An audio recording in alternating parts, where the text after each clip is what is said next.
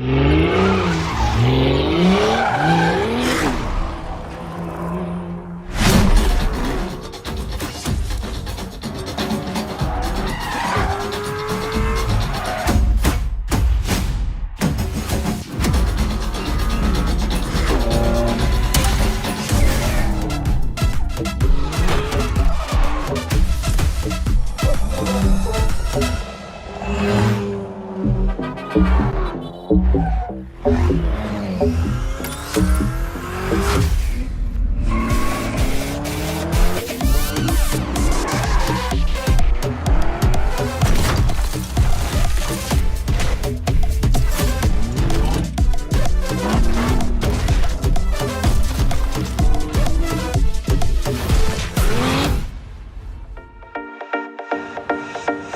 willkommen hier aus Köln.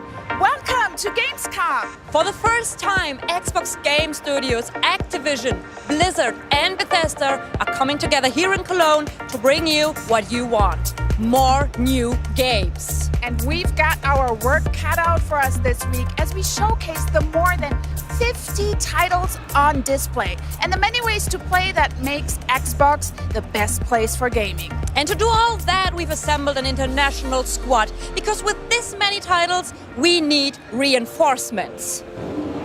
That's right, Lena. You need a crack team of gamers willing to play and properly fan out over the latest titles. It's a tough job, but somebody has to do it. So get yourself ready for some interviews, live gameplay, and some big announcements across Xbox consoles, PC, and cloud, plus all the latest titles from Game Pass and PC Game Pass. You know, in fact, Henry, we've already seen the brand new game mode reveal for Forza Horizon 5, Hide and Seek, at the top of the show. And remember, that launches on September 10th on Forza Horizon 5. But first, it's over to Charlie.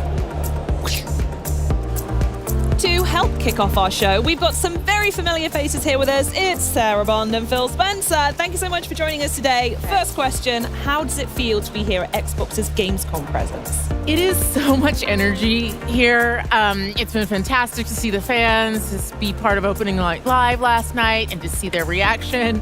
This booth, and I have no idea why we're calling it a booth, because it's not a booth.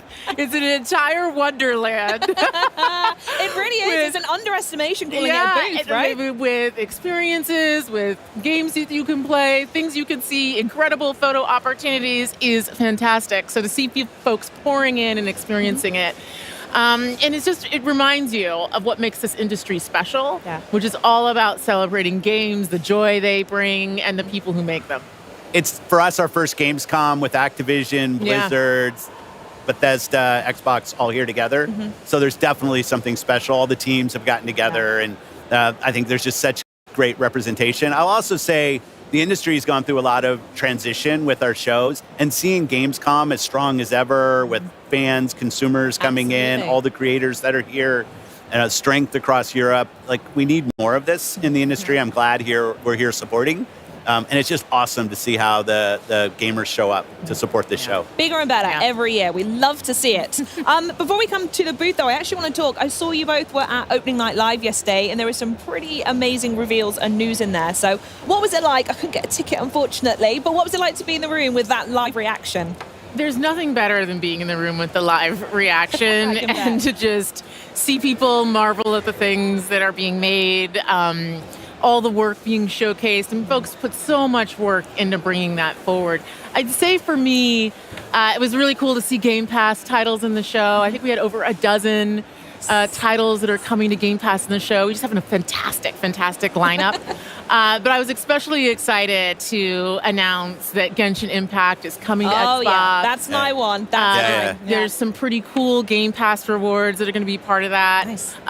There's going to be full cross progression, and it's also going to be on cloud. Ooh. So that one was a real highlight for me because I know so many fans are excited to enjoy that on the Xbox.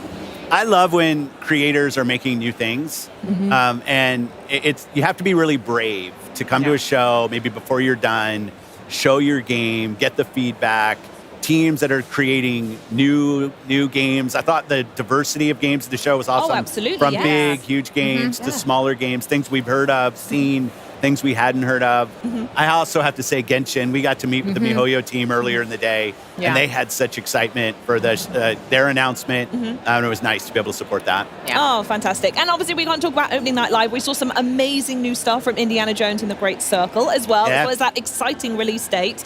We also saw the news about PlayStation as well, which is really cool. I'm really interested in that. So I want to know how this connects back to Xbox's perspective on how and when this approach happens to other titles. I mean, I'll start just saying Machine Games is doing such a nice job with that game. I thought it showed really well.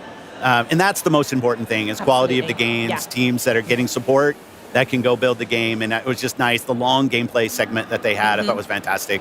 Going to the PlayStation announcement, obviously last spring, we launched 4 games, 2 of them on the Switch, 4 of them on PlayStation, and we said we're going to learn.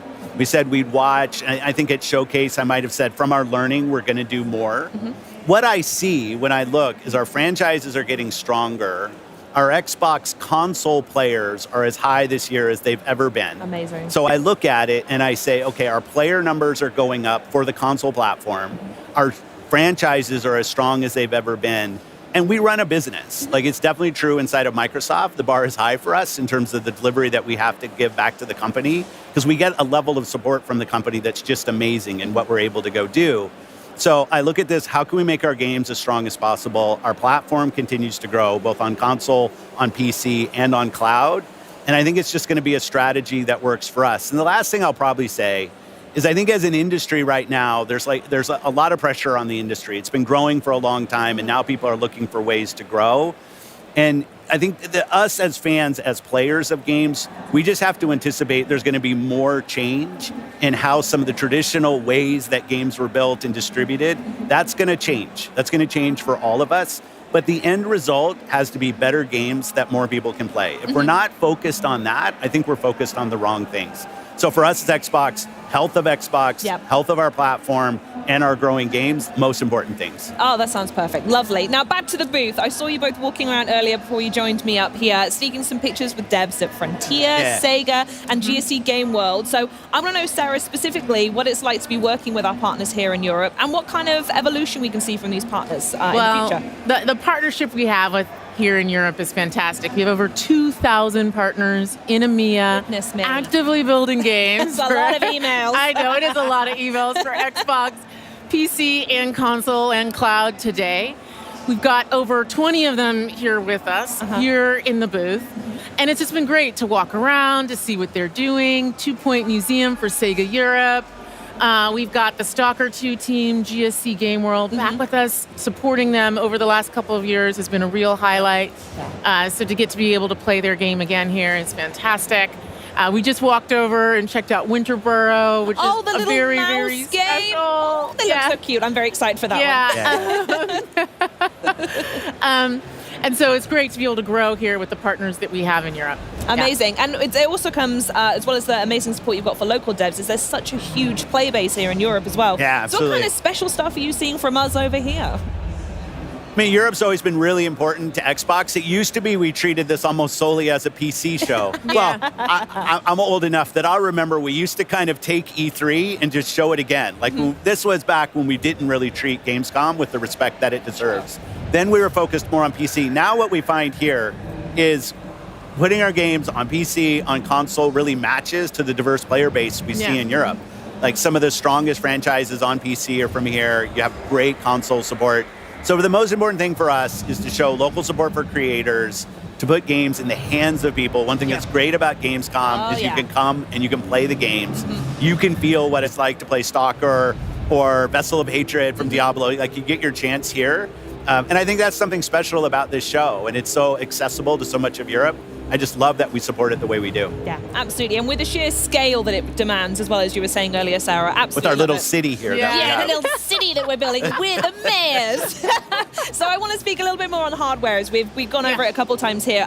Since I've not spoken to you since the showcase at all, which is criminal in and of itself, but we saw the 3 new options for the Xbox Series X and S. So I was wondering if there's a little bit more information we can share about that. Well, pre-orders are starting today. Yes, Sarah. All right, yeah, get yours in.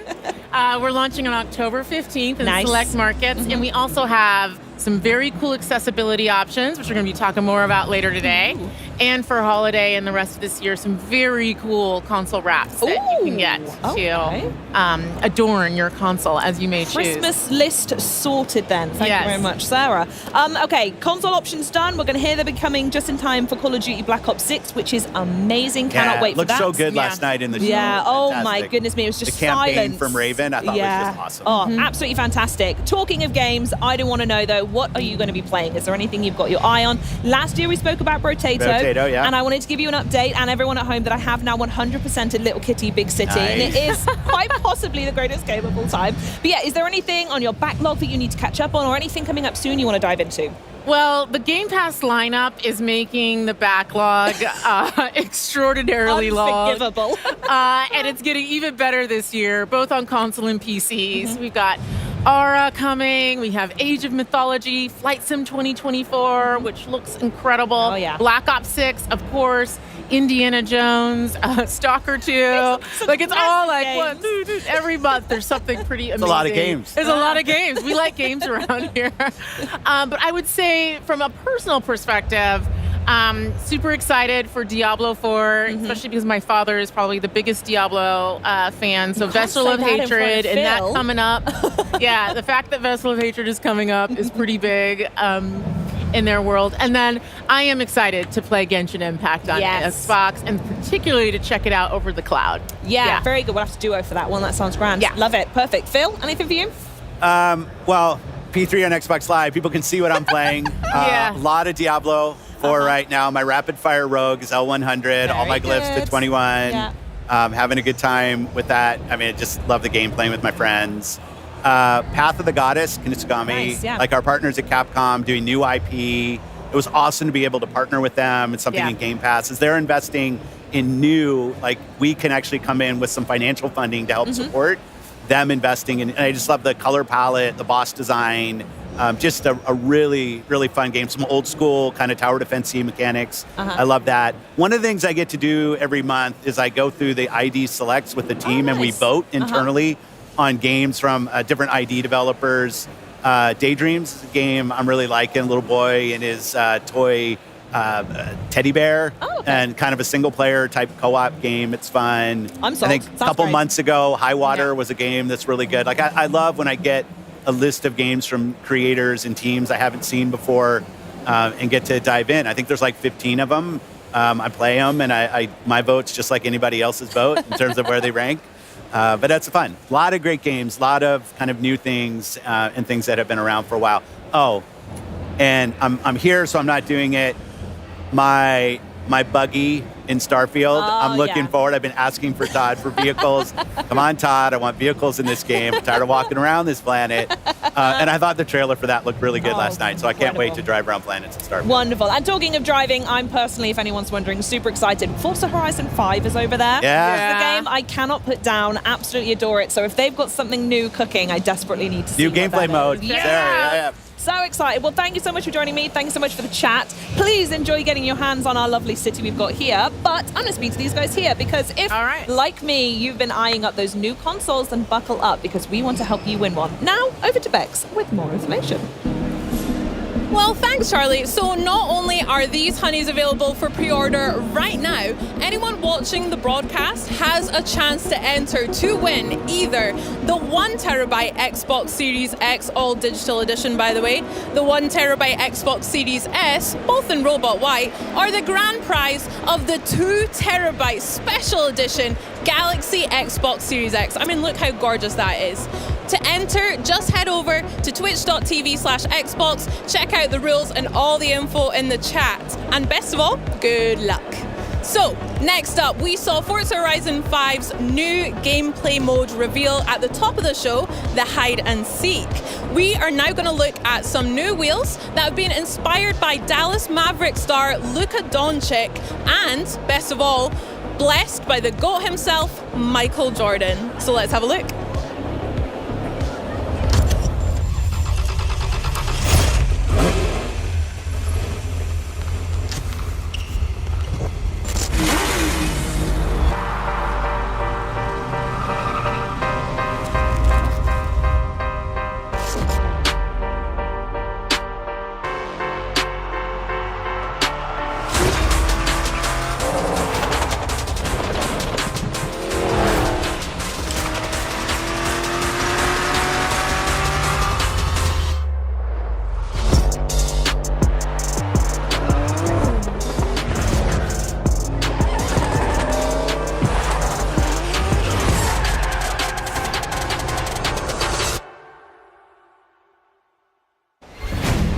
Hello, everyone. It is an honor to be here at Gamescom, representing the incredible work of our teams around the world. We have a lot going on here in Cologne on the show floor. Right here behind me, attendees can experience the demo for the Diablo IV Vessel of Hatred expansion. We are also excited to be speaking with our global community here on the Xbox broadcast over the coming days. During opening night live, we shared that this is a massive year for Blizzard, particularly for World of Warcraft. The most ambitious creative endeavor for the team since the game's initial release almost 20 years ago begins tomorrow, with early access kicking off for our latest expansion, The War Within. And tomorrow, Senior Game Director Ian Hazakostas and Associate Art Director Tina Wang will be sharing more about the team's work on the expansion and the role it will play in the 3-part World Soul Saga. Last night, we also gave an overview of some new features coming to Diablo IV, Vessel of Hatred. And we know you have a lot of questions. So Diablo General Manager Rod Ferguson will be getting into the details of the new features coming with this expansion, and we'll share more about what's coming to Diablo Immortal. We're so excited to be here at Gamescom with Xbox and with all of you. Gaming is at its very best when we share our experiences, and on behalf of everyone at Blizzard, thank you for being a part of our legendary worlds alongside us. Now, before I go, I want to leave you with a parting gift from the Overwatch team. The origin story for our latest hero, Juno, now available in Season 12. Enjoy.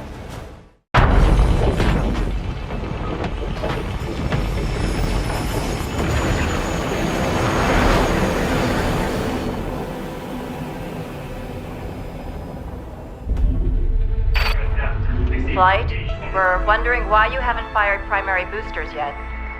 All systems appear optimal. I just need a minute. It is so hard to say goodbye to the only home I've ever known. I understand, but the colony isn't safe anymore, and our window of opportunity is closing. So let's get you on your way to your new home. Next stop, Earth. Initiating boosters in 3, 2, 1. Control? Our sensors indicate an external issue. External? Follow protocols and you'll be fine, but you have to hurry.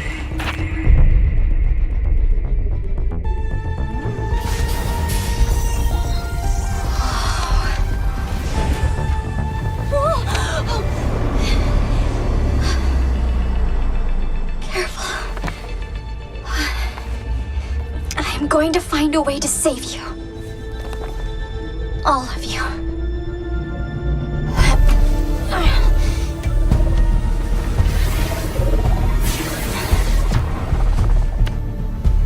I think I see the problem.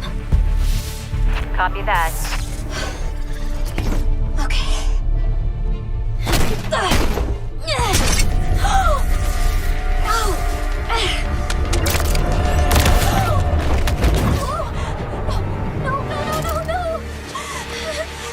Don't panic.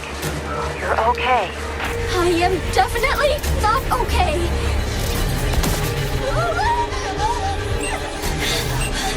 Why did I think I could do this? Juno, I believe in you. You've trained for this kind of thing your whole life. You have all the tools you need.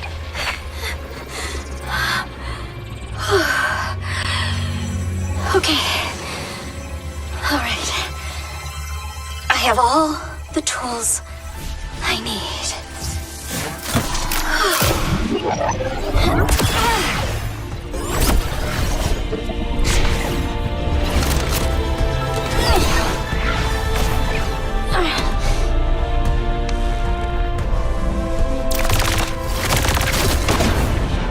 Control. Problem solved. Hear that? We're all so proud of you. I want you to live a long, happy life on Earth, sweetheart. Always remember, I love you.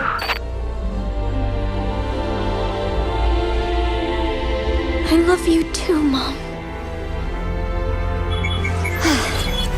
Okay, Earth. Here I come.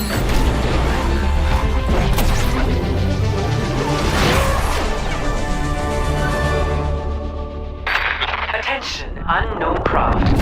Halt your approach and identify yourself. It is too late to halt. I'm coming in. Very hot. Who is this? This is Overwatch. I am tracking your trajectory and will have someone meet you. For my records, where did you come from? I am from Mars, and my name is Juno.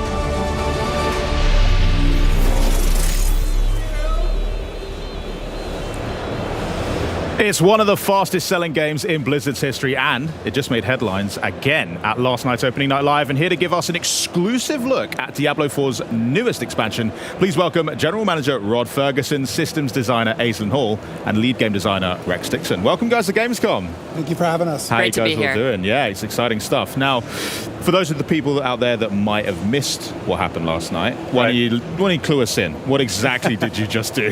Yeah, well, last night was exciting. So our game director for their Vessel of Hatred expansion, Brent Gibson, got on stage and he talked about something that we've been going even deeper on the expansion. You know, we've talked about the Spiritborn, the class, we've talked about the new zone, Nahantu, talked about the new story campaign, but we're like, there's even more in the expansion than that. And so we really want to get into like different ways that people want to play the game. And so we introduced the Undercity of Kuras, which is our new dungeon, which Rex will talk about. We have our new Dark Citadel, which is our multiplayer co-op. And then the big thing was our trailer last night for our mercenaries. Ah, mercenaries. Now, let's talk about them for a sec, because this is a brand new gameplay feature. We'll talk about new class and all that kind of stuff in a sec, but mercenaries seems really interesting. You showed off like this vignette with 4 different characters. I mean,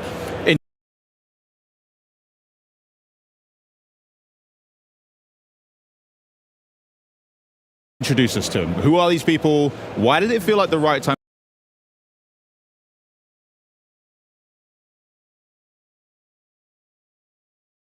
The game. There's 4 mercenaries that you can recruit. One is Rahir, one is Variana, Subo, and Aldkin, the demon child, which everyone got very excited about at the show the other night. And so there's a lot of depth in mercenaries. So you'll meet Rahir in the campaign. He'll introduce you to this hideout called the Merc Den. Within the Merc Den, you can find these quests. You have to go on these story-based quests to actually acquire the Merc in order for them to party with you. So each Merc has his own backstory, his own personality. And then once you acquire them, you can bring them into your party with you. And essentially it facilitates a way that solo players never have to feel like they're alone again. Because now they have this friend, this partner who can adventure with them. And so one of the ways that you progress your Merc is you have each Merc has their own skill tree. And you can sort of pick and choose which skills you want them to have. And it's a really nice way to complement your build. So whatever build you're trying to go with, you can have the Merc set up so their skills kind of match and overlap with your own. We also have a system called Rapport. The more you work with a Merc and the more you adventure with them, the more they can sort of give you more benefits and they can kind of grow in power. And so once you go back to the Merc Den, you can actually get custom rewards that you can only get by progressing your Merc, building up that rapport in order to access these really awesome rewards at the end. And then, so I'm going to have to be best friends with a demon child if I want to see the good stuff. Absolutely. All right, I'm in. And then this last feature we have is called reinforcements, where let's say you don't want to have a Merc in your party at the all the time. You can actually say, when I use this skill or perform an evade or something like that, I want this reinforcement Merc to jump on the field, perform an action, then jump back out again. Yeah. So there's a lot of depth, a lot of fun, and some great storytelling in the Mercs feature. Just to check, so Mercs, you can equip one at a time to complement your character, but you can access all of them and try them all out, see which one works best for you. Correct, and you can mix and match your combos, so you can have 2 Mercs, one is your main Merc and one is your reinforcement. Oh. And if you're in a party, the party leader can bring a Merc with them. Sick. Yeah. So 5 things happening, because there wasn't enough on screen already. I agree. Yeah, great. Well, have you got any particular favorite Mercs that you like playing alongside? For me personally, Rahir, because Rahir's a dad, and his daughter is introduced in the campaign flow. Oh. And so I kind of like associate myself with him because I'm a dad as well. I got 2 boys. Right. But also, like, I have a problem when I play Diablo, and I'm always speccing into damage and DPS at the expense of my defensive skills. And so Rahir has this buff called Resiliency, which actually increases your armor, increases your defensive buffs. And so I actually rely on that to stay alive when I'm playing the game. Nice. Aislinn, how about yourself? Yeah, I absolutely love Varyana. She's just totally wild. She's a butcher who's also a former cannibal, which is just crazy. Yeah. And I love playing aggressively. You know, I love building momentum and moving forward. And she has a kill streak mechanic, and that complements that very nicely. I like it. Rod? I mean, the Demon Child. I think it's such a unique character in our world, and that explosive power, and the fact that it has the sort of the two sides, the human side and the demon side, is really cool to sort of complement the variety on the battlefield. Okay, well, you've picked 3. I'll take the one left over. You have Subo. Yeah, I'll pick Subo. I mean, who doesn't love a drunken archer, really? I mean, that's... Exactly. You know, exactly. Thank you. Well, that sounds like a lot of fun, but now, as promised, why don't we cover some behind-the-scene looks at the making Diablo IV Vessel of Hatred. Check this out.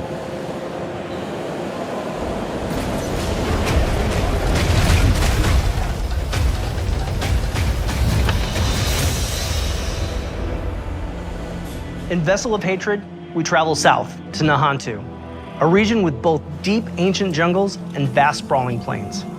It's the last stretch of land in Sanctuary's eastern continent, and we've packed it full of experiences for every type of player. In this expansion, there's a whole lot to explore under the dark canopy of Nahantu. Nahantu is the southernmost region of the eastern continent that Diablo IV has been taking place in. It's the last region that we haven't visited yet so far in the game, but it is one that we've been to before in Diablo. There's lots of new areas. We have 6 in total. 4 of them are jungle themed, and then we have 2 that are Red Rock Canyon, but each one of them has their own unique identity.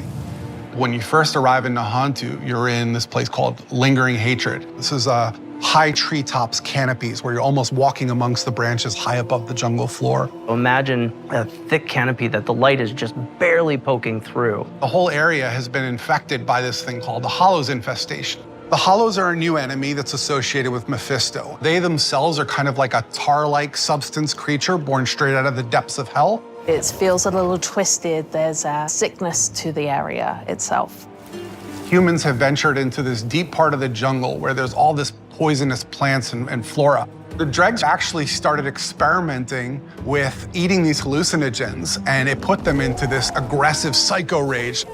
The dregs were pretty fun because we were able to push more variety in the monster family. You have one of these tall dregs and then half of a body of another dreg on top of it, kind of controlling it and telling it where to go and tossing poisonous bombs at the player. When you come across it, it's very memorable.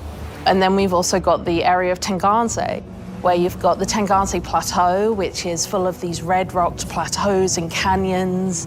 Imagine getting up above the land. Those gigantic walls have pockets inside where monsters could live. It offered up a lot of opportunity to bring back a monster family like the Lacunae.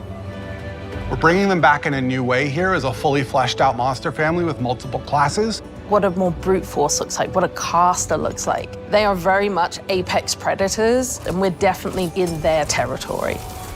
And then there's a little sub-area called the Skittering Earth. The name alone makes your skin crawl. It's bug infested, and you can see how the bugs have destroyed the jungles and kind of input their influence on it. Within the Field of Giants, you have these giant corpses of these long dead demons that humans have begun to mine away at for their resources.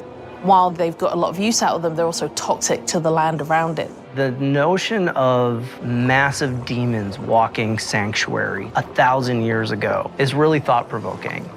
Plateau's also got just this beautiful color scheme to the lighting. It's really lovely to be there. And then horrific at the same time, you know, it's great. The mercenaries in Vessel of Hatred are a group of people who we like to describe as ordinary people with extraordinary skills. They have the same level of will to fight against the demons of hell. And there's 4 mercs that you can collect over the course of the campaign. Starts with Rahir, a blacksmith and a shield bearer, is more a defensive fighter. He's able to go in there and soak up damage, use his shield as a bulwark against the enemy. You meet him early on in the campaign, and he's one who introduces you to the mercenary network. You end up finding acquisition quests for 3 other mercs that you can find throughout the course of the story. Subo, the drunken archer, is going to work really well for people who want someone who's out of the main melee, in the back, offering utility and that kind of range support. Then we have Variana, a berserker crone, who's a melee combat fighter, close range. She's got a really cool combat meter, a massacre meter where you need to keep killing enemies to get the meter to be filled. She's got a bunch of really interesting utility skills that you can kind of build in. Finally, we have the demon child S.T.A.L.K.E.R, who's a magic user who can transform himself from human form to demon form and join you in combat. There's this really great reinforcement ability where you can take one of the mercenary skills and attach it to one of your powers so that when you use that skill, it calls them in to do a specific skill. With the mercenaries for Vessel of Hatred, one of the things we are expanding on is the skill tree. For Diablo III, you had a very basic type of mercenary, but this time you can actually push a little bit more into the skill tree and make the mercenary the way you would want to play. Going through each mercenary progression arc and outfitting their skill tree so that it's complementary to your character build, I think that's where the fun in the mercenary system really lies. The Dark Citadel is a new in-game feature that's coming in Vessel of Hatred. It's an entirely cooperative player experience.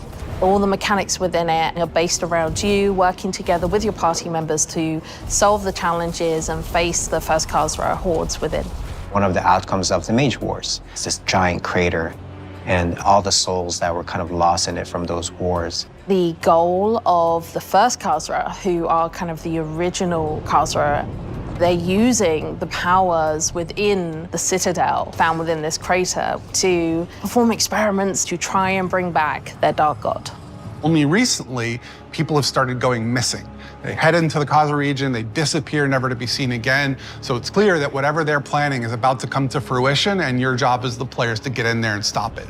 Citadels are a place where we take what is the best part of Diablo, combat, and we test it in a different way, which is adding in cooperative mechanics that you have to manage on top of that. For example, a boss has an attack, and as a player, you have to collect an item that allows you to reflect the attack back at him. So there's a little bit of a Twitch level mechanic there where you actually have to time your reaction shot. What's interesting about it is when you get multiple people in there, we're each responsible for reflecting that shot once, so we all have to sort of master the timing of that move. You can't do that kind of thing without coordinating as a team, and that's sort of the example of what Citadel gameplay feels like. When designing the Citadel, we designed a lot of really cool bosses. And so one of the things that we did is we took that design and made like armor sets for each of the classes. That way you feel like you took their armor and you feel like you're wearing a little bit of them after your victory. We also have a currency that's dedicated to the Citadel where, as you play through, a vendor can be interacted with to buy custom cosmetics that are unique to the Citadel.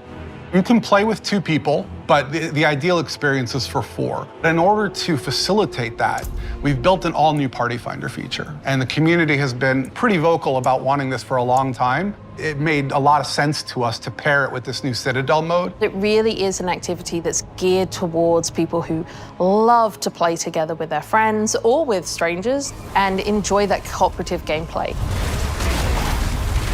I cannot wait for players to get into the world. I'm really just excited for people to see all the little hidden storytelling elements that the team has fit in. So there's interesting things to find and see and discover around every corner, and it's just a really great experience getting to explore Nahantu.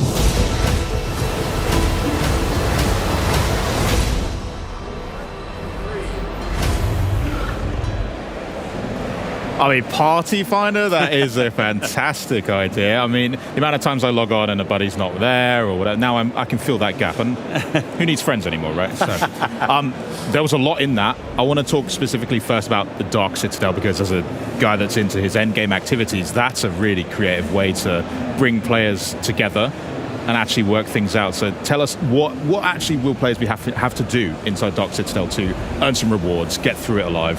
So it's really a unique model for us. And again, Dark Citadel is built towards Endgame And we're doing more in Vessel of Hatred to push players through the campaign and then into the end game, where we think some of the best content is. So Dark Citadel will require at least 2 players to get through, and requires a lot of communication between players to overcome challenges. Every week there's going to be updated rewards, so there's always a reason to go back and do it again, because there's going to be some new stuff in there, including one very big fan requested feature, which is our Scroll of Retempering. So no more brick items.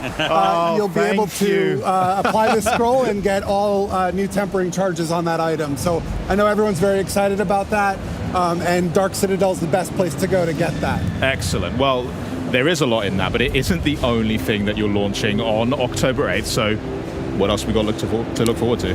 Yeah, so on October 8th, we're also going to be launching Season 6 alongside Vessel of Hatred. And Season 6 is going to have a ton of content that's bespoke. It's totally separate and unique to Season 6, and it's going to be free for all Diablo IV players, which is awesome. Nice. We're going to be talking a lot more about the details of the content of Season 6 in the coming months, but there's not going to just be new content coming in Season 6. Alongside Season 6 and Vessel of Hatred, we also have major character progression updates coming to Diablo IV. I'm going to have to ask for some specifics, surely. That teases me too much. What else you got? Yeah. So if you're familiar or you've played Season 4 Loot Reborn, you know we did a lot of itemization changes that kind of fundamentally altered a lot about how you're playing the game and how you're getting rewards. The scope of the character progression changes that are coming in Season 6 it's the same. Like, it's the same grand scale. There's a lot of changes coming to character progression, a lot of improvements coming. I'd love to talk a little bit about the goals and also a little bit about some Paragon changes that are coming with the character progression updates. Yeah, so really when we were thinking about these changes, we took a bird's eye view and we wanted to think about how can we make put the power in the player's hands of how they want to interact with the challenge that Diablo IV provides in the game. We wanted to make sure that you could opt in to your challenge level that you're comfortable with so that you can set your own pace in any activity throughout all of Diablo IV. And so we've applied, basically, if you've played Season 4 Loot Reborn or you've played some in Season 5, you might be familiar with the Profane Mind Cage. That's an item that allows you in the Hell Tides to up the level of the monsters, up the difficulty, but you get more rewards as well. And we've kind of applied that philosophy throughout all of Diablo IV. You can kind of opt into your own challenge and then get more stuff because of it. Sick. And then alongside that, we also have a lot of changes coming to Paragon. We wanted to add depth and choice to the Paragon system, but we know that it's pretty daunting for some people, right? So we wanted to make sure that while we were doing that, we weren't increasing the complexity, right? We want to make sure that it's still that it's an approachable thing, but there's a lot of cool stuff you can do with it. And I could go on forever and ever and ever about this for hours. But we're going to have a lot more details in a developer live stream on August 29th. We're going to have a campfire chat where we're going to be talking all about the specifics of these things. Awesome. I'm absolutely buzzing to see it. I mean, the best way to phrase it is like what Season 4 did to loot, Season 6 will do to progression. Excellent. And the thing too, but just go back to the Party Finder, like there's things that people look at, like what's part of the expansion and what's not. Party Finder is coming to the game, not just to the expansion. So, oh, great. And what's great about it is not only can you access it through the social menu that you can see, or you can access it through your remote wheel, you can actually access it from the map. So when you say, oh, I'm going to go do this dungeon, you can say, and list it as a party that people come join me in this dungeon. So it's a feature that's going to apply to the entire game. Excellent. Yeah, and I should also mention, in addition to Dark Citadel, we have another mode that we're bringing to the table, which is called Undercity. And Undercity is a time dungeon where you want to beat it before the timer runs out. And that mode has modifiable rewards. So you get these things called tributes, and depending on which tribute you use, you can modify and scale your rewards with the difficulty. It's a really cool mode. We're really excited. And one of the reasons we built these two modes is this concept of new ways to play. Right? People love our game. They love Nightmare Dungeons. They love Whispers. They love Hell Tides. But what we really want to do is make sure we have enough canvas so that every user can find something that is uniquely suited to them. And that's what New Ways to Play is all about. Me and my friends, we just love being able to have a bit of choice, which is really fun in Infernal Hordes in the current season, for example, and being able to tailor exactly how messed up we want this level to get is really fun. So the fact that it's getting applied to more aspects of Diablo that's awesome to hear. But between now and the Season 6 launch and Vessel of Hatred, what other activities can players get up to whilst they wait? I mean, really, jumping into Season 5, like you were talking about, Season 5 continues the pace of Season 4. You can level up really fast. It's very exciting. The Infernal Hordes is a great new mode. Which so is fun. It's sort of a horde mode where wave after wave are coming after you. You can go and fight the Fell Council to get your rewards from that. But that's really the big thing. And just even if you haven't played through the campaign yet, that's one of the nice things about on the Vessel of Hatred is that it is a continuation of that story. So where Neyrelle left at the end of the game, you can pick that story up and you get to continue and play. So if you haven't played through the campaign yet, now's a great time. And I would be, I have to also do the pitch, right? Like, go on. It's an awesome time to pre-purchase the expansion. One of the things we had some great incentives before, where you get the new cat mount, you get new armor, you get pets now, you have snow leopard and the tiger that'll follow you around and pick up stuff for you. But with last night, we actually added 2 more, where not only do you have angel wings that we had before, we added demon wings last night. So if you've already, so if you've already pre-purchased, you'll get your demon wings are coming or they're there. But it's a good time. And then we actually added with the Deluxe and the Ultimate Edition, we've actually added 1 month of Ultimate Game Pass. So if you haven't, jumped in yet, or if you want to add an extra month onto your subscription, pick up the pre-purchase, and you'll get an extra month. And I already got my code last night. I watched the show, got back to my hotel room, and there was my code for a month of Ultimate. So it was awesome. Now you got to find some other games to play while you're on that as well. Yeah, in between Diablo. Is that possible? I don't know if that's possible. That's true. I mean, I've already put in quite a few hours into the current season, and it's so much fun as is, and I just can't wait to see the Season 6 drop as well. And Vessel's looking great, new class as well. I mean, thank you so much. I don't know what else I'm going to play in the meantime. You guys have just killed all my free time. Well, it's great. One of the nice things is we have a demo on the booth here. Here we have the whole Hantu corrupted, temple, and it's actually got a 20-minute demo of the Spiritborn. And what's great about it is you go in and you can pick whether you want to be a gorilla type or a centipede type or a jaguar type or an eagle type based on the Spirit Guardians. But then when it sort of clicks in after you played it for a little bit, like, wait, these aren't 4 different classes. This is one class with this amount of variety that I can apply to it. And so you can go in and double down on the Jaguar. Like my shirt says, like, if you can be a Jaguar, be a Jaguar, right? Like, but you also can be, you can mix and match. You can be half centipede, half gorilla, and create really cool mixtures and unique play styles. And so, it's really exciting to watch people get their hands on. This is the first place that, outside of press and content creators, people have been able to play, and it's been fun just to watch them play. Well, half centipede and half gorilla is a disturbing image to end on, but thanks a lot. You're going to stick around because we need to talk about that. Rex, Aislinn, thanks so much for joining us. Changing gears now, though, we are, for those of you who have been counting down the days to September's Diablo Immortal major update, we've got a sneak peek at the making of Immortal's hellish bosses, including the rebirth of the Dark Lord of Terror himself.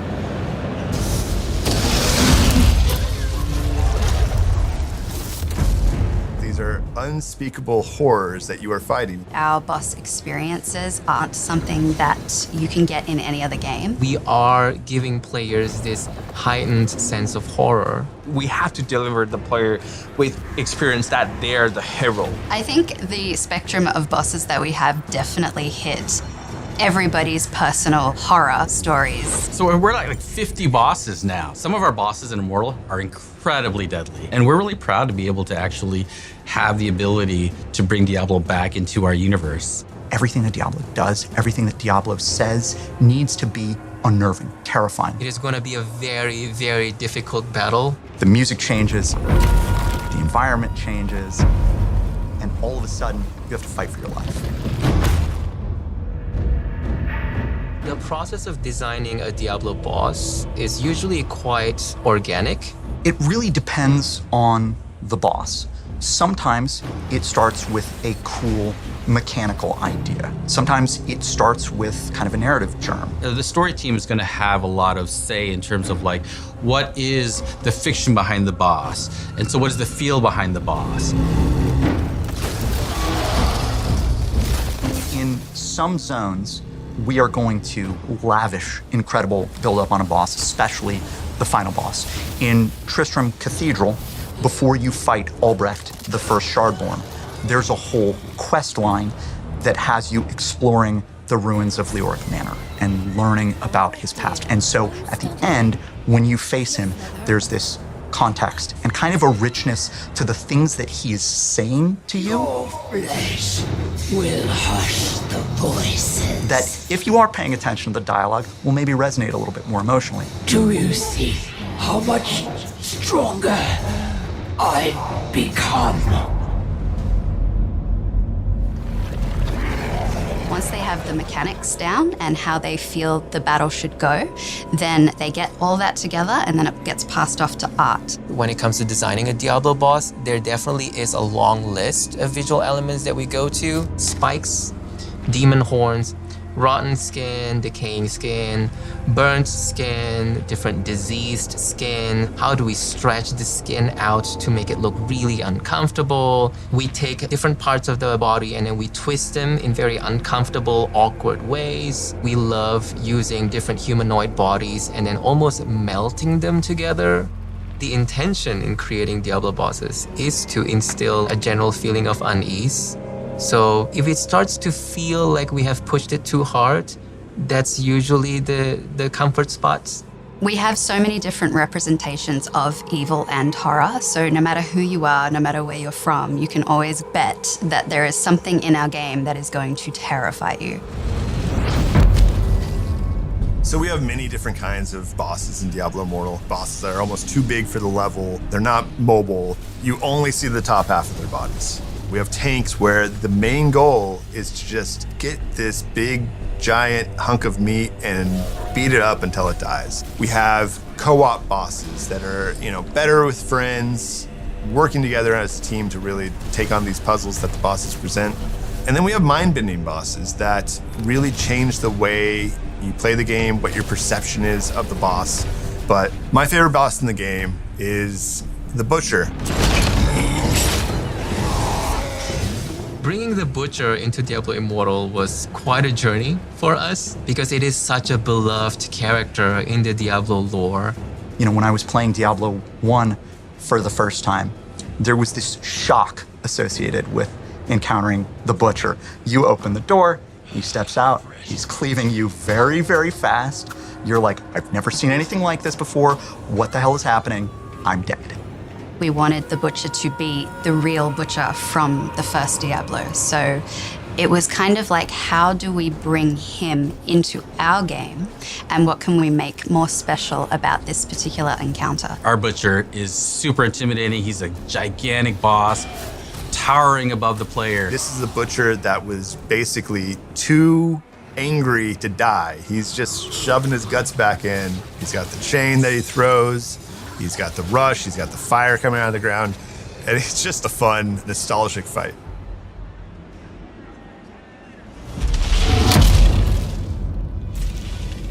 We've been building towards this encounter with Diablo since the launch of the game.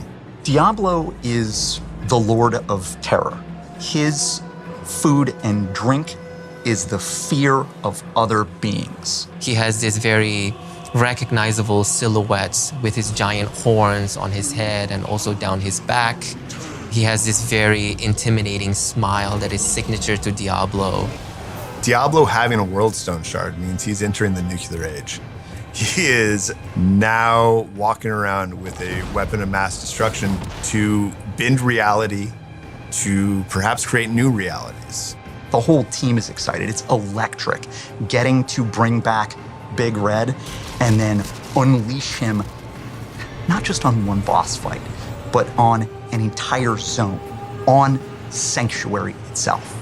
This Diablo is going to deliver a very epic experience, as good as any other Diablo games. It's going to be the best Diablo ever. I said it here first. It is going to be possibly the most difficult battle in the game ever.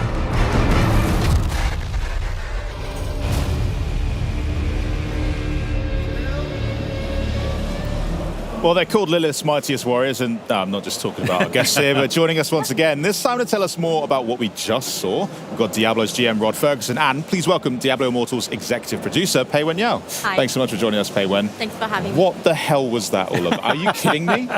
That's got huge implications for the lore of Diablo because you're bringing him back. Yeah, well, Tell me about this. I mean, it's a thing that I don't think everybody really knows what Diablo Immortal is, really. So let's start with there. Okay, fair. Like, I think Diablo Immortal, the way to think about Diablo Immortal is our free-to-play offering in Diablo. It's a way to bring more players in. We wanted to go where the players are, and we were like, okay, not everybody is part of the mainline Diablo IV world. So this is a way to reach players where they are. And so we have this great free-to-play, huge campaign, over 11 zones. You get 8 classes. We just added 2 over the last 2 years. Best class. The best, yes. The best class. With the Blood Knight and the Tempest, our new classes. And so it's really an exciting time. And so the story, the campaign, which is, again, over these 11 zones, is basically you're working with Deckard Cain to beat this demon Skarn. Now, what's happened is that this takes place between Diablo 2 and Diablo 3. So that's why Deckard Cain's still alive, and we're able to bring Diablo back. So it's a really exciting time, and this is what this whole year has been leading up to. This is the year of the Age of Unmaking. This is the return of Diablo, and they've been building towards it for over the last couple of years now. Yeah, totally. I think, you can tell Diablo is very, very major character in the Diablo franchise, and we have that on our splash screen all the time. So I don't know if it's a plan, but this is truly the most important chapter of the story, that where it starts. And, Diablo is very, very significant because it's one of the original antagonists. It's one of the 3 prime evils. So I think in the history of Diablo story, Diablo world is Diablo has this reputation of corrupting people's minds, corrupting humanity, and twist people's minds. So when it comes down to the word, that means something is really going down. So what does that mean for the people who are here at Gamescom? Do they get to experience that now, or what experience have you brought for them on the booth? Yeah, so, well, first of all, we're really honored to be here at Gamescom. Like Rod mentioned, Diablo Immortal is our first take of mobile version of Diablo world, on the phone, on the smartphone. So our mission is to reach more audience, and that's why we come here at Gamescom. Today we brought into a beautiful booth right here. That's great. Yeah, this is one of the most important content and gameplay in our game called the H.A.L.K.E.R boss. So H.A.L.K.E.R boss in our game is basically it represents your power. It represents your power progression because all those bosses are your power gates. You have to beat them in order to get to the next difficulty level. So as you go through the game, you will feel you're getting stronger, and you're going to more difficulty level. You get more stuff, the loot and the dungeon and the zoom. Most important thing about Diablo Immortal is that we want to create this social, very sociable, very lifestyle kind of gameplay. So for H.A.L.K.E.R boss, you can actually you can either play a solo, or you can bring your friends over there. And that's what we bring here. We built a tournament that 4 players come in to the booth and they can play, and you can just rank on the leaderboard and get awesome rewards. Yeah, you have to beat 2 bosses, so there's like a 2 phase. You have to beat 2 bosses, and right now the fastest is about 2 minutes 45 to get through. Think I got a shot? Yeah, absolutely. Yeah, absolutely. Thanks. No, I know you play a lot. That's yeah, good. That's right. But anybody can do it. But it's really interesting, like that what Pei Wen is talking about. There's been over 50 bosses made in this sort of these H.A.L.K.E.R bosses, and it's really exciting to see. It's part of the progression. So it's always fun to have these new and interesting and different types of fights to have. And the fact that it's on mobile, but also on PC, like you can play free to play on PC today, and it's a great experience. So players at home can also still experience the H.A.L.K.E.R boss right now, or yeah. Same content, awesome. Same game, and cross progression, cross play. So tell me about then the build up to Diablo's return. What can players expect to? What kind of content can they get into right now and in the lead up to that content dropping?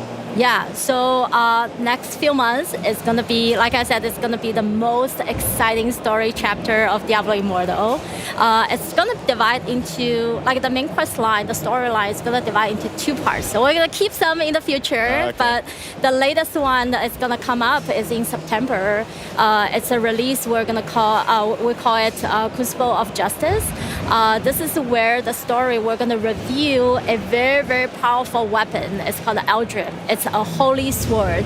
And the player is going to go through the mission, the quest of purify that sword, and that sword is the secret weapon to kill Diablo. So you have to find the sword and purify it, goes through the ritual. And for player, the ritual, I think if you play Diablo Immortal, player is the hero. You play the hero, you save the sanctuary, you save the humanity, but the sanctuary is corrupted, it's dark, and that darkness casts into players as well. So the ritual of purifying this Eldrim is actually a symbolic move of player that they willing to sacrifice themselves for the humanity, and that they want to prove themselves to be worthy to use the Eldrim, the holy sword, to kill Diablo. So that is the first part of the September release, and then we're gonna save the second part to the December, our holiday time, and we're gonna release the second part, which is the most exciting part, that you're finally gonna face the Diablo. And with the Diablo boss itself, we also introduce a amazing zone. It's called the War's Crown. Zone is one of our very, very important content in the game as well. It's beautifully designed. Not traditional concept of beautiful, but it's... I don't think I've ever heard the word skin used so many times. I'm a little concerned, but I'll trust you guys. It fits the word. It's beautifully designed. It's very dedicatedly, created. And it's icy, it's barren. And it's that way is because Diablo travels through that continent and transforms the place. So it's like very depressing, all the cast coming down to the earth. Well, that's why, players are here to save the world. And when player travels through this War's Crown, you're gonna encounter a lot of enemies. You're gonna defeat them. Eventually, you're gonna encounter Diablo as the final boss. Yeah, I mean, Tyrael. Tyrael is like, when you think about recognizable characters in the Diablo lore, Tyrael, the Angel of Justice, is one of the top ones. And so this is what's really neat about the story, is that it takes Tyrael's sword, Eldruin, and that's the sword you have to use to defeat Diablo. And so that whole idea of, hey, while I've been fighting Skarn and getting these World Stone shards, I've become corrupted and I have to get purified over in the Cold Isles so that I can actually be worthy of this sword. And taking that sword and then being able to use it against Diablo is just a really cool moment. I mean, you said in the video as well that this fight with Diablo will be the toughest fight players have ever... I mean, is that true? What are you possibly throwing at us? Because you also just showed us like a 20-foot butcher. So, what's Diablo? What's he going to do to us? Anything you can share there? Yeah. Oh, well, I'm going to see how much I'm going to spoil here. But Diablo boss is going to be the hardest one that the player is going to encounter. Because Diablo is such a classic character, so we still take a lot of, the classic skills from Diablo. So, it's still featuring fire, lightning. So if you go to the battle, have some equipment, have some gears that with the fire and lightning resistance will be helpful. I remember. And because you're bringing the Eldrim to the battle, right? So when Diablo calls all his Diablo soldiers, and they will swarm over to you, and you have to beat them really, really fast. And that beat up of those enemies actually gonna recharge your Eldrim. It's gonna make the Eldrim ready to, make it good use. So and by the end, hint, the real end. Oh, come on. The real end, you're going to see this beautiful cinematics that shows how player take Eldrim and eventually kill the Diablo. So, that's all so exciting. I can't wait to... Well, I'm going to have to go and set a time on the booth to make sure I get a chance at that leaderboard. But I want to thank you both. So we have the Inaria statue, the really big one that's the size of the... I want it. You're going to fight me for it. I'm taking it. I can't. They're going to kick me out. That's what we're doing straight afterwards. We're all going down, and I'm going to come out on top, all right? Awesome. Well, thanks so much for joining us. I hope you enjoy the rest of your Gamescom as well. Coming up, though, the team from S.T.A.L.K.E.R 2 is here with the latest from the sequel, Heart of Chornobyl. Sick. Plus, we've also got a look at the newest Xbox accessories that are enabling players everywhere to play the way that they want. And later on, we're going to explore the newest Starfield expansion, Shattered Space, and find out why fans everywhere are setting aside gigs of space to explore even more of this epic open world. But first, do you know what's great? Xbox Game Pass. Yeah, take a look at this. Welcome to the gameplay commentary of our new game, Lonely Mountain Snowriders, which is the spiritual successor to Lonely Mountains Downhill. It's a skiing game in which players need to find their own way down the mountains in a wild and beautiful mountainscape. Our most important new features are a real-time online multiplayer in which up to 8 players can play cooperatively or in a competition, as well as a new trick system that allows you to pull off awesome-looking flips, spins, grabs, or super cool combinations of them all. We focused a lot of the development time on the controls and to make the feeling of carving down the slopes as smooth and fun as possible. Skiing is all about using the terrain in your favor. You need to gain the maximum momentum to do the longest jumps and use the best shortcuts. On top of that, you can also do tricks, ride backwards, or cross rivers and icy lakes. The game features 4 different game modes. The online multiplayer racing mode is all about crossing the finish line first, while in the team mode, you and your team members have to ride and do tricks together to ramp up the highest score and beat all the challenges. You can also pick each other up after a crash and place checkpoints as a group.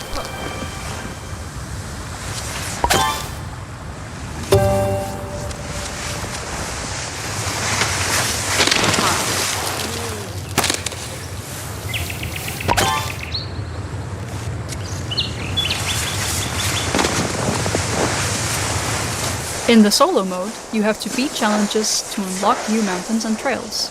You can also try to reach the top of the leaderboards, or beat your own ghosts. This is the mode that will be most familiar to players of our previous game. And last but not least, there is the new Zen mode. Here, you can ride all trails without any kind of pressure and freely explore the mountains to find secret spots or just enjoy the beautiful landscape. Whether you're playing multi or single player, you will gain experience to level up your profile, unlock new ski types and trick poses, and a large variety of customization items. Thank you for taking the time to watch this video.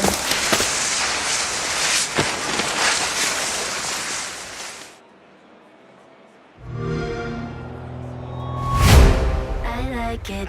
I'm a cut through stuff, I like it. I like it. I'm not the carbon copy. I'm the original. I'm dropping these like heartbeats. I like it. I like it.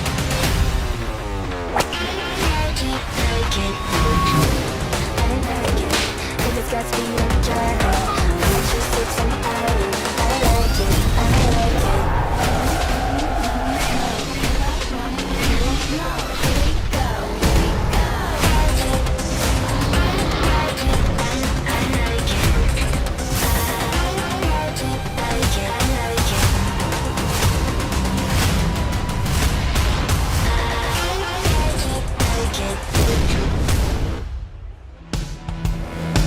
The Xbox Game Pass hype is real, and right now it's easier than ever to join the party, especially if you play on PC.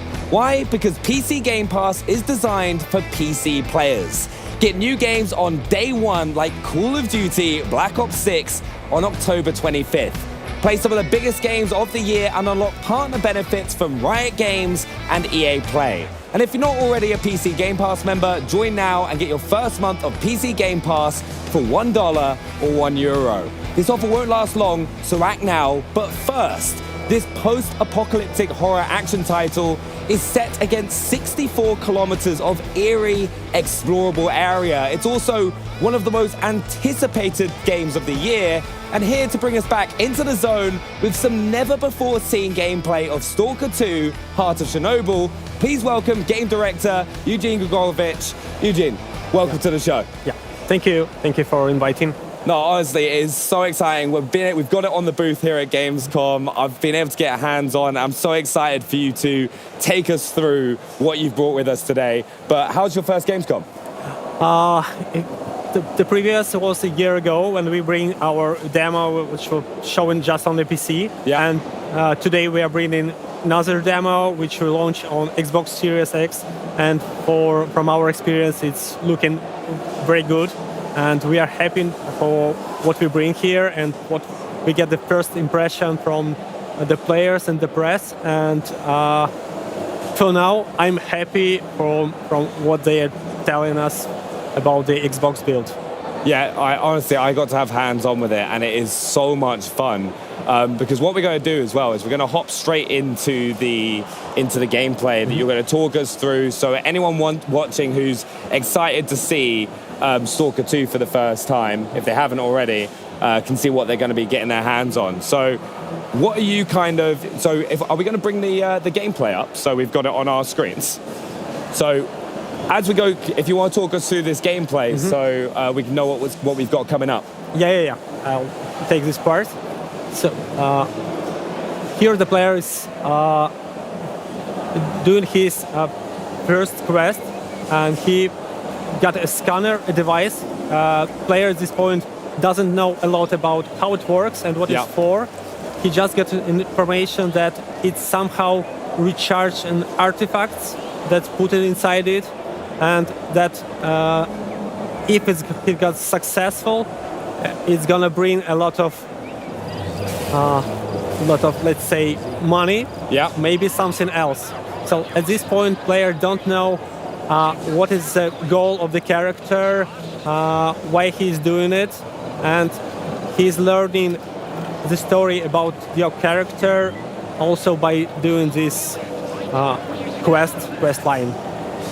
Because this is actually the bit that they've got on the show floor here, isn't it? At the start of the game. Because I had so much fun. I get what you mean as well when you're just trying to discover what exactly it does, and the storyline sets that up.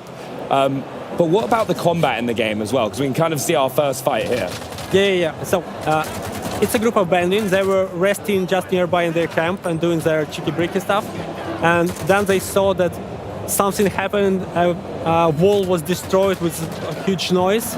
They just turned up going to see what's happening and found you, a player, and it's amazing as well, because I found myself when I was playing this I was like the flashlight turning on and off, and like you can also like lean around corners, can't you, to kind of like engage fights from like a bit of cover. Yeah, so it's very important in this game to have a proper tactics. You should hide a lot. You should use your medkits. You should survive grenades, because AI is very pushing and challenging. They're trying to outcome you, to go from other side, and it's pretty stressful. So it's a first fight. It's very simple fight against 3 bandits, but as from what we can see, it's often lead you to several deaths. It's very unforgiving as well, and we just see as well. I found that it's like a big part of the game is like looting. So what kind of things should people be looking out for when they're looting?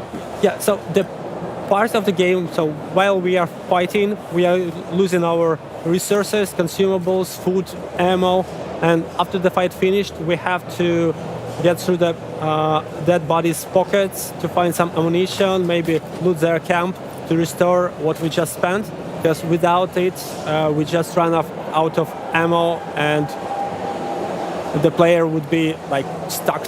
Because that's the big thing I have. I am very trigger happy when it comes to first-person shooters. Like, I fire way more bullets than I should. And then I found myself as well, I was like, I need to go check every building that I can because I need more ammo. Like, what kind of advice would you say for players hopping into S.T.A.L.K.E.R 2 to spend their time in the world? So, the reason why you should discover and look for some stashes in locations is not because you just want to find some items, but because it's interesting to discover this abandoned place where was some living some time ago, and where is some story behind it. And when you are just walking around and looking for the corners, and it's beautiful there, you can surprisingly find something stashed there, because it's an S.T.A.L.K.E.R stashes. They use some stashes for their next journeys, because they can bring like hundreds of thousands of kilograms. They have to make some stashes for there, and players sometimes find them, and it's often rewardable, and often it's very rewardable, because you can get a huge equipment boost by just going to some building you didn't expect to find anything there, but it could be there. That's what I found. I found myself like an assault rifle when I just had a pistol to start with. I was like exploring buildings and found that. But the game also, it looks amazing. Yeah, this is the start of a next fight. The player, we have some stealth mechanics. Yeah. So it's not very as you used to have a stealth in the game. It doesn't offer you like ability to be invisible for enemies. No, they will see you and shoot you. But at least it allows you to get slightly closer, to find better position to start the fight, and or maybe to initiate the fight with a grenade, so it would be easier for you, and then the fight is pretty challenging. Yeah. And you have to watch your hit points and your state, because you can get bleeding, and you have to use a bandage to stop this bleeding, because it's gonna last for long, and you're gonna lose a lot of hit points if you not stop and use the bandages. Yeah, because you have multiple ways of healing, don't you? You've Yeah. got like the bandages to stop the bleeding, but there's like different types of med kits that you can find Yeah, as well. you can have a regular med kits, medical med kits, and an army med kit. Yeah. And they provide additional boosts, but mostly it's restoring the hit points. But also, if you are not in the fight and you just need to recover a small portion of health, you can just eat, and it will also bring you a small portion of hit points. See, that's what I loved as well. I found like there's so much resource management that you have to like pay attention to as Stalker, which really gives you a different challenge. So it's like you said, if you don't eat, you're going to perform worse in gunfights. Yeah, so you have to watch about your state, just like you're watching about yourself. So we try to bring this simulation or atmosphere as you being the real human that goes to Chornobyl exclusion area with your backpack, with some food, and you just have to do the same things to survive in the game as in life, because you have to eat, you have to sleep, you have to like you fall, you broke your leg, you have to use some medkits to survive this, and that's what we are doing here. Yeah, no, I honestly, like, it's one of those things. I'd recommend it to anyone. If you haven't had the chance to just play the original Stalker as well, because when I got to play here, you just think and approach gunfights so differently, because there is that like risk element, and some of the enemies, like I was jumping out of my skin because there was like a camouflaged opponent that I came across in the demo here at Gamescom. And like, can you tell us a little bit more about the enemies that we're going to face? Yeah, so the zone is inhabited by different factions. There are factions that came from the first Stalker trilogy, and there are new factions, and they have a story behind them of how they appear, what is their goals, and for the player, it would be interesting to uncover and discover these stories. And it's important to mention that from one walkthrough, the player won't know the whole story. Yeah. So you had to have several walkthroughs to get all these pieces together, or you could discuss it with your friend who choose some other path, and you can share the information about what you see to each other, and you uncover, oh, I didn't expect that it would happen like this. Yeah. So it's, for me, I find it should be interesting for people to discuss their experience with each other. Yeah, we also saw just beforehand, right, we can actually see the scanner going on right now. Can you talk us through this? It's echo scanner, it's a simple scanner, you just beep, and the faster it beeps, the nearer is an artifact. Yeah. You can collect an artifact just by using scanner, and at this point, player faced that Bloodsucker. It's a canonical enemy in Stalker series. He has an ability to become invisible for player, and we found that from the feedback of the players and from what we see, that he's doing quite challenging thing for the players, and but also it's very rewarding, because when you start playing the game and you start facing some challenge for the first time, you may die, second time you may die, but after it becomes easier for you, and at some point you become master of the game, and everything is easy for you, but it takes time to learn the game. This terrified me. Like, honestly, I was there going like, wait, at first I was like, what's attacking me? And I was like, how do I counter this? And I was like, suddenly realized there was a camouflaged opponent attacking me. It's like, I love that in this game, though, is there are so many challenging enemy components. Whether you're fighting bandits, whether you're like fighting these sort of enemies, and then I was like looting everything. I became like a loot goblin, where I was going into every building and just trying to find as many med kits so that I could stay alive. And there is also a lot of pieces of content just near the locations. This is not a main quest. It's often not a side quest. It's just some encounters or narrative little stories to bring you an experience of discovering this real location, real zone. And it's not a fake world. It's full of small pieces. Yeah. And for me, I find it very interesting to discover. Even if I know the game pretty much, still the world map is so huge. So even for me, going back to some locations make me feel, oh, I didn't expect to find it here. Oh, they bring something here also. So for me, it's also like I feel the same wow effect when I discover something for me. You really get rewarded for spending that time to look around the world and kind of try and find those caches, and it's going to pay dividends. Yeah, it's one of the main goals in making this game is to bring as much freedom and allow player to be as he wants to be or she wants to be, to play the role they feel that works for them, and the player could like start being very rude and cruel, and they can act totally different in this game as like a player who wants to be on the friendly side. So there are a lot of freedom. It's rewarding. So even being cruel is rewarding, but there is a balance. Like the game will also punish you for something. No, 100%. And I think one of the main things is for everyone who's been watching and wants to get their hands on the game, when are they going to be able to play? It's November, so it's not so much time left. And for us, we are like every day counts.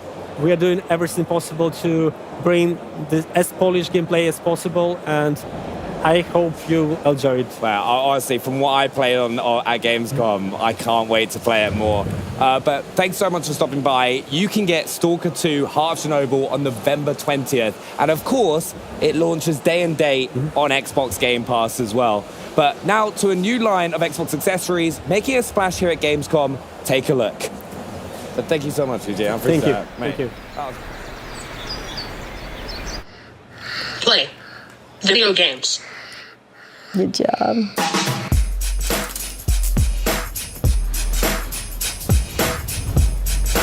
Leo has issues with his motor ability. He doesn't have access to a lot of things. There's so many disabled people that deserve a shot to be like everyone else. I want to be a part of this world. So this is my Xbox adaptive joystick. It allows her to use the controller without using both hands. It just clicked to him. This is a joystick, I manipulate the character, and this is how I'm gonna move myself. You've got every button covered. This is how we do it. This is my thumbstick topper. You can get different sizes, and this is what I use to make it easier to maneuver. You can get bars from the Xbox Line Lab. Then you can go somewhere else and get it printed. Be yourself, design it how you want. You're playing with your Xbox controller. Right side, right side. With the Xbox controller assist, when he needs help, when he gets stuck, I can at least hit the gas for him. Then he can control the rest.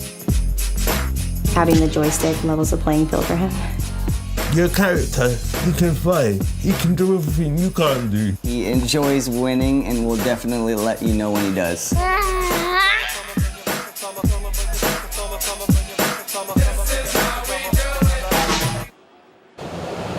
Big news for all gamers everywhere. We've got some new accessories designed to give gamers more ways to play. And here with all the details, please welcome Xbox Principal Designer Chris Kudrowski and Senior Accessibility Product Manager Caitlin Jones. Welcome to Gamescom. Thank you, Maxie. Yeah, thanks for having us. How's Cologne treating you? All good? I love it here. Yeah. Amazing. First time in Gamescom. This is pretty exciting. Oh, wow, first time. Yeah. Okay, the full week ahead of you. I can't wait for you to see it. So I can't believe the Xbox Adaptive Controller launch is 6 years ago. But you didn't stop there. So what's new in the world of gaming and accessibility? Yeah, thanks, Maxie. So as you saw, we just announced our Xbox Adaptive Joystick.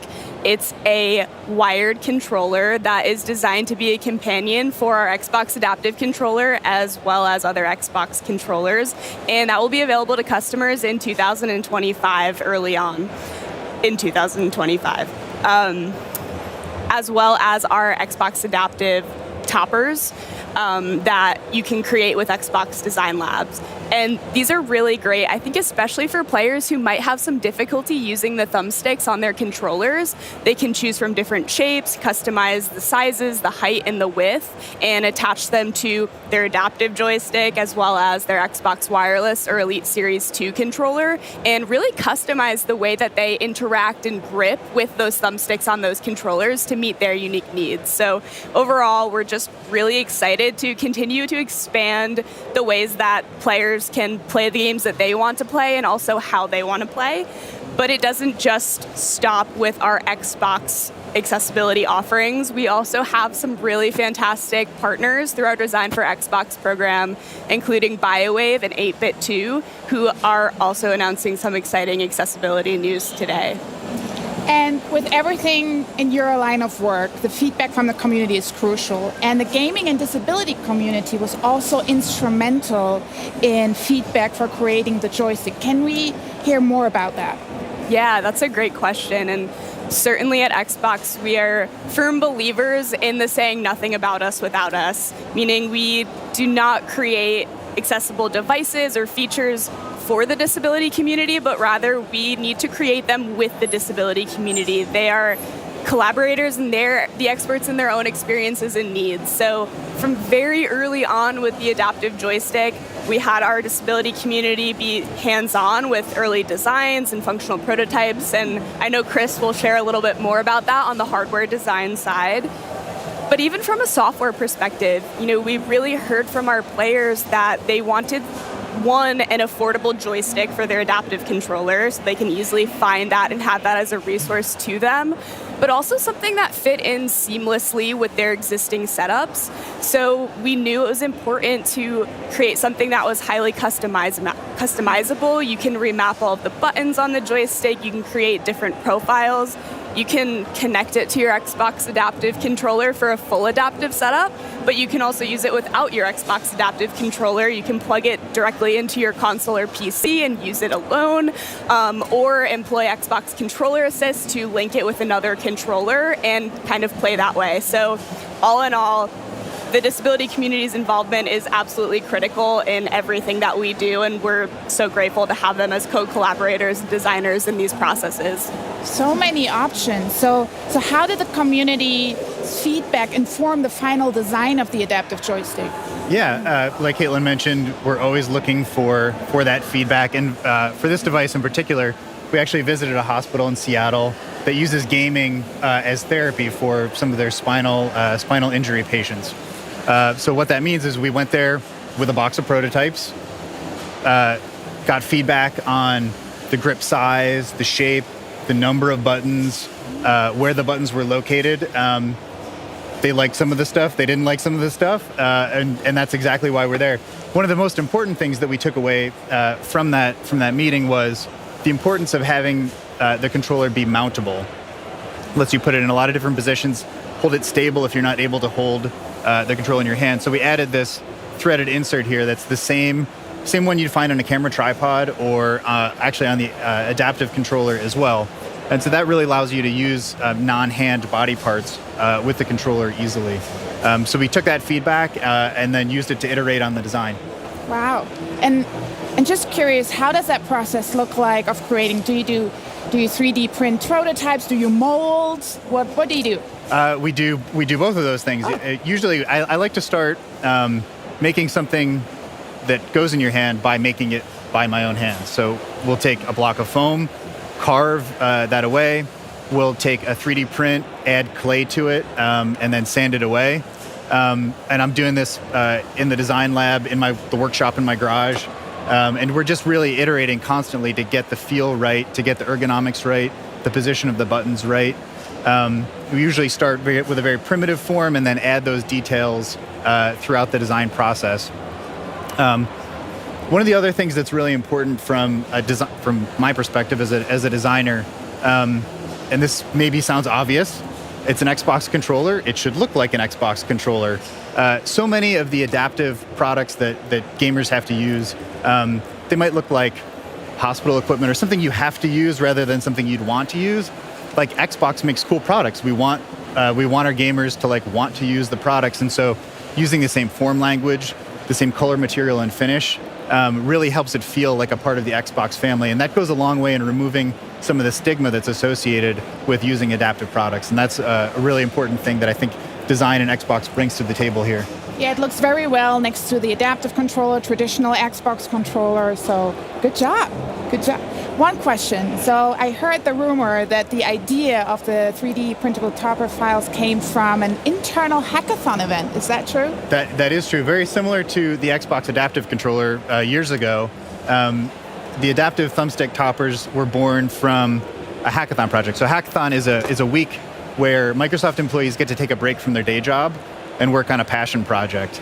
And this particular team was inspired by really the high cost of adaptive accessories and doing custom setups like that. So knowing that 3D printers are a lot more available for at home or as a service, they combine these two ideas to create a great range of products that offer gamers a lot more options to customize their setup just to exactly what they need. And so much goes into the creation of these accessibility offerings, and especially what did the development for the 3D printable files for the adaptive thumbstick toppers look like? Who did you work with? Yeah, very similar to the adaptive joystick and all of our other accessibility offerings. We, again, partnered directly with the disability community, specifically a lot of hospitals and gaming accessibility charities that were doing a lot of 3D printing work. So we worked with them directly and kind of just asked, what are the most common shapes and designs that you all are creating or that you find work best for your players? And that's actually what informed the final 6 shapes that we have available today. So very direct, working with them and getting that feedback. Something that we also learned, though, by working with them is that, not everyone needs a full-on adaptive setup. Sometimes just minor modifications to how you interact with your thumbstick can be the difference that allows someone to play longer, more comfortably. It can also be the difference whether you can play all together. So based on that, we did want to create something that was available, discoverable, and easily customizable for customers, because through working with our disability community, again, more and more learnings nonstop, always coming in. We did learn that, not everyone has access to easily connect with these hospitals or these more tech-savvy maker communities or charities that are customizing these designs and printing them. And also not everyone at home knows how to 3D model and customize their own shapes at home. So with the Xbox Design Lab platform, it's as simple as picking your shape, using sliders to adjust the height and the width of those shapes, and you're given a free 3D printable file that you can then take to a printer. If you have access to, you can use a 3D printing service, and it's as simple as customizing from there with no 3D modeling knowledge required. I love that. But what I love more is that you not only support the community with creating accessories, you also support partners, third-party developers in bringing their designs to life. So can you share about a little bit more who you're partnering with? Yes. And I will say I am just personally so grateful and excited that we do have so many Design for Xbox partners who are just really committed to making gaming for everyone. Some of the specific partners that we've been working with recently on the accessibility front are BioWave. So back in May, they announced their Proteus controller, which is a modular controller that allows you to really build your own unique setup that works best for you. And very exciting today, that controller is now available. In addition to BioWave, 8-Bit Do is both announcing and available today their Lite SE wireless controller. So all in all, you know, when it comes to accessibility, a rising tide floats all boats, and we're just excited that our players have more and more options within the Xbox ecosystem to really choose what works best for them. That's a lot of great news that you have today. So is there any place where we can look up all of the accessibility offerings? Yes, to find out more about any of this accessible hardware that we've just talked about today, you can see the Xbox Wire blog post. Or if you happen to be here at Gamescom like us, you can visit us in the Here to Help area in the Xbox consumer booth. You can get hands-on with any of the products, do some live demos. And if you're here on Friday, you can see Caitlin in a discussion panel in the community area as well. Thank you so much to both of you for coming. And also I want to say thank you so much for making our booth accessible so everybody feels welcome. Thank you. Thanks, Maxie. Yeah. Coming up, we'll get a look at the first expansion from Starfield, find out what happens when nuclear disaster in the quaint British countryside converge in Atomfall. And Age of Mythology fans, stay tuned. We'll take a look at what you can expect from the latest in the series. But first, it's time to explore ARY26 once again in Revenge of the Savage Planet. Stuck on a planet with nowhere to poop? The juiciest burgers in the galaxy. Burger Squirt. Flappy Extreme Learning Smartbot from Hot Whiz. Radical. I smush it down my throat. Our new Ding Dong. Greetings, brave explorer. We here at Alta Interglobal would like to welcome you to our newest venture, the colonization of space. You've spent almost a century hurtling through the universe in cryosleep, ready to begin your work on this strange alien planet. Unfortunately, changing market conditions have led us to the realization that space exploration is far too costly and unpredictable, and Alta has decided to cancel all future plans in space. I regret to inform you that you have therefore been made redundant. Your final check has been sent. We thank you for your service, and we hope you eventually find a way home. Good luck.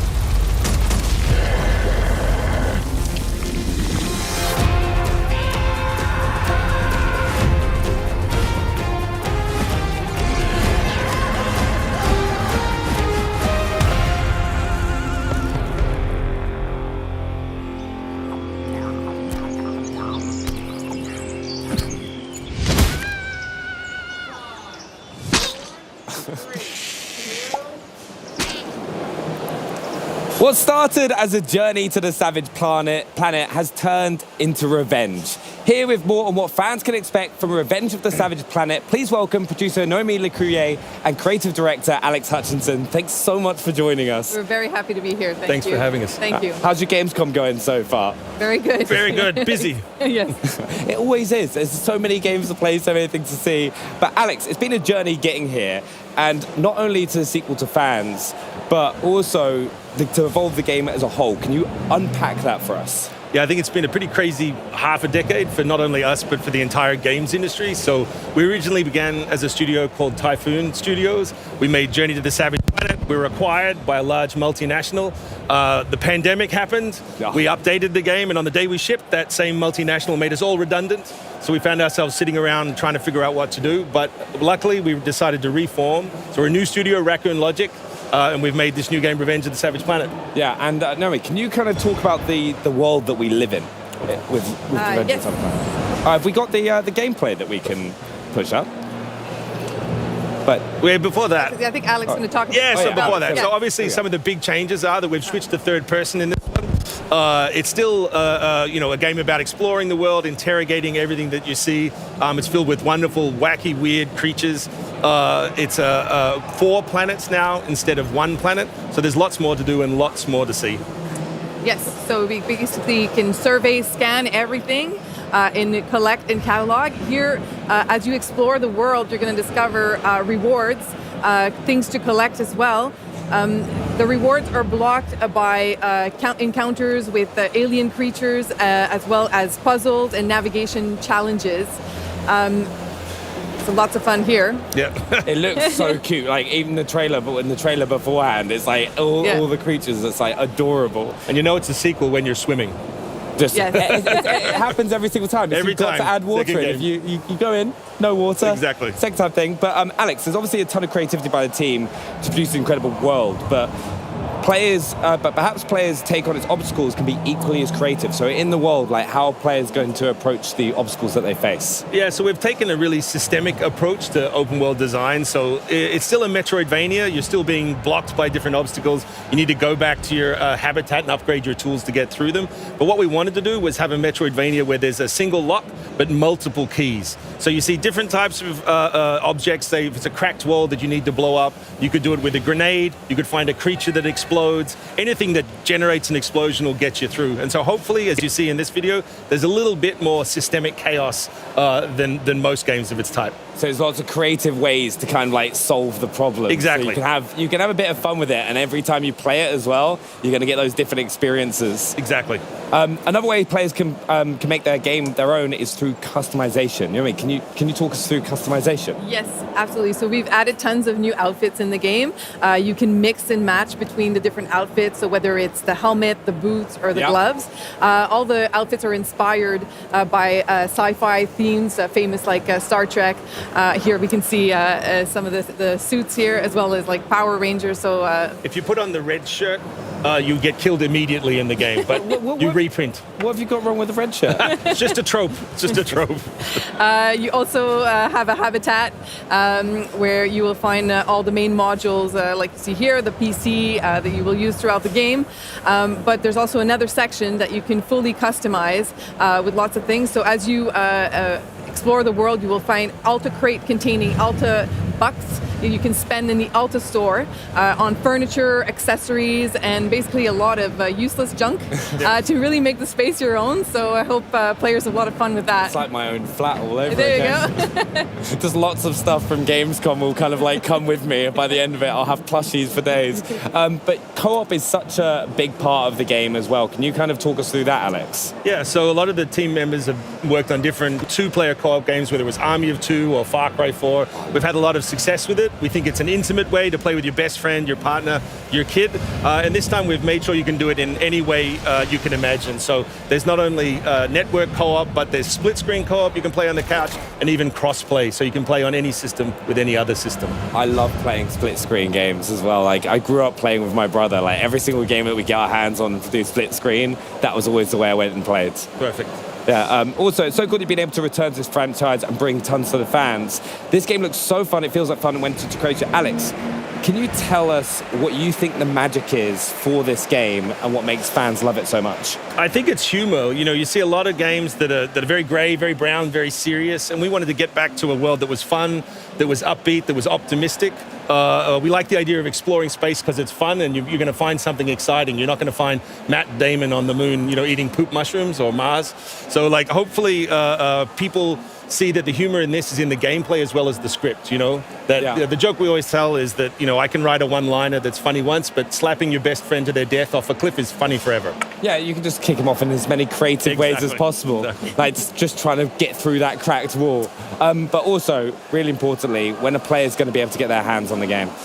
So it's going to come out sometime next year, 2025. For more info, you can go on the website, Savage Planet Game, and the wish list as well, now. Please wish list. Yes, please do. Yeah, and honestly, I can't wait to come and have a go with it as well. So thank you so much for joining us as well. And have you got any final words as well that you want to share with fans? No, we just please wish list on whatever platform you like, and we'll show you some more gameplay soon. No, honestly, thank you so much. But coming up, we've taken a spin in some new wheels and a turn with a new story in Starfield's first ever expansion, Shattered Space. But first, check out an action-adventure game about hope, robots, and the power of words. This is Dustborne. We need to stick together. We need to be a crew. We're on the run from people with space guns built into their arms.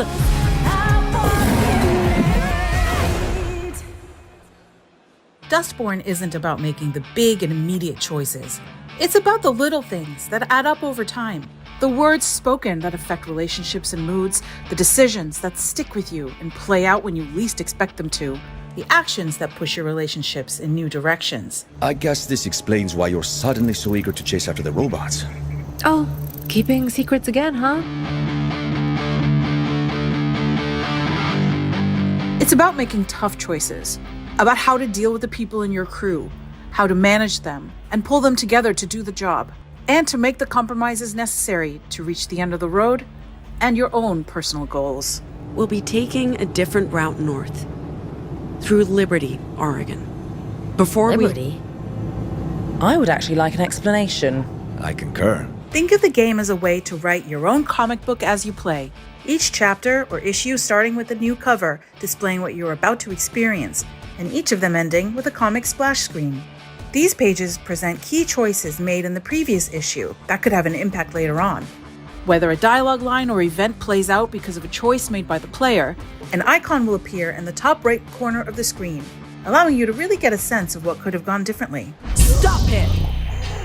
Oh, what the hell, Pax? What now? Drive. In the comic splash, you'll have access to more data, such as global stats about how many other players received this particular consequence, allowing you to gauge how popular this choice was.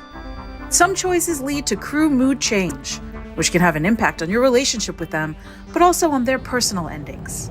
Are you just gonna hover? We didn't finish our chat? No, we were finished. I'm worried about you, and I had more to say. I'm sure, but I was done.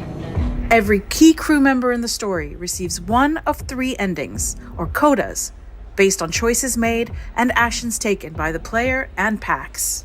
Each coda is illustrated by a comic book-style splash screen, along with unique dialogues and events reflecting each character's current status. The player can at any time access the character codex to see which coda is the current favorite. The crew respects you. When you're unhappy, they feel it. I'll keep that in mind.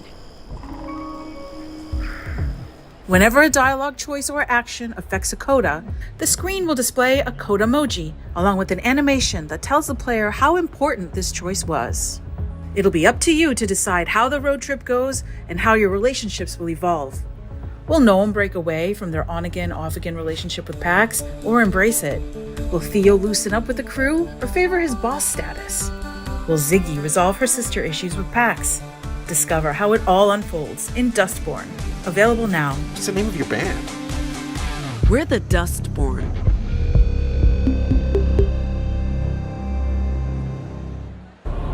There is a dream that haunts me.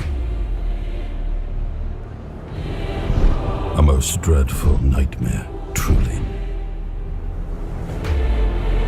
It tears at me.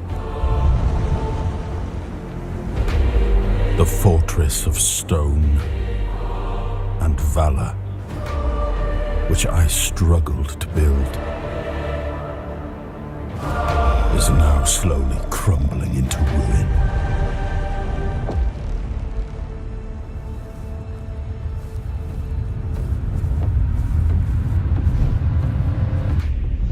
The land, caught in a perpetual autumn, yields to decay. A futile sacrifice remains ensnared, deep within the horns of the South.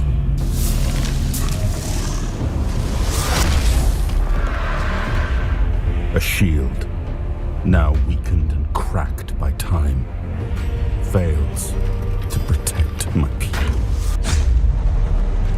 A profound betrayal has befallen those most loyal, yielding only despair. I am left paralyzed, powerless. Not more than a witness.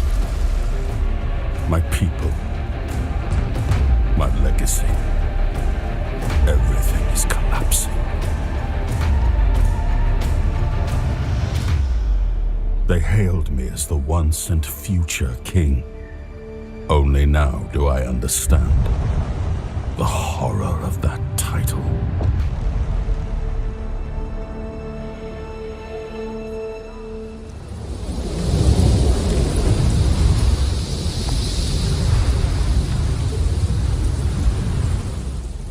It's one of my favorite massive open world space adventures, and it's just got its first ever expansion coming up. Here with more on Starfield Shattered Space, please welcome lead creative producer Tim Lamb. Hi Tim, how are you? I'm doing fantastic. Nice to meet you, Bex. Awesome, it's lovely to speak to you today. So let's chat opening night live. We had a really fun look at a very vibey trailer about some vehicles. Could you tell us a bit more about that? I can. So we released the Rev 8. Super excited. The team is so happy to have this new element that adds to planet exploration in the game. So, we have these dynamic worlds with, dense terrain, lots of very interesting obstacles. And now those worlds are our playground to drive around on. Heck yeah. We have a lot of... In navigating that, we have vertical boost, forward boost, we have a weapon on there. It's a lot of different minute-to-minute, just fantastic gameplay opportunities for players. Yeah, super exciting. And Vasco looked like he was having a good time as well in the back there. Love that. Now, let's talk a wee bit about the story in Shattered Space. It's very dark and mysterious. Could you tell me and everyone watching a little bit more about the story?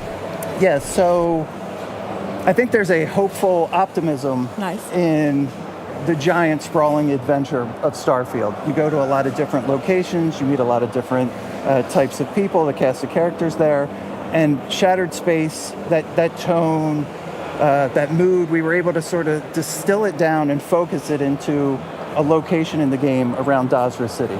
So we get to meet that new House Faroon, the people there. There's a moment of strife that they had. We get to experience that with them now. Yeah, they sounded a bit intriguing, shall we say, in the footage that we saw last night. So can you tell us a wee bit more about the House of Faroon and kind of who we'll be coming across? So, I don't want to... No spoilers. Sure. You encounter a derelict star station, and this starts you on your adventure to meeting the Faroon. You end up in their home world, Varun Kai, in the city of Dazra. There's been a catastrophic event. You deal with the minor houses of the faction of House Faroon to sort of uncover the mystery of what happened, and then, resolve it as you do as a player. Nice. There's lots of choices in there for you. Okay, very interested to find out what that story kind of leads us on to as well. Very good. Along with that story that we've been chatting about, there are some new game features as well as a huge new planet that we can explore. Could you tell us a bit more about those too? So we have the city of Dazra. We focused... All of our effort has really been focused on the area around the city. So I think the beauty of it is that there's exploration, that you can find nooks and crannies in the game or little secret discoveries or locations you feel like, I know I'm coming back here. So there's an excitement there. Yeah, so it's that, I'm so excited about it. I am. Oh, so excited as well. I mean, even in the trailer, we saw kind of a very summery, beachy vibe cruising around on our Rev 8 too. Have you taken it for a spin? I have. No, I do. And I think Shattered Space is like a fantastic playground for it. Now, you can take the Rev 8 to any planet. Yeah. You can take it into Varun Kai, Varun's homeworld, and drive it there as well. But like we support, I think that's one of the great things about our games is we always support any type of play style. So it's like you can play with it, you can play without it, you can take it to Varun Kai, you can not take it there. Sounds amazing. Yeah. Okay, well, I'll definitely be taking it for a spin as well when Shattered Space releases too. Was there anything else that you wanted to chat to us about for Starfield Shattered Space coming out? Anything we can look forward to? You can. I think you can look forward to an interesting story, a handcrafted world, new weapons, new gear, new items that sort of alter the way you might think about Starfield. Amazing. Well, Tim, I cannot wait to play it as well. And everyone watching at home as well, be sure to check out Starfield Shattered Space, launching September 30th with Xbox Game Pass. Thanks again for chatting with us. Now, next up, we're exploring, scavenging, and hopefully surviving the harsh world of Atomfall. But first, let's build a dungeon.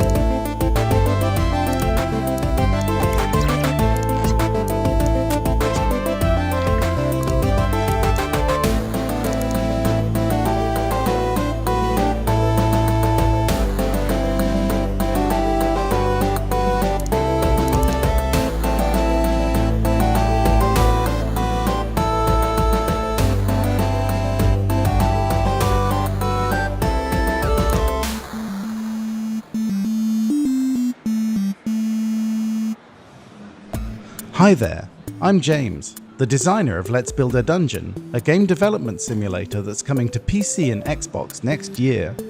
We previously brought our game Let's Build a Zoo to Xbox Game Pass, so it's exciting to be back here sharing news of our next game. Today, we want to share a closer look at our multi-layered management sim, and also reveal some brand new features that we've never talked about before. Let's Build a Dungeon is designed to simulate every aspect of running a games studio, and that starts with designing something your virtual players will love. You get to decide which quests to put in the world, and whether you want to focus on a traditional RPG built around magic and combat, or something more cozy like fishing or running monster farms. And if you want even more control, we have an exclusive new mode to share with you. Creative mode is our sandbox, but it's a sandbox quite unlike any other. Not only do you have access to literally thousands of assets, buildings, and characters, in Let's Build a Dungeon, you can also tell your own story. We are developing a series of easy-to-use tools that lets you create almost anything. From a production-level dialogue editor that lets you create branching conversations, events, and rewards, to a full AI editor that lets you adjust anything from attack probabilities to spawn rates and weapons. We even have a tool that lets you draw your own pixel art characters, which will then automatically animate them for you. Our goal is to build a suite of tools that gives you as much control as we have when building our games. Games made by the community will be available for download, along with some titles made by developers like us here at Spring Loaded. Adding these tools felt like the natural extension of our game development simulator. Why stop at building the most detailed game dev sim ever created, when we can add elements of a game engine to give you a full, authentic experience?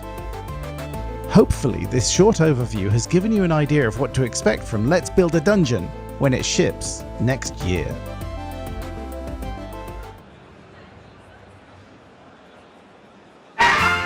Windscale, the pride of Britain. Nestled in the picturesque Lake District, the state-of-the-art atom plant has transformed this rugged landscape into the envy of its northern neighbors. Scientific progress waits for no one. Wind scale. Everything changed when that bloody atom plant went up in flames. Citizens of Wyndham, there has been an increase in bandit activity outside the village walls. Temporary quarantine, they said?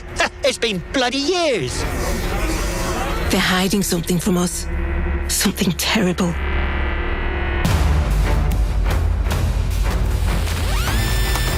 My name's Molly. You got out to trade? I got bits and bobs for sale.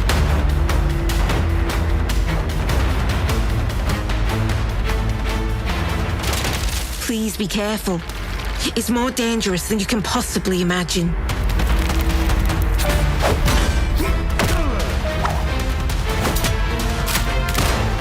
Threat detected.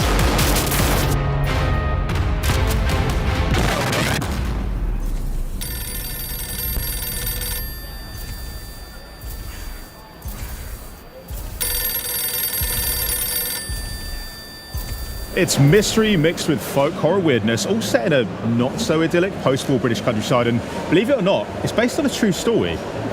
Really? Well, here with more on Atomfall, please welcome Creative Director for Rebellion, Ben Fisher. How you doing, pal? How you doing? Welcome to Germany. Thank you. First time here, or?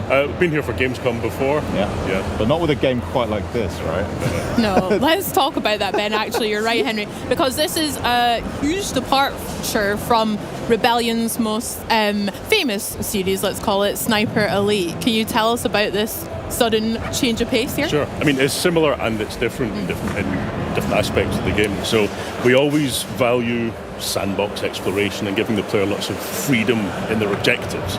But at the same time, this is a survival action game with some sort of RPG-ish elements. There's skills, there's crafting.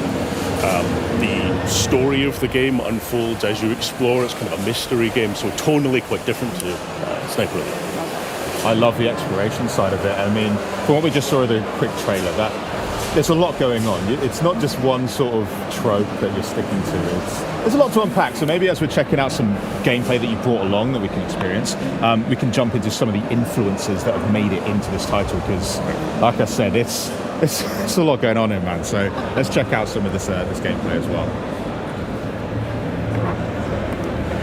Got to start off with a post box. Yeah. Where else? I mean, it's on your T-shirt as well. Yeah. It must be quite a core feature of Atomfall, I assume. It is actually. Ah. As you explore the world of Atomfall, you're uncovering a mystery. You're discovering what's happened in this post-apocalyptic quarantine zone in 1950s north of England. Different characters will ask you to do things for them, and they might help in return. And one of the characters that you can interact with is this mystery phone voice. You don't know who they are, you don't know what they want, and you have to choose which characters you trust and don't trust in your exploration. Kind of like Bosley, Charlie's Angels vibes coming through the phone. Yes, exactly. I like that. That's cool. Speaking about the story, and Henry, you mentioned it earlier. True story. Like, what is Surely that about? Yes. Well, surely not. Yeah. It's based on real-world disaster that happened. The first major nuclear disaster in the world was in Windsor plant in Sellafield, so 1957. We wanted to use that as a jumping-off point for a story. So Jason Kingsley, one of the owners and founders of Rebellion, observed that there are lots of games that are kind of like post-atom storytelling, post-atomic disaster storytelling, but none set around this first disaster that's happened in the world. So we took that as a starting point and then thought, what's a Rebellion kind of interpretation of that kind of event? So, like I say, we value that kind of sandbox exploration and player freedom, and then combine that with the sort of unique Britishness, and that led to the environment that we've got in the game. So it's kind of an alternate history story, and it's a mystery that you uncover what's happened.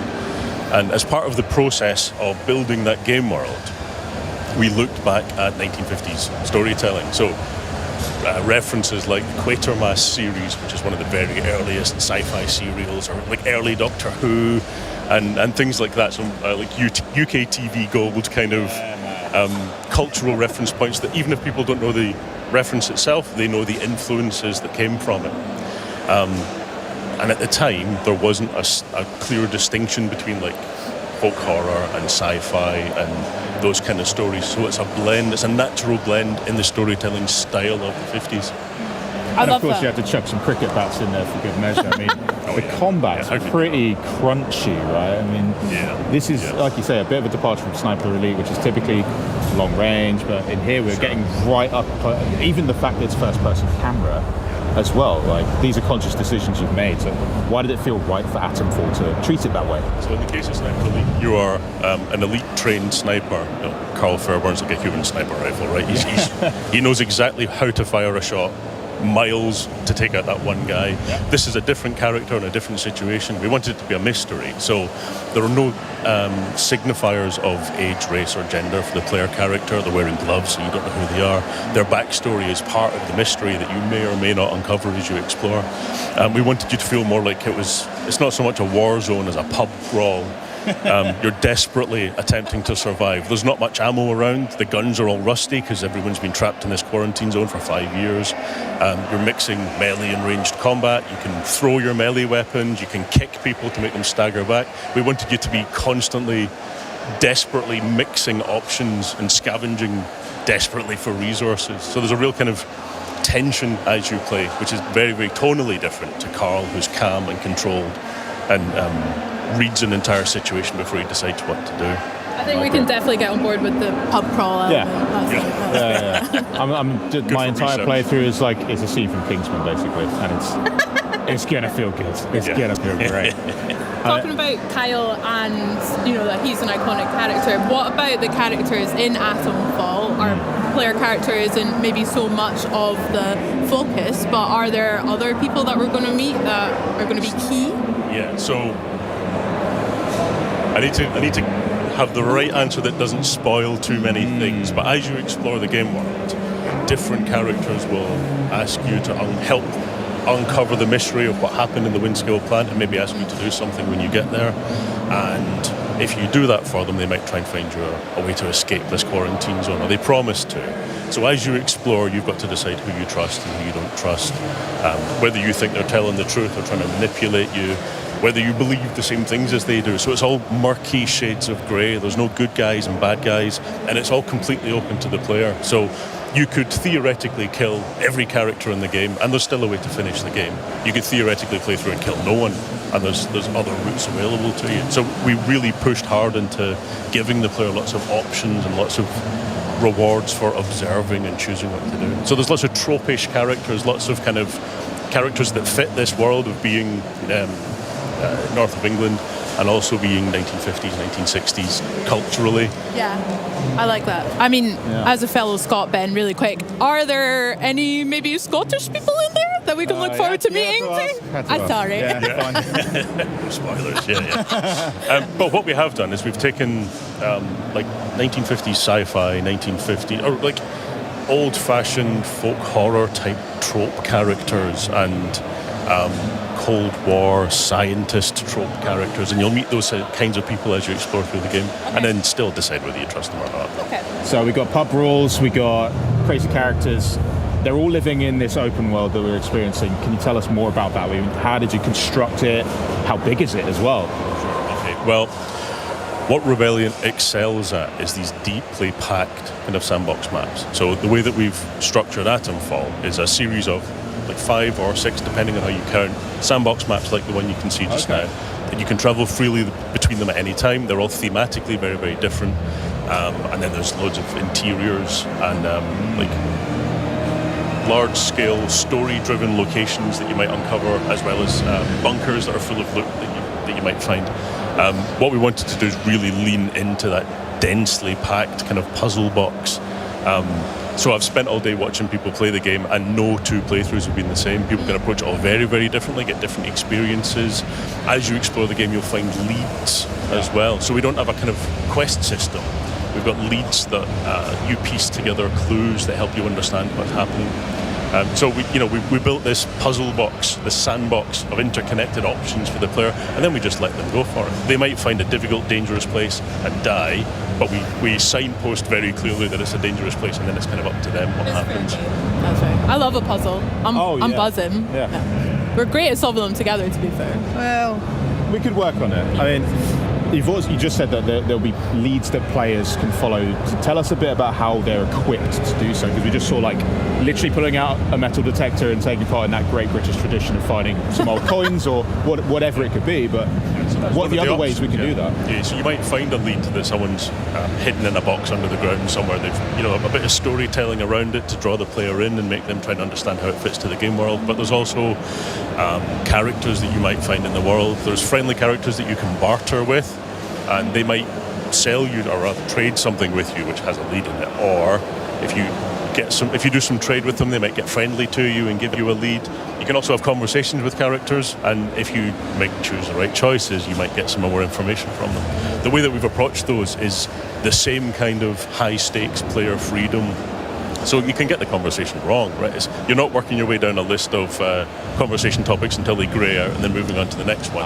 It works more like a real conversation. So if you judge their personality wrong and say the wrong thing, they might shut down and stop talking to you, and you've pruned a chain of leads that you might otherwise have found something interesting in the game world. So you're always having these influences and layers that you may even not notice are there. That sounds so smart. I can't wait to dive into that as well. That's so cool. I understand there's some crafting elements in that as well, and also, metal detectors, scavenging. Can you tell us what that kind of looks like in Atomfall? Sure. So the player's desperately trying to survive and finding materials to help them survive. Yeah. So even if they find a gun, there might be 3 bullets for the gun. So they can find materials that let them craft things to help them heal or help them in combat, so Molotov cocktails and makeshift grenades and things like that. So you find yourself trapped into a corner and you can make these resources that help you survive.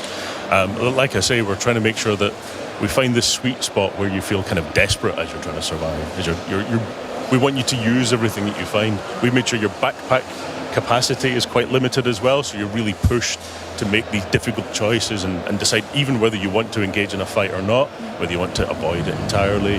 You want to choose the right moment and try and take out 5 guys with a Molotov. And it's all really, really high stakes, but it makes it very rewarding when you manage to pull something off. It looks like our player right now is making a horrible decision by going into a restricted area. Already seen a ribcage. I mean, yeah. I mean, so this is going to go great. Like I mentioned earlier, if you're heading into somewhere difficult or dangerous or scary, we make sure and signpost it. So if you go into a place like that and then you die, you go, "Oh, I should have guessed. Yeah, there was a skeleton outside." Yeah, that one's on me. Yeah, exactly. Yeah. To be fair, I'm very good at ignoring red flags, so we'll see about that. And in terms of the player's progression then, so you're making all these decisions, you're making friends with everybody, you're crafting, you're geared. What about skills, anything like that in the game? Sure. So there's a range of skills that help reinforce the player's ability to survive in this dangerous world. So there's a chain of skills that are for melee combat, ranged combat. There's sort of durability skills that mean you can take more damage and survive in dangerous areas. And then also abilities that help your overall survival, like disarming traps and things like that. So really we wanted to keep it grounded so that there's always that sense of threat and pressure, but we wanted to give you some advantages. So you might learn a skill that lets you throw a melee weapon, and if it's bladed, it'll stick in targets and things like that, just to help give you that edge over the course of the game. As you can see in this location here, they're in a kind of dark and then scary interior. So we've got the player's progression, but then there's also a kind of game world progression where they're uncovering a mystery. So quite literally, they have to push deep into the world and into the underground of the world to find these dark and scary places. We try and keep it tense the entire way through the game. I was going to say, because there is the sci-fi element, but there's a bit of horror vibes I'm getting too. So with us competing with people maybe on a top level, and now we've got into this bunker, there must be some monsters of some kind. Yeah, we just saw a little glimpse of something scary and monstrous, and as you push into the mystery, you will find more elements influenced by what happened. But yeah, for sure. I mean, like I said earlier, the storytelling style of the 50s and 60s didn't really have a division between folk horror and sci-fi. There was like a blend for a certain kind of story that was addressing the Cold War, but in a way that wasn't too political, I guess.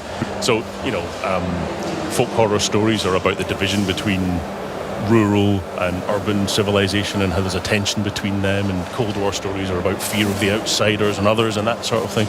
And there's thematic resonances between all of these different storytelling styles, which make it really easy for us to push into these otherworldly horror elements as you push into the mystery. Nice. That's so sick. We've got quite an atmospheric bunker, like you said as well. Have you got a favourite part of the maps that you can share us with? Again, nothing.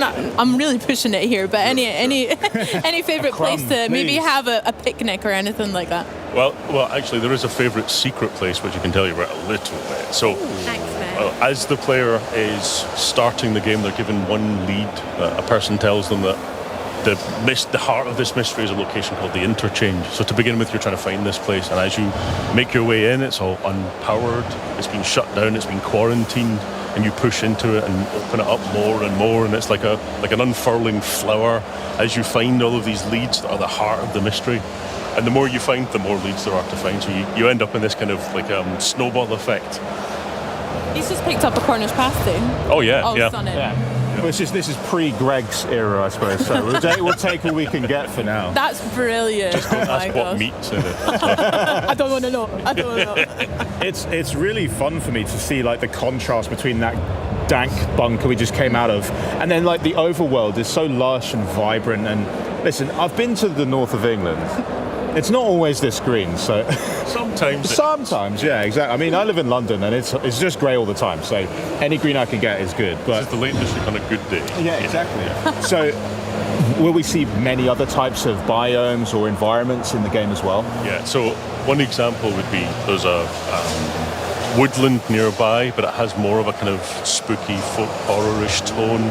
As you get into it, it feels more mysterious and occult. And there's a group of kind of pagans that if you tread wrong, they'll cut your face off with sickles, you know. Yeah. Or you can find a friendly character who's sort of part of that group and talk your way into their compound. So we give you all these different options to, you know, for whichever faction there are, ways to befriend them or get in a fight with them. Yeah, I like exactly. that as well. Very good. I mean, I think we, especially at Xbox On, are super excited for Atomfall and to check it out and maybe even come across ourselves, because Henry and I and Charlie have actually been scanned into the game, which we're very excited to maybe come across ourselves. Oh, there we are. Yeah. There's Henry getting his wee...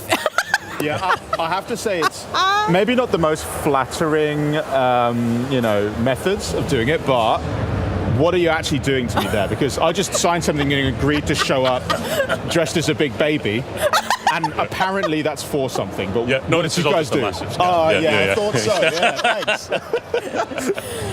What is it that you guys have to do to get someone scanned into your games? Because the realism is quite impressive. Sure. So we go through a highly detailed scanning process of every angle of your face and different configurations. So we get wrinkle maps and things like that. I'm perfect. Of course, yeah. So we didn't bother with the wrinkle maps. Oh, great. So they're all assembled by character artists and rigged so they can animate. And then we, in the case of Atomfall, we then put that in a sort of character builder system. That means we can put costumes on the characters. We might grub your face up a bit because, they've been surviving for 5 years without washing machines and soap. And then we just find exactly the right spot for each kind of memorable face in the game. I'm definitely looking out for where I am. If I'm on an enemy, that's okay. I've always wondered what I'd look like if I had a cricket bat to the face. So this is great. And you're going to be getting scanned in pretty soon. Yeah. I can't wait. As long as you put some fake eyelashes on me as well, then make that. I'll make a note. Yeah. Are you in the game as well? Have you been scanned? No, I haven't been scanned yet. Okay. No. You have to shave a beard off if you want to get. Yeah, you had to do that. That was fun. Yeah. It was just the beard that we had to shave. Right. Yeah, the rest was optional. Oh. Yeah. Whoops. Honestly, I cannot wait to play this game. It looks bonkers. It looks British as heck. And honestly, we're going to play it so much when it launches next year. Thank you so much, Elizabeth, for stopping by. Enjoy the rest of your Gamescom. And excellent. Thank you very much. And we are going to be taking a little look at some other games, but your game's coming out in 2025 on Xbox Game Pass, which is great. But next up, we're going to be throwing it back with some Age of Mythology Retold. But before we do that, we do want to check out some new gameplay. It's Dragon Ball. Oh yeah, Sparking Zero. It's back. Check this out.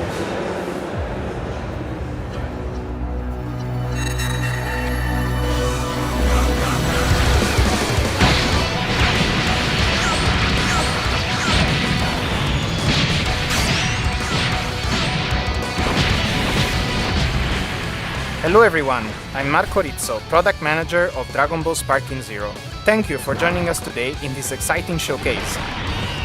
Today we will show you some new and exciting gameplay footage featuring characters that we have revealed during the opening night live. But before that, let me give you a reminder on the 2 single-player game modes that Dragon Ball Sparking Zero has to offer: Episode Battles and Custom Battles. First up is Episode Battle.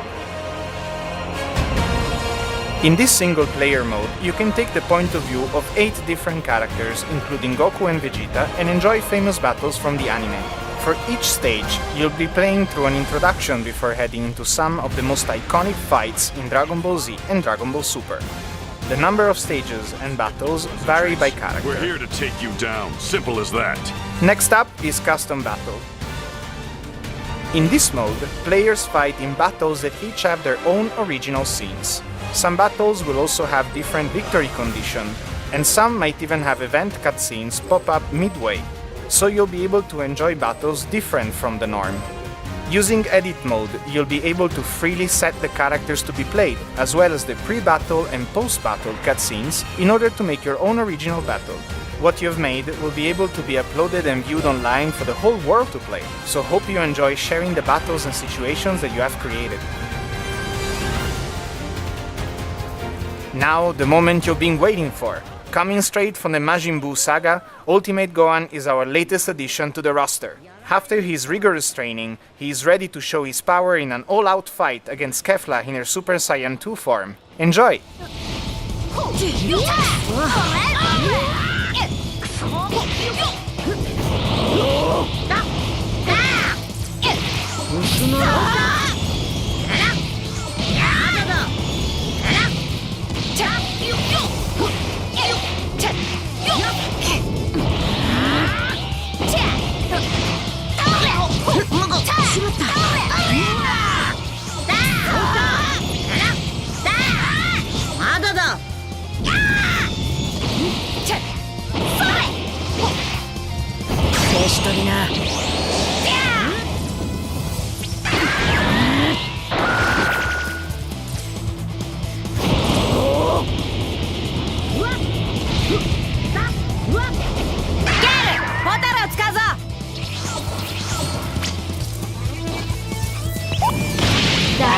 私を取られねえぜ。おりゃー！だー！やだかやるぜ！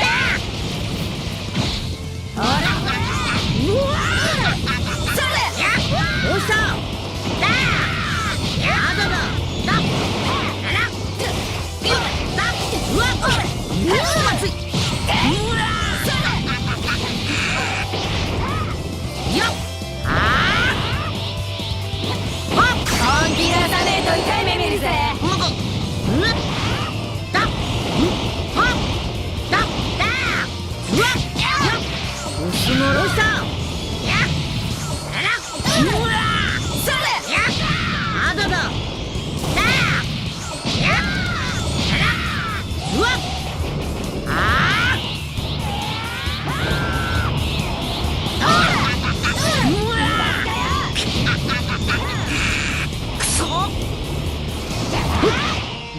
本気を出させてもらいますよ。も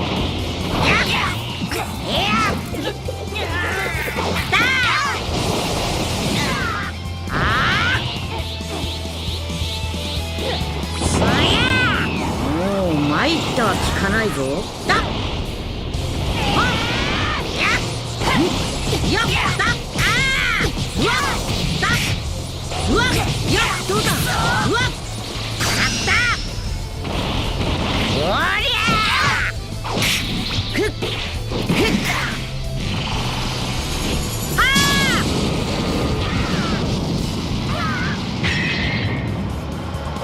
俺との実力差に気づいたか？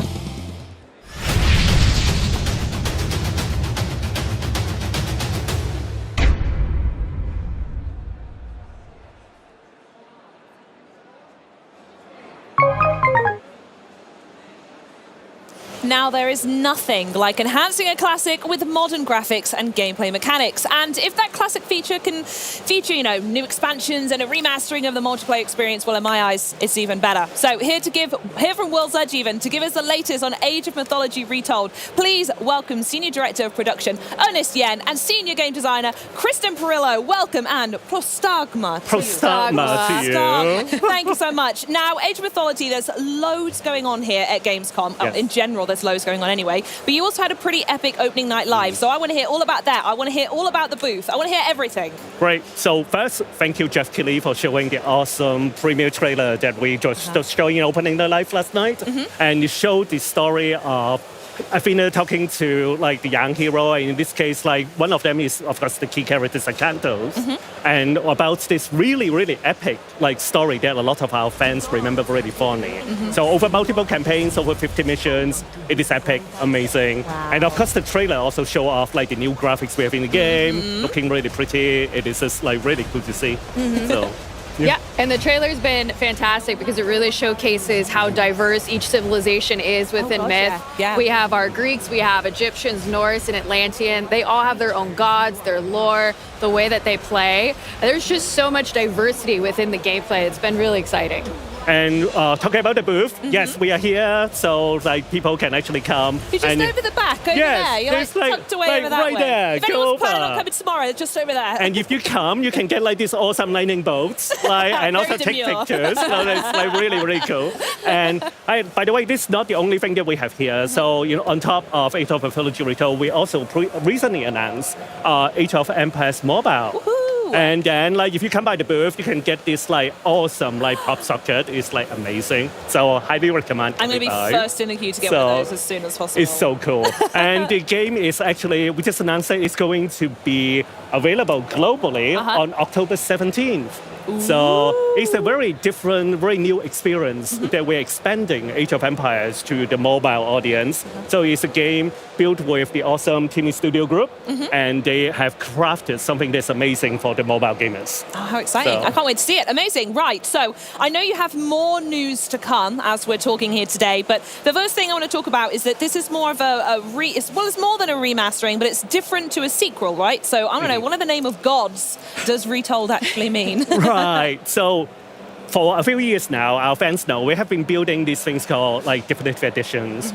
And there's one key goal that we have, which is we want to build the title that's in your head, right? Not because when you actually think about the games that you grew up with and play, you remember fondly and say, it's amazing, right? Yeah. So, but when you actually try to play the original for real and look at it and say that's not what I remember at all. So we want to build the one that's actually in your head and how it looks like, how it feels like. So that's the goal. Really want to thank the fans for supporting us for so long for all the different editions. But for Retold, Age of Mythology Retold, we are going beyond what we have done in developed editions. So on top of all the graphics and all the gameplay from the original, we actually tweaked it and added a bunch of new things to it as well, and it is just amazing. So yeah, I mean, from the design side, from the get-go, we really asked ourselves, how can we maximize our mythology? And so we've got reusable god powers, which you can actually see. We've got our approachability features like our VPS we brought in from other titles.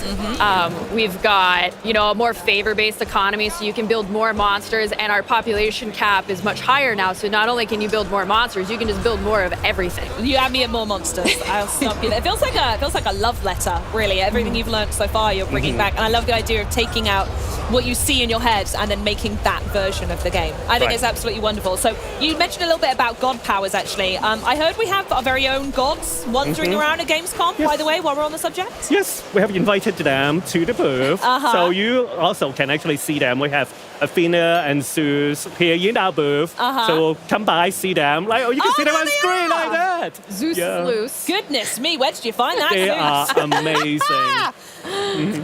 That is so cool. Oh my goodness me. Please come by. It takes a lot of work for us to invite them to the booth. So a lot of convincing. A lot of convincing. Beautiful. Awesome. Okay, back to the game now. Sorry, tangent. So seeing the gameplay that we just saw just then, it's really clear that the team has been hard at work on the visuals. I think you've both mentioned it already. Yes. So what can we expect? What exactly does that mean? So for graphics, we actually have redone every single graphics that you actually see in the game. So like every single 3D asset, every single animations, like effects, all of them are completely rebuilt. So just for this game. And it's amazing. The team did really, really good work. But we want to make sure that you also keep the flavor of the original. Of course, because again, we want to build a game that people remember. Yeah. So it's really, really good. Yeah, I mean, it has been a labor of love. I will say that much. So we've gone asset by asset. And we've just made overall improvements. We wanted everything to look and feel mythical. And so we have, our destruction effects. We support ray tracing. But like Ernest had said earlier, sometimes when we've gone back and look at these assets in 2024, we realized that we had an image in our head that was very different than blurry pixels, wrapped around a sphere. And so we had a lot of philosophical discussions because, the dev team were all major fans of the original. So, I mean, Arcantus was a big one where we were like, would he have a dimple? Or would his chin be more square? Would he have? I want to be in those meetings, please. They've been really fun. It's part Rorschach test looking at some of the assets, and then it's like labor of love, and it all comes together to make that game that we remember loving and playing. Amazing. So if I've got everything right here, so Age of Mythology Retold as complete visual overhaul, updated god powers, and larger-than-life myth units. Now, small enough to keep me interested, but is there anything else that you have to share? Yes, definitely want to say that remind people one of the coolest thing that we have done for here is that we are releasing on PC and Xbox with crossplay, like at the same time. We have never done that with any Age games, so it is the first time we're releasing on multiple platforms at the same time. So really, really happy to be able to bring the game to not only to the keyboard and mouse player, but to controllerless players as well. Because the game people really remember, beloved it. We want everybody to be able to play together. And you've had some fantastic versions on the console recently, so Yes. those players want to absolutely join you. Now, you also have some other really exciting things to tell us today. I know I'm really gripped for this, but what can you tell us about the Freya Gods Pack? Oh, I am so excited to be able to talk about this. Here we go. So the Freya God Pack really is kind of like a new DLC type for us. And what we really wanted to do was offer the players a new strategy type for the Norse, which is, a beloved civilization from the legacy game that can sometimes be very offensive in the way that it plays. And so with our Freyr God Pack, we wanted to offer a defensive skew to it. So with the Freyr God Pack, players will be getting 4 new god types featuring Freyr, who is the god of fertility and kingship, and then 3 minor gods, as well as all the things that they come with, like their myth units and their god powers. Wow. Oh my goodness me. That's insane, by the way. 4 new gods. Amazing. Are you able to talk us through each one? Can we do that? Yes. Oh, amazing. Excellent. So we have Uller, who is the god of archery, and his myth unit is a Draugr, which you may see in the film here. The Draugr is an awesome myth unit. He is an undead archer, and his arrows can pierce multiple targets, whatever is in his line of sight.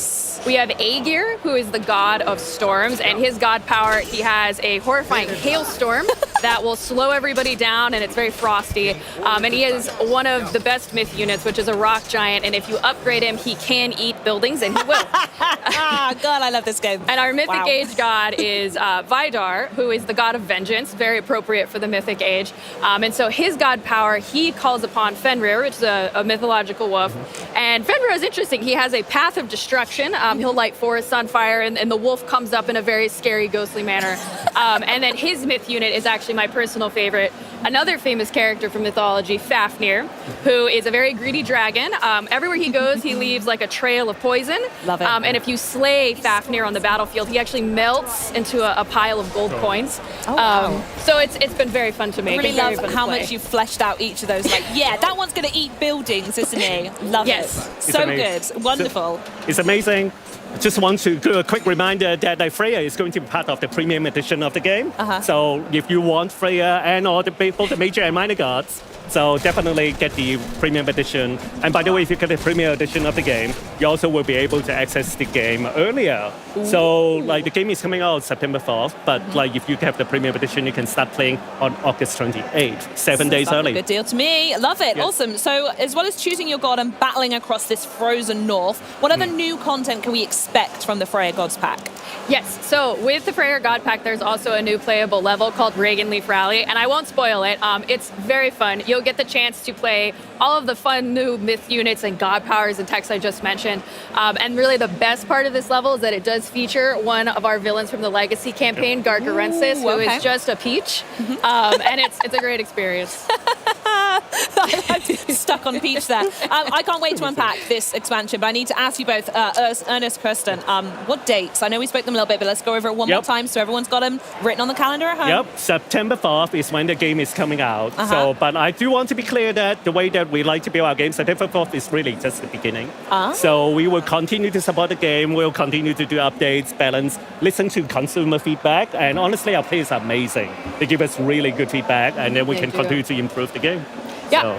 and part of that is, we have 2 new Pantheons coming with playable civilizations, and then we also have a new game mode, Arena of the Gods, which we're excited to talk about soon. Ooh, how exciting. Well, thank you both so much for joining me. It's been an absolute pleasure. I'm going to make sure I get the pop socket. I'm going to make sure I get whatever these things you're wearing. I'm going to hunt you down. I'm going to get them. So thanks so much for stopping by. There are loads more Age of Mythology stuff going on for all types of gamers. But first things first, as Erson said, if you haven't already, make sure you pre-order Age of Mythology Retold Premium Edition to get the Freya Gods pack, 7 days early access, and so much more. You can play early from August 28th, and that is only 1 week from today. And that, my friends, is a wrap on day 1 from the Xbox Gamescom booth here in Germany. Join us tomorrow for Star Wars Outlaws, the latest chapter from Fallout 76 Milepost Zero, and then we'll dive into the most ambitious story arc that World of Warcraft has ever seen. And there's probably going to be so much more too. So until tomorrow, have a great day. Auf Wiedersehen.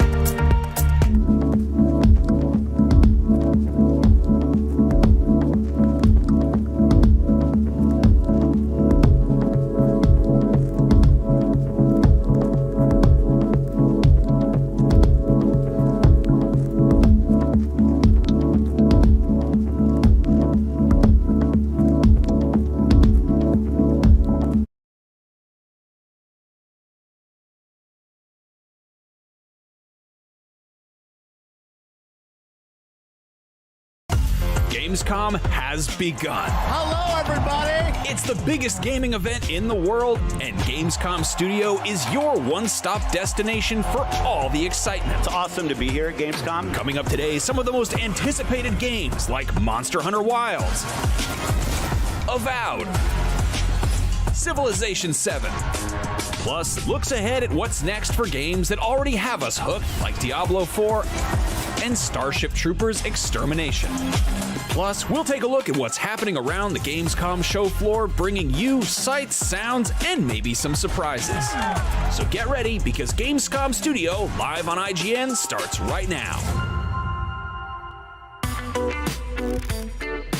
Hello and welcome to IGN's live coverage of Gamescom 2024, the biggest video game convention in the world. I'm your host, Stella Chung, along with Max Scoville and Brian Altano. Welcome to Gamescom, guys. Welcome to Gamescom. The Gamescom floor is officially open, and for the next 4 days, IGN will be bringing you non-stop coverage of everything going on here, right in Cologne, Germany. We'll have interviews with game developers, voice actors, and the people working on the coolest upcoming and ongoing games. Plus, we'll also be showing you around the absolutely massive Gamescom show floor, which is packed with booths, activations, and probably something really wild like a 70-foot tall dragon that's fighting a tank, or maybe just like a regular-sized construction vehicle that's there to promote a very specific game about doing construction. Probably. It's all happening here at Gamescom. Lots of cool stuff. It certainly is. There will also be definitely tons of surprises you won't want to miss, brand new gameplay trailers, exclusive reveals, and more. And hey, the biggest video game event on the planet also cares about the planet. Thanks to the Gamescom Goes Green initiative, Gamescom runs on 100% renewable energy. In addition to participating in Gamescom's carbon offset program, exhibitors are also doing their part by building more sustainably, reusing portions of their booths, and avoiding single-use material. It's quite amazing. The Gamescom force continues to grow and more trees have been planted thanks to donations from attendees. You can find out more about Gamescom's sustainability efforts and find out how to do your part at gamescom.global. And speaking of global, if you can't make it to Germany this week, don't worry because Gamescom has actually gone worldwide. Gamescom Asia will be taking place in Singapore October 17th to 20th, and tickets are on sale now. The first ever Gamescom Latam took place in Brazil back in June, and it was a huge success, so much so that it's actually returning back in 2025. All right, I'm excited to go back there. As for what's happening today right here, though, we've got Dragon Ball Sparking Zero up next, followed by a look at Diablo IV's Vessel of Hatred expansion, and later on, Monster Hunter Wilds and Starship Troopers Extermination. Yeah, and if you think that's a lot, that's just what's happening here in the studio. So let's actually see what's happening out on the show floor. Oi oi and welcome to Gamescom 2024. We're going to be out here on the show floor today checking out some amazing stuff. We're going to have a look at Indiana Jones and the Great Circle. Later, X marks the spot. We're going to have a fantastic look around this, quite frankly, massive Xbox booth. And then later on, when the sun goes down, as does the Dying Light, we're going to take a look at Dying Light, The Beast, the new game announced last night at ONL. So it's going to be a good time, I think. I think you should stick with us, really.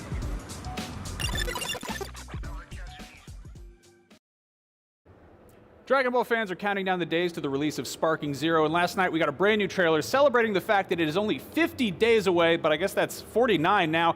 Here to answer some of our burning questions about Sparking Zero is the games producer Jun Furutani and Mark Karstens, who will be translating. Hi. Welcome. Thank you. People are really excited for this game. People are extremely hyped for it. The new trailer looks awesome. There's one specific shot that I want to call out that people have a lot of questions about. There's a bit where Mr. Satan, or Hercule, is running away from what appears to be Vegeta in his giant Uzuru ape form. How does that fit into the gameplay? Because I feel like the rest of the battles are pretty straightforward. It looks like a fight in Dragon Ball. We get it. This is kind of one-sided. Where just, I guess, some context, both in terms of maybe story or maybe gameplay. Yeah. まあ、ここに見えるように前のトレーラーでこういうサタンが悟空かベゲタのゴリラフォームから逃げてるところがあるんですけど、まあ、トレーラーの別の部分はまあファイトとかそういうのは分かるんですけど、これはちょっと何ですかって、まあ、ストーリーとかゲームプレイに関してこれはどうやってゲームのに入っていますかって。そうですね、これは普通に対戦のワンシーンを切り取った映像にはなっています。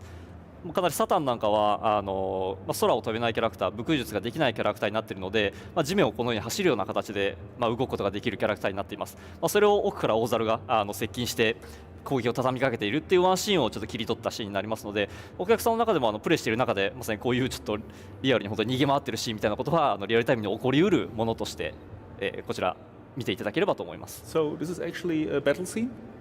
Because you know, you can play Mr. Saturn and Mr. Saturn can fly, so obviously, you know, if you're trying to get away from your opponent, then he has to run. And this is basically a character of Saturn running away from Vegeta, who's trying to attack him. I think running is probably a good solution in that scenario. The other thing that people have really latched onto is there's a brief glimpse of Goku wearing his Yardrat outfit, which I don't know. I think people are really excited about the prospect of character customization, different outfits. It's already a massive roster. Can you talk a little bit about sort of different outfits or accessories? もう一つのシーンはその悟空がヤトレットの服を着てるんですけど、大きいロスターなんですけど、そのロスターの中にやっぱりそういうカスタマイズがあるっていうのはファンが結構嬉しくて、そのコスチュームとかについてもうちょっと教えてもらえますか？そうですね、結構悟空のこの衣装とかってその原作のストーリーの中でもやっぱり出てきていた衣装だったりもするので、今回お客様の方でもこのような衣装の状態で戦っていただく、遊んでいただけるような形で実装させていただいています。まだお伝えできないキャラクターだったり、お伝えできない衣装とかあるんですけど、まだ他にも一部のキャラクターではこのように原作で登場した衣装で、遊んでいただけるようなものはございます。So basically, I mean, this is a scene from the story. This is an outfit that was in the story, and as we're trying to revive the story as much as possible, there will be multiple costumes for multiple characters. We cannot go too much into the details right now. We're sorry about that, but certain characters will have multiple costumes to choose from. Glad to hear it. That's very exciting. I know people, there's some iconic ones. I want the Piccolo in the Post Boy shirt when he's doing the driving test. Now, it's been a long time since the last Budokai Tenkaichi game. A lot has changed since then. A big thing is obviously the fighting game community, competitive esports. Can you talk a little bit about how sort of that change has influenced Sparking Zero? 前の舞踏会の時よりやっぱそのファイティングゲームのコミュニティが結構大きくなっていろんなトーナメントも出てるし e スポーツが盛んになったんですけど、そういう e スポーツの盛んの中新しいスパークゼロはどういうふうにそういうフィーチャーとかあるんですかと。そうですね、この作品で申しますと、その他の作品でいうドラゴンボールファイターズとかみたいにその e スポーツ的すごい競技性が高くて公平性が高いみたいな形ではなくて、どちらかというとドラゴンボールらしさ、ドラゴンボール的な体験をすごい楽しんでいただきたいなということを念頭に作っている作品になります。なのでキャラクターごとに全員が共通して同じ強さであるっていうのではなくて、原作で描かれていたようなその強いキャラクターはより強く、なかなか苦戦したキャラクターはちょっと苦戦を強いられるような、そういった形でキャラクターの強さっていうのは調整させていただいていますので、基本的にはそのようなドラゴンボールのキャラクターのまさにそのキャラクターになりきる体験というか、キャラクターが味わえるこの、より自分が強ければより強い体験、なかなか難しいキャラクターであれば難しい体験みたいなところを本当にキャラクターになりきって遊んでいただけたらなというふうには思っています。ちょっとプラスであるんですけど、ちょっと一旦ここまでで。So, first part of the answer. I mean, there are other Dragon Ball games where they have very good balancing that is important and for esports to have characters that are well balanced so that everybody has the same chance. But this game is more about enjoying being a character. So in this game, strong characters are stronger, and you can play very strong, and characters that are weaker in the story are also weaker, and you can enjoy gameplay where you struggle a little more and it's a little more challenging. So the focus is different. It's not really balancing and having a fair esports fight, but more about being the character and being in the story. いいですかね。でその上で一応キャラクターごとに、コストみたいなものが割り振られていまして、強いキャラは多くコストを消費して、弱いなかなか苦戦したようなキャラクターたちは少し少なめのコストになっていて、その一定のコストの上限の中で、チームを組んでいくっていうような遊び方をすることができて、そうすることで一定程度バランスを取った対戦ができるような形にしています。So on top of that, there's a point system or cost system for each character. So for example, strong characters have a higher cost, and not so strong characters has a lower cost. And as this is a team game, you can combine your team with stronger or weaker characters and have the same cost to balance the odds. Nice. Now, obviously, games have changed a lot since the last Budokai Tenkaichi. Can you talk a little bit about how Sparking Zero has kind of modernized the old experience? What will longtime players immediately find familiar, and what's something new that might surprise them just in terms of how it plays? 前のゲーム結構前に出たんだから、その時のファンが今の新しいスパーキングゼロをゲームする時には、これは昔のようだと考えるところとか、これは新しいなという考えるところが、そこら辺はどうですか？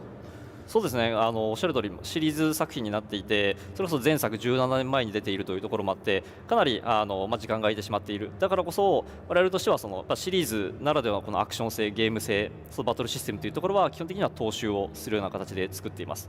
かなり昔遊んでいただいた武道会展開地3と近い操作感で遊んでいただけるようにすごいチューニングしていますし、基本的ななんでしょう、吹っ飛ばしてから追撃をするだとか、相手の攻撃をうまくカウンター、タイミングよくボタンを押してカウンターするだとか、そういった基本的なシステムはもうこれまで通り踏襲させていただいているというのは大前提やらせていただいています。これはやっぱりシリーズ正当進化というか、シリーズの作品であるということをやっぱりお客さんに分かっていただきたいというのでそうさせていただいていますし、そこに加えてさらに武道会展開シリーズならではというか、ドラゴンボールらしいアクションっていうのを楽しんでいただけるように、よりなんでしょう、リアルタイムの中で攻撃を食らいながらも反撃できる新しいリベンジカウンターというシステムを入れたりですとか、ちょっと中距離からでも一気に瞬間移動的に攻撃を仕掛けることのできるバニシングアサルトみたいなですね、新しいシステムもどんどん入れていくことで、よりドラゴンボールらしいアクションを自分の手で生み出せるような進化っていうのを今回遂げるような形で作らせていただいています。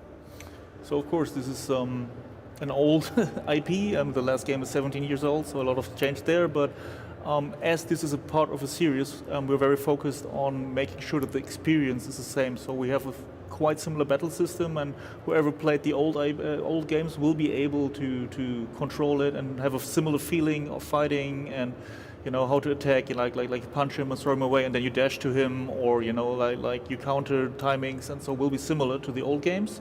But of course, we added a lot of new stuff to make it more Dragon Ball-y, let's say. So there are some real-time actions, like now while you're attacked, you can revenge counter. This is a new system. Or, you can like warp, or like it's Vanish Assault, we call it, like when you immediately teleport to the enemy and then can attack and stuff like that. So we increased things that we know from the Dragon Ball universe that weren't in the previous game, to make it more accessible and a better experience. Awesome. Well, I'm dying to find out more. Dragon Ball Sparking Zero is out October 11th on Xbox, PlayStation, and PC. Right now, though, there is lots more Gamescom Studio coming up live on IGN, so stick around.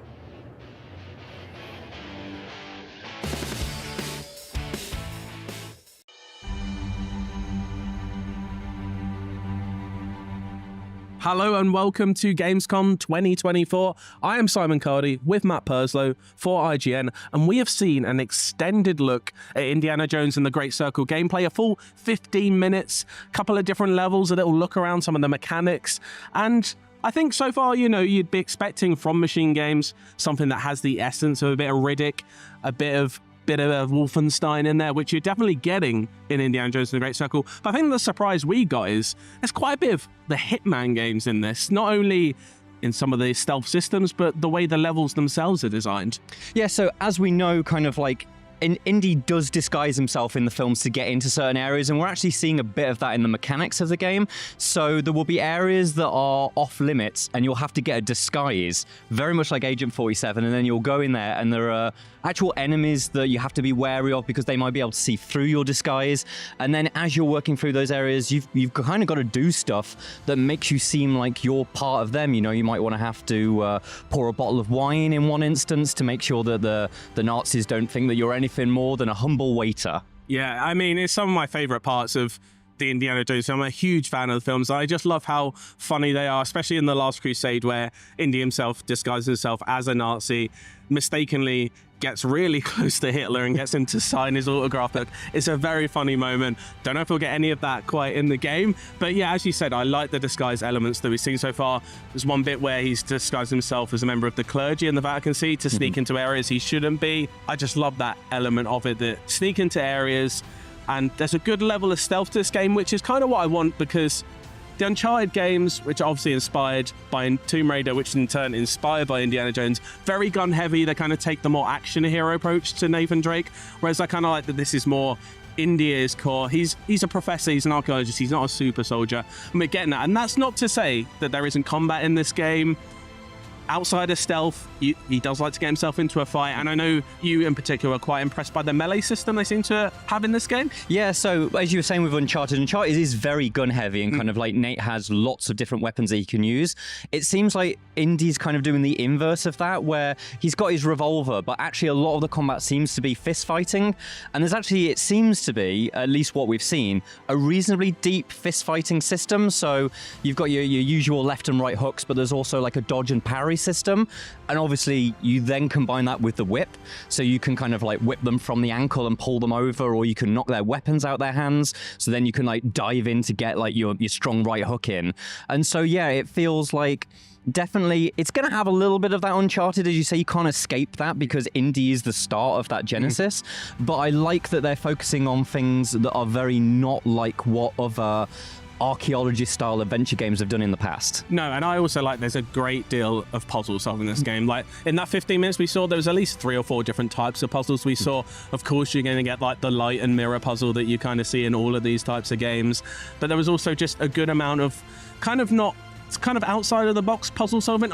We don't know to an extent how many different ways you can solve certain objectives in this game yet, but a key tool that Indy has is his journal and his camera. So he'll go around levels and take photographs of clues, and then that'll help him not only solve puzzles and work out ways of completing these levels, but also for everything you successfully take a photo of, you get things called adventure points, which you can then use to unlock perks. We've only seen one of those, I think, so far, but I know it was one that you are also a big fan of because it plays into the films in a very funny way. Yeah, so there is a perk called True Grit, and this is, if you've played Borderlands and you know what the second wind sort of ability in that game is, when you go down, it allows you to come back. It's a second life, essentially. But True Grit, the way it does it, it's perfect. He drops the hat, and then you pick the hat up and put it back on your head. Hopefully it plays the music sting, and then you get your second life and you get to carry on. I think that's just a perfect way of knowing what the tropes of those films are and finding a way to turn that into gameplay. I think that's super smart. I think they're doing a lot of things to play on your expectations and what you want to see from Indy, which is obviously going in, finding relics, like going into tombs, finding all these historical secrets, but also kind of subverting your expectations. Right at the end of the demo is a funny moment where they drop down into this tomb and you're expecting snakes, but it's actually scorpions. A fun little twist. I mean, he's not a fan of bugs either. That's more a Temple of Doom. A lot of bugs in Temple of Doom. You're expecting snakes. I'm sure there will be snakes in this game. We haven't played it yet. We don't know how it feels. I'm hopeful about it, but they really seem to have like cracked the essence of Indiana Jones. And it does and I say cliche, but kind of does feel like you're playing an unofficial, almost an official film of Indiana Jones. They've got it spot on. And that includes even Troy Baker's impersonation, which, you know, if you squint your ears, if you can do that, I don't know if that's the thing, isn't too far away from. I think he's got it pretty well. Yeah. One big question people have had since the start of reveal this game is first versus third person. 95% of the game is first person. I'm happy with that. That is what separates it from the likes of Uncharted and Tomb Raider, I think. Otherwise, it would be, to an extent, a bit of a copy of those games and the Hitman games. There are moments where it switches to third person. Some of those, I think, work well, like the climbing, that makes sense, this in third person, but then every whip swing you do for a second cuts to third person. That is a little jarring for me at the moment. I don't know about you. Yeah, I find the kind of there's almost a bit of Deus Ex. If you know the modern Deus Ex games have when you go into cover, it goes into third person, which feels like very natural for it. It feels like it works for the gameplay mechanics. It is obvious in this that when he does the whip crack to swing himself over a chasm, that they want to have that kind of cinematic element of Indy. But the moment is so small, it's a second, so you're going out into third person for a second and then back into first person. Whereas with the climbing, you've got a more extended period and it makes more sense of that. I hope that there's a toggle that I can switch that on and off, because quite honestly, I'd rather play the game mostly in first person. It is a game that is clearly built for first person. And I want to play most of the game that way. Especially because the details of some of these levels, it's a beautiful looking game, and I kind of, I think you can be immersed in third person games, but first person does give you that extra little boost to that, I think. And seeing some of these worlds and, holding the journal up in first person, it all feels very tangible, and I like when games feel tangible. And it's another way they're really encapsulating the feel of the films. I do want to touch on the comedy of it all as well, because I do think it's going to be that's what the Hitman side of Hitman is one of the funniest games you can play, because it allows you to do funny things. And I think even in the melee combat you see funny little slaps and stuff like that, which is very funny. And also the way you can just pick up weapons from around the world, there's a shovel on the floor, pick it up, hit someone with it once, and then that weapon will shatter. So you can't overly abuse that system, but it's fun little ways you can just pick up not anything in the world, but pick up little things and just use them kind of a little bit old Valve games would with their physics engine, just kind of making weapons from the world. And I know you saw a little bit of Valve design to it. We don't want to overhype how much design work's going into this, but there is a little bit of that in there, I think. Yeah, I think the kind of like the providing as many possibilities within a space as possible. They did talk about how there's a lot of linear sections, but then there's a lot of kind of like, I guess you call them wider linear sections, which is where you get to make more of your own choices on how you progress through the mission. And that's where, we're going back to the disguise system, you have disguises that work for particular story sections, but then it seems like you get to keep those disguises, and then if you find an area that would require a similar presence, you can switch back into that. And so that combined with the like these slightly more open, a bit like what Chronicles of Riddick had, where it's like, okay, you're in an area, but there's sort of 4 routes that you can see that might go through it, and then, oh, this one is, I can pick up this rolling pin and batter the Nazi with a rolling pin, but then I could maybe grab this guy's gun and fire a few rounds of that off. It's got a bit of that.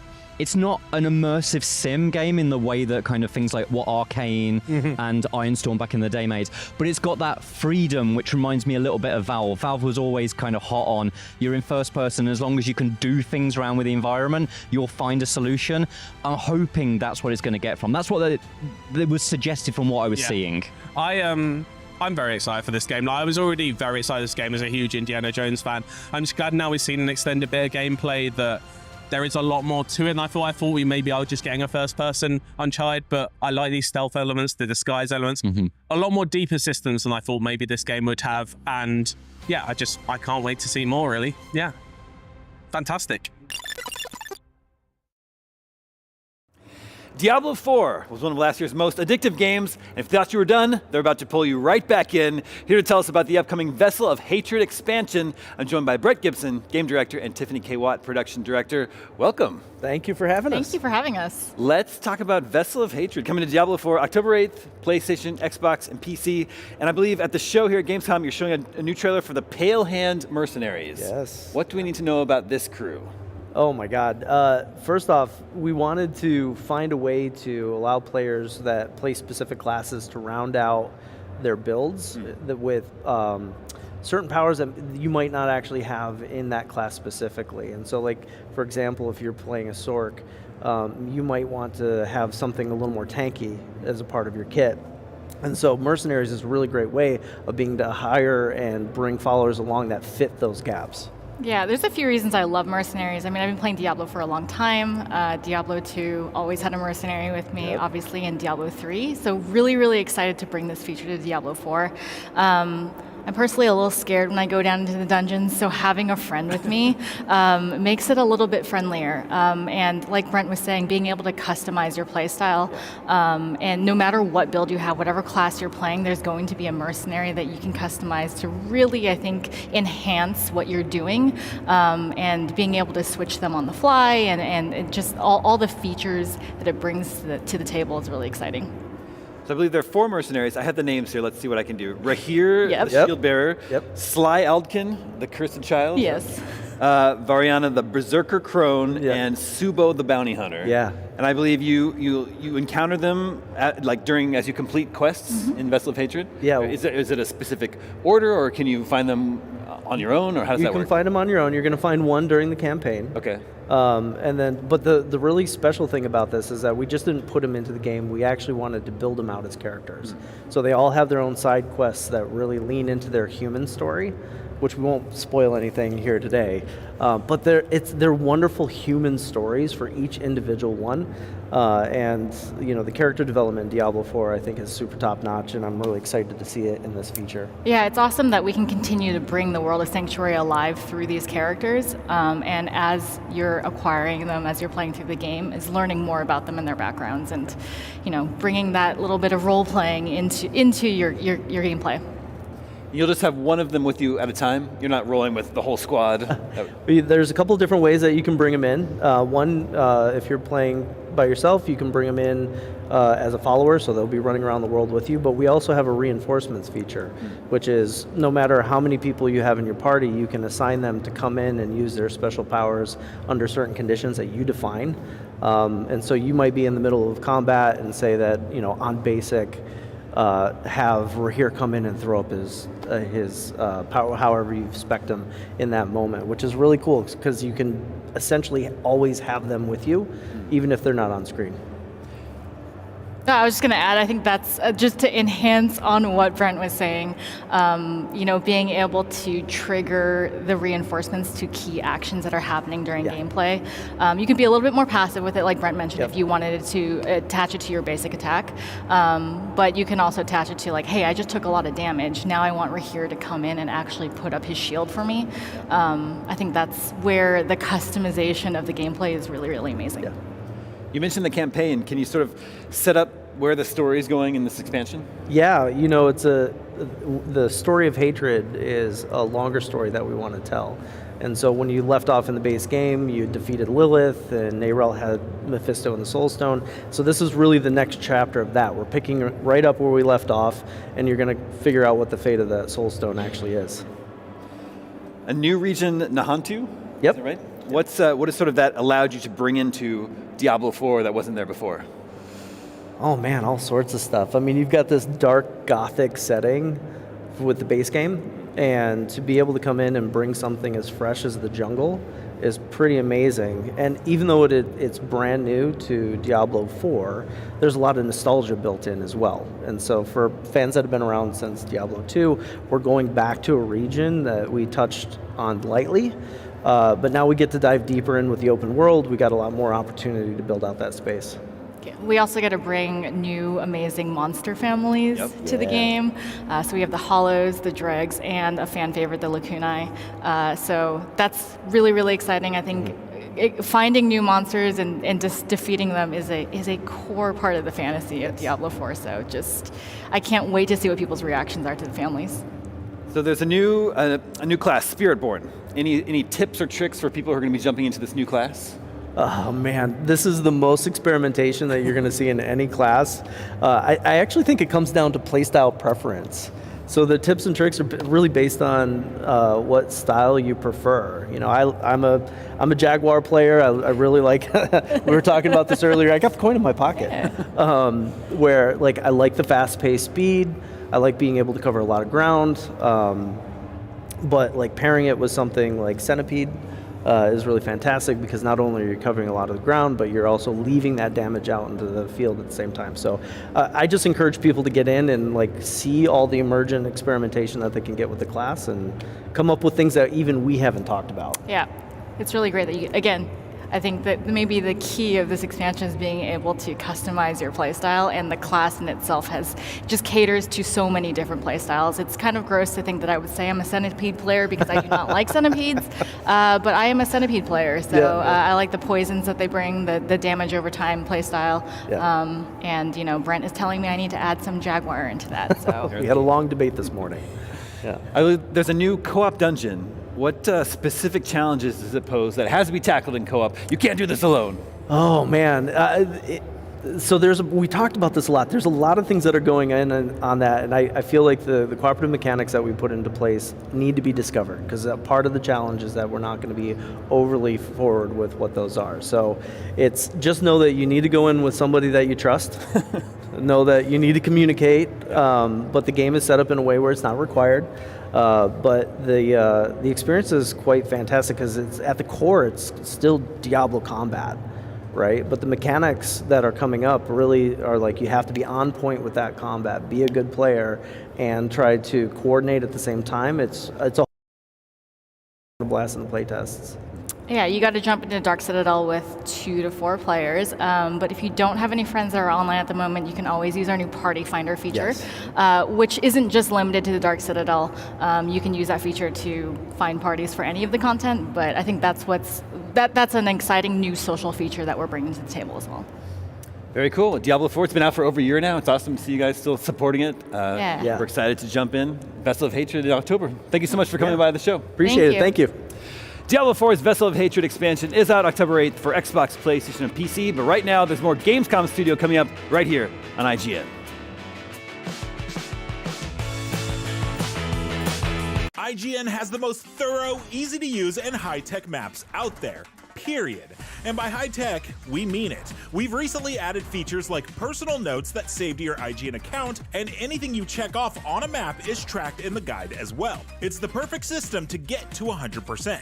IGN maps load faster with more markers than ever and are built for your phone as your constant companion to the biggest games. So start checking off markers for the game you are playing for free at IGN Maps today. IGN Store has it all. From clothes and collectibles to vinyl records, accessories, model kits, and action figures from the biggest and best franchises like The Legend of Zelda, Star Wars, Fallout, Dungeons & Dragons, and more. Whatever your pop culture passion, you're guaranteed to find something you love.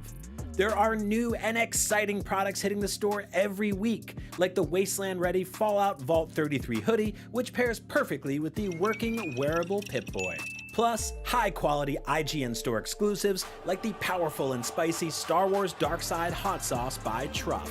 We've even got merchandise for you to rock while tuning in to the IGN shows and podcasts you love. Or cap off a long day by relaxing to the soundtracks of your favorite video games, like Cyberpunk and The Last of Us. And the best part? You don't even need to leave the house to go there. Just head to store.ign.com and start shopping today. The IGN Store.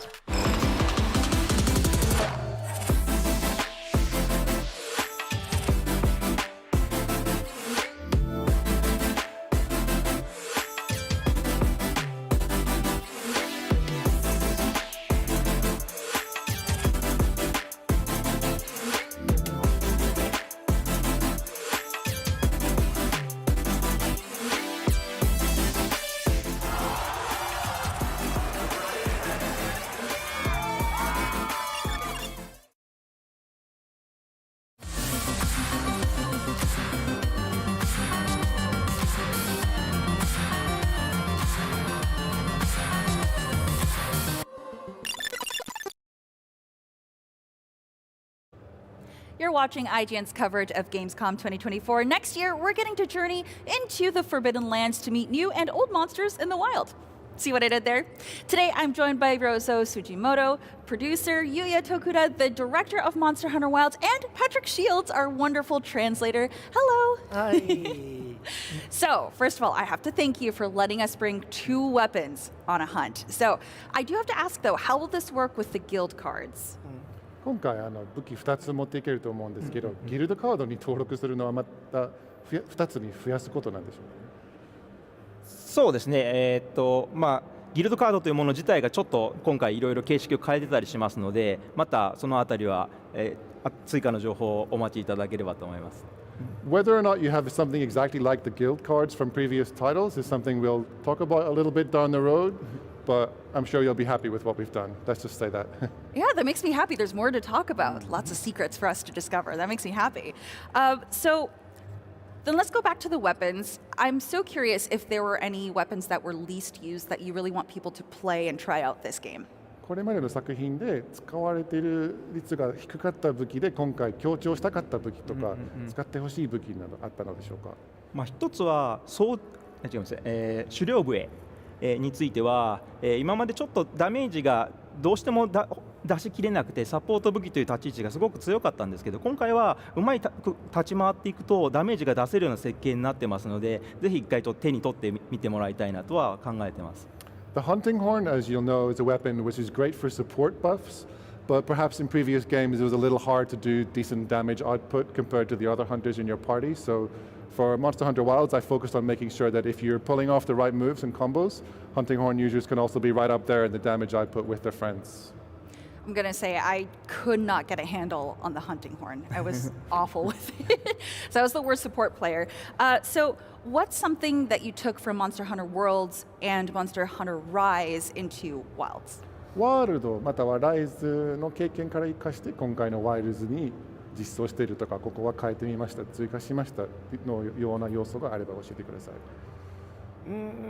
細かいところはあれですけど、これは正直ワールドワイルズに関わらず、今までの作ってきたモンスターハンターのやっぱり経験であったりとか、ノウハウであったりとかっていうのはすごくやっぱりこのワイルズでももちろん生きてるところもいっぱいありますし、それを踏まえて今回、入れたシステムであったりとかも仕様であったりとかってももちろんたくさんあります。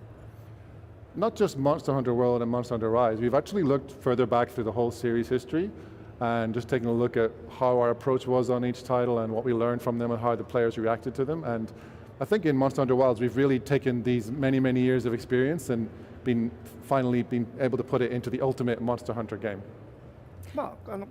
一つ言うと例えばセクレトとかっていうところで言うとやっぱり今まで結構、フィールドが広くなっていく分には、やっぱり、アクションの幅も広がって、ワクワクするっていいんですけどその分やっぱり迷いやすいとかっていう欠点があったりとか移動までに時間がかかったりとかっていう、欠点もあったんですけど、そういうのはセクレトがある程度オートで行きたいところまで行ってくれたりとかする手助けのサポートにもなるので、そこら辺は一つの例として今までの経験が生きている要素ではないかなとは思います。One example is that as the series has progressed, the maps have gotten bigger and bigger, and that has meant it's been easier to get lost on your way to finding the monster. So bearing that in mind, we've added the new Sacred mount, which you're able to not only get on and move faster, but it can also automatically run you towards the monster and then get you straight there in one piece. So that's one of the things we've learned from past player feedback that we've tried to improve in the new title. That's amazing. So I can go get a drink of water and just have my mount be progressing me towards that. So with Sacred, actually, I'm curious. I know we were able to sharpen our weapons on it, but are we also allowed to do some combat, especially for a bow user? セクレトに乗りながら研ぎ石使えたりすると思うんですけど、アタックもできるんですか？特に、弓などのユーザーは有利そうですけど。そうですね、全ての武器がセクレトに乗った状態から攻撃することができます。ただ攻撃の種類自体は限られていますので、本当に時間的な効率っていうのを求めるならばやはり地上に降りていただいてアクションしていただく形が望ましくはあります。All 14 weapons support attacking while mounted on the Sacred, not just the ranged weapons. That said, I'd call it an option that's added for when you have a chance to attack the monster on your Sacred, but in terms of, DPS as it were, I'd recommend getting off the Sacred and getting into the battle proper, but it's there if you want to use it, and there's a limited number of actions you can use. Okay, that's actually amazing. I mean, I'll take the tips from the pro, so I won't just ride them out and be scared. So we do see that monsters are going to be able to kind of form a herd and attack you. This sounds terrifying. Why did you decide to implement this into this game? モンスターが群れて攻撃してくるようなシーンがあったんですけど、個人的にはすごく怖いと言いますか、なぜこういう要素を入れようと思ったんですか？今回人間も含めたモンスターハンターの世界というのを描こうと思ってまして、そのためには少しその人間に対しても攻撃的だったり怖い部分っていうのもモンスターにはありますので、そういうところを強調するためには群れみたいな表現っていうのが、今回の技術を生かした形として望ましいなと思ったので今回採用しています。 We're always trying to depict a realistic ecosystem, and that means not just how the monsters or creatures in the environment behave, but how they react to people. And just as in the real world, some creatures will form packs or herds, and they might be aggressive towards humans who come towards them, or they might be scared of them and run away in a herd. So given that the technology now allows us to display so many more monsters on screen at the same time, it seemed like the perfect opportunity to implement this feature. So if we give the monsters some food, is that something that could possibly make them, we could befriend them? 群れのモンスターに餌を与えて友達になったりすることは分離合いはできるんですか？毒の肉を食べさせることはできます。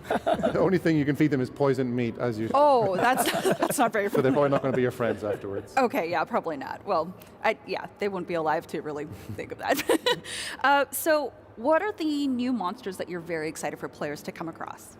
今回、新モンスターについてこのモンスターはユーザーに注目してほしいというものは限られている中からと思うんですけど、まだ本当に一部しか公開してませんので、これから先出ていくモンスターは本当にさらに魅力的なものがたくさんありますが、昨日の PV でもたくさん流れてきた、レダウという砂原での一番頂点に立っているモンスターは非常にビジュアル的にも、かっこよくてですね、しかるべき強さも秘めてますので、今回試作のデモ版でもプレイいただける形になってますので、なんか見ていただけたら嬉しいなとは思ってます。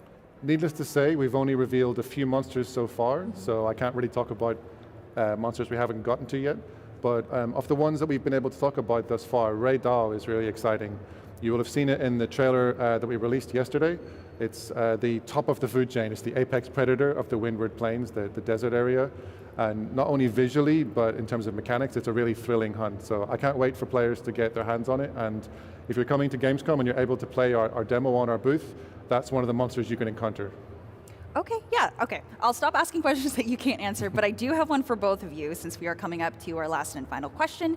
I want it to be a little bit fun.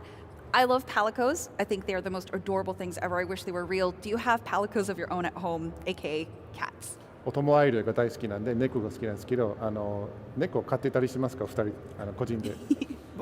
僕は犬です。僕はトカゲです。Tsujimura-san has got a dog at home, and Tokura-san has actually got pet lizards.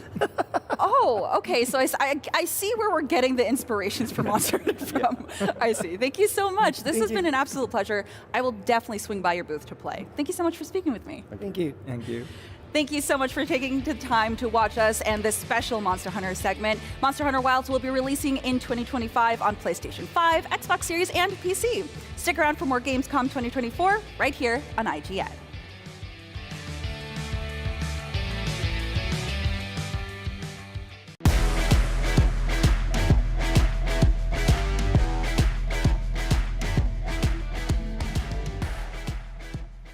Copa City is a football tycoon game where you transform an entire city to get it prepped to host world-class football events.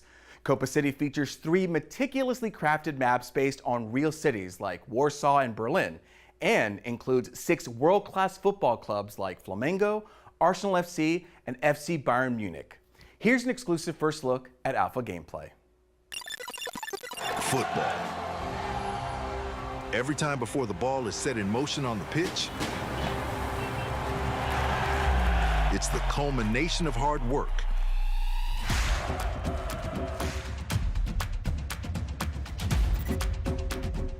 To captivate the fans, to ensure everyone's safety, to meet every need,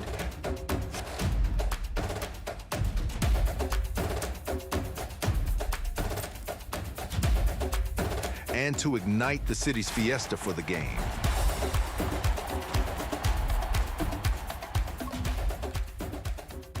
Sometimes it requires making tough decisions with lasting consequences.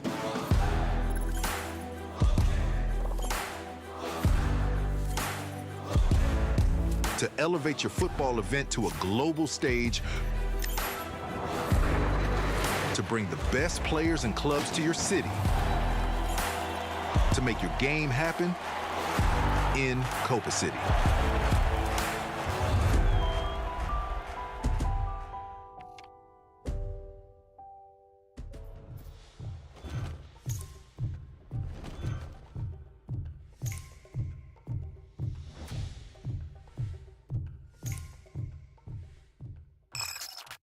The average Cinefix movie list features nearly 100 different films and approximately 25 minutes worth of wall-to-wall deep dive analysis. To simulate that pace for this 30-second ad, we're featuring 26 different films, and before you say it, no, that math does not check out. We're not math people, we're movie people. We can't even count down from 10 without ending up at, like, 96. Subscribe to IGN Movies and TV for more Cinefix movie lists. Bad at math, great at movies. IGN Playlist is the best way to track your game collection. Now you can even import your entire Steam library to Playlist, making it easier than ever to review games, show off your collection to the world, and finally chip away at that massive backlog you keep meaning to get to. IGN Playlist, check it out. Want the ultimate IGN experience? Check out IGN Plus. Members get exclusive deals and giveaways, ad-free browsing, unlimited tracking on IGN Maps, discounts at the IGN store and with IGN partners, and best of all, free games. Get 30 days of IGN Plus for just $1. Head to plus.ign.com. IGN has the most thorough, easy-to-use, and high-tech maps out there. IGN Maps load faster with more markers than ever and are built for your phone as your constant companion to the biggest games. So start checking off markers for the game you are playing today. Can't find that final collectible you're missing? IGN strategy guides and interactive maps are here to help. IGN guides are trusted by millions, easy to use, and best of all, free. You can even track your progress with interactive checklists so you know you reached that 100% completion. IGN has the very best, most complete, and accurate guides. Every guide is tested and verified for you by experts. Just search for IGN when you search for guides.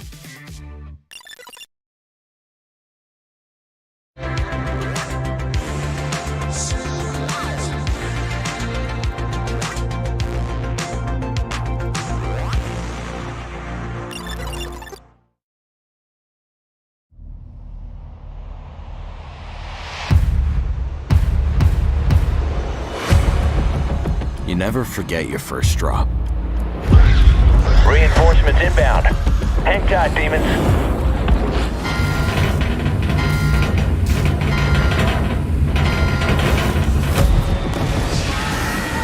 From the moment those doors open up,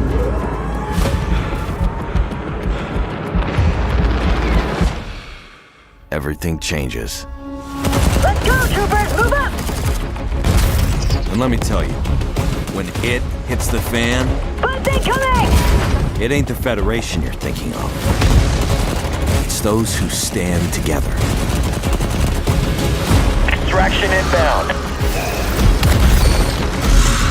Those who fall.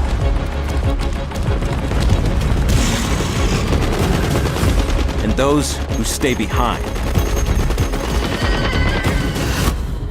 So we can fight another day. Get to the dropship, troopers!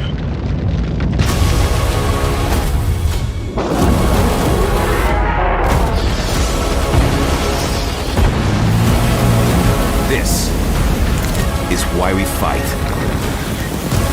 You know what to do. Extraction complete. Third wave ready, Command.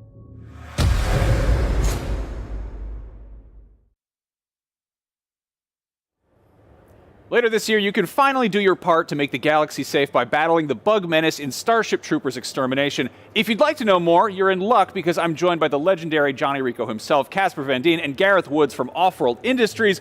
Welcome, gentlemen. Thanks for coming by. I see you brought some backup here. Some friends of ours. Yeah, I always travel with them. I love it. It's. I feel incredibly safe. This is wonderful. Now we also brought something very cool, which is a brand new trailer. We just got to look at that. I was thinking we could maybe just throw it on again and maybe pause periodically, pull out some details, call out some cool stuff in there. So, yeah, let's take a look. All right. So here, these are Starship Troopers. Is that correct? Yep. These are these people, right here. There's a drop ship coming out of here. I love the face mask that they've added in Starship Troopers Extermination. We didn't have that in the original, but we had coming out like this. That's a plasma bug, right? Yeah. Let's kind of talk about that. There's some new bugs in the game. Yeah, we wanted to show off some of the bugs that I guess people have seen already in the early access. But I think the big reveal was obviously the tanker bug, which I suppose we've teased. People knew it was coming. It's in the movie, and that's always been a thing we've tried to push throughout development of the game, is that you're going to get to live action role play the movie. And so if it's in the movie, we want to put it in the game. And so the tanker bug reveal was obviously a big one. That was tigers we've seen before. The tiger bugs are huge. But obviously the big reveal now when the tanker bug unearths from the ground, the music's at a great crescendo. You really start getting the goose flesh. And obviously part of extermination is extracting safely. But sometimes someone has to stand behind and defend the base. Oh boy. And with the nuke, which obviously very impressive. Good way of handling that. 100%. Is that the Watkins trigger? Yeah. Well, yeah, it is, but with a nuke attached to it. Yeah, with the nuke. Yeah. Well, he held the nuke. That was the Watkins thing. He held his, when I said to him, what are you trying to do? Kill? And he goes, I'm just trying to kill some bugs. That's Seth Gilliam, who was in The Walking Dead. They named it after him. These people Offworld is so incredible. They take the time to look at all the details, and they would add these little things that people would know that watch the movie. Yeah. Or go back and watch it. Basically kind of cram in as many Easter eggs as possible for the fan service. I was overwhelmed with them. Casper, I think you were saying this back at IGN Live, but you recorded more lines for this game than for like all the movies. Is that? I did. That's wild. It was so much fun. We were in there, and they'd throw something else at me, and then I'd go, "Hey, what if we did this?" So we played when we were in there, and that was so fun for me to have people they're like, "Oh, I got an idea," and they go, "Casper, that was great, but why don't you try this?" And then I'd be like, "Oh my God, that's even better." And then I'd throw something else, and I'm like, "Oh no, that was perfect." So we had so many different things that we added. So there were so many levels, but they already come up with the dialogue. It was so incredible. It reminded me of just like what Ed Neumeyer wrote, who wrote Starship Troopers. And you're sort of playing like the general. You're like just commanding everybody, you're bossing everybody around, and then the actual. You get your orders, and the narrative is delivered through Casper and other voice actors. But essentially, you play a trooper, and you've got your NPC kind of characters that join you. They've all got their own backstories. They've got their own kind of personalities. And you essentially go through these series of missions for what is Chapter 1, which will be available at launch. We are then periodically throughout the ongoing live service going to be delivering more chapters. Chapter 2 has already been recorded with Casper, but we'll be able to continue the story through more free DLC that comes out later. Cool, and it's also like 16-player co-op. No, that is a single player, single but player 4-player version. squad. Okay. Gotcha, Essentially, gotcha. you're an elite special operations group that are, Casper, the general, has kind of commanded you and cherry-picked you as the best of the best to go out and deliver these special missions. Cool. Now, so this has also been in early access for quite a while. Yeah, since May of last year. Yeah, which is awesome, and obviously, like you've got some extremely active Starship Troopers fans around. Some of them just hanging out on stage with us. What's some of the feedback you've gotten from early access, and what's the community brought to the table? Yeah, I think people have really appreciated our obvious love of the franchise and wanting to put as much of what you see in the movie into the game. I think the particularly unique selling points of the game have obviously been the 16-player element. I think horde shooters, it's a super popular genre, but no one's doing that kind of 16-player element. I think other games always treat you as the hero. You very much can make a difference by yourself, but with 16 players, you have to team up, you have to work together, and so the unique roles that you play in that squad, and taken from our studio's experience with Squad, our other game, which is a 100-player game, we've really tried to elevate that element of teamwork and coordination. Yeah, it's a lot of fun. What they do is they even benefit. You get perks if you help other people, if you're trying to help other troopers out. I mean, they've been very thoughtful in this, and it's incredible. I go out and I play all the time. Yeah, you've been streaming the game yourself, I've been streaming it and also just going out and steaming it by myself, just going out, and I go as General J. Rico, and people are like, "Wait a minute, you sound like the guy from the movie," and I go, "I am," and they're like, "No way!" Yeah, great for random players to just. I recognize that voice from somewhere. Yeah, that's so cool. Yeah. Now, Casper, I got to ask, there's a lot of bugs in the game. Do you have a particular favorite in the game, or just the general Starship Troopers? Of course, I love killing the warrior bugs. I love that new Tiger Warrior bug, and the tanker bug has always been my nemesis. So that's been my thing. So I am so excited that this has been revealed. I've been wanting to talk about it. I've been wanting to see it, and I've been wanting to play it. And you can get on top of this bug, and you can blow it up. You do the grenade thing? Yeah, you can climb on it. Yeah, that's shoot it. It's weak point. Yeah, and more than one person can. Yeah. But I also love that they have carnage, so that the bugs start piling up here and they don't disappear. You have to deal with the carnage as it comes. It's incredible. So the bugs pile up and they can crawl over and get in, but you can also crawl up on them. You can blow them up. You can go through them. I mean, it's incredible. And you go away and you come back. All those bodies are still there. They don't disappear when you kill them. That is disgusting. That's just awful. I love it. I'm very into it. I guess I'm just sort of. Can you give us an idea where we're at with the single player story? Like, what's at stake? Where does this fall in the general canon? Can you? Yeah, I mean, I don't want to reveal too much because obviously it is a narrative and kind of spoiler territory if I give too much. But essentially, General Rico, who's now a general again, and he's got a kind of antagonistic relationship with the rest of command. But essentially, he's picked you and your fellow troopers to kind of deliver some secret, not so secret missions that. I feel like I'm walking to spoiler territory. You do this so that you can move up in the game. It also gives you. It's incredible. I haven't seen it yet. I've only done the voice for it. I've heard what they've said. I'm gonna go take a look at it today. Yeah, but it's important to allow people to have their troopers experience by themselves if they want. But also, I think for a lot of people to get them ready for multiplayer, which can be intimidating. Mm-hmm. I think for a lot of people, they want to play the single player. They want to feel like they can do their part and not, be the sore thumb that sticks out. Do their part. I see what you did there. Yeah, you like that. I see what You're picking up what I'm dropping down. Yeah. How chaotic does it get when you've got 16 people just running around? Is it just I think that's the thing when you first start. It is literally like herding cats kind of thing. But towards the end, I mean, especially when you get to the higher difficulties, everyone kind of knows what to do. They know their part. They know the engineers, whatever role you're doing, everyone knows what the your medics part. do, the snipers do, what the engineers do. Yeah, we were just talking about this because I've been playing. I've been going out just playing, and I'm like a newbie again. So I'm like totally a noob, which is incredible because I was an OG in the old days, but now I'm a noob again. But I've been playing, and when I'm playing, sometimes you get, you have to have your medic, you have to have engineers, you have to have a ranger, you have to have a sniper, you have to have all the different people. If you get a whole team together and they all work together, cohesiveness, you can be successful. I had an incredible game I played with all these random people, and we were just playing. Like, I can't believe you're here. And I just went in with these people that knew what they were doing. The engineers built an incredible base. They had all these things. You get all the material you need to get to build and get your weapons and get everything up. And then you go out and you kill the bugs, the hordes come, you kill them, and then you have to get extracted. It's incredible. Victory. I love it. Everybody's got to do their part. Gentlemen, thank you so much for coming by. Thanks for having us again. Thank you for just providing backup. I love it.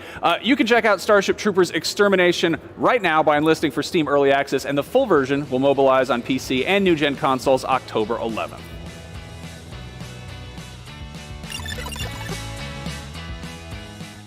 Want the ultimate IGN experience? Check out IGN Plus. Members get exclusive deals and giveaways, ad-free browsing, unlimited tracking on IGN maps, discounts at the IGN store and with IGN partners, and best of all, free games. Get 30 days of IGN Plus for just $1. Head to plus.ign.com. IGN Playlist is the best way to track your game collection. Now you can even import your entire Steam library to Playlist, making it easier than ever to review games, show off your collection to the world, and finally chip away at that massive backlog you keep meaning to get to. IGN Playlist, check it out. IGN Store has it all.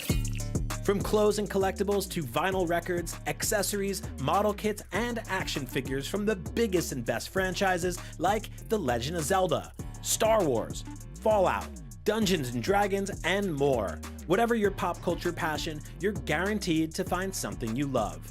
There are new and exciting products hitting the store every week, like the Wasteland-ready Fallout Vault 33 hoodie, which pairs perfectly with the working wearable Pip-Boy. Plus, high-quality IGN Store exclusives like the powerful and spicy Star Wars Darkside Hot Sauce by Truff.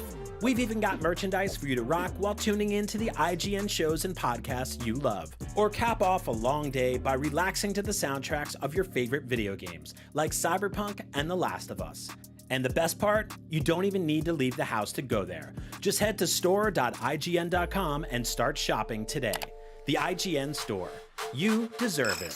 IGN has the most thorough, easy-to-use, and high-tech maps out there. IGN maps load faster with more markers than ever and are built for your phone as your constant companion to the biggest games. So start checking off markers for the game you are playing today.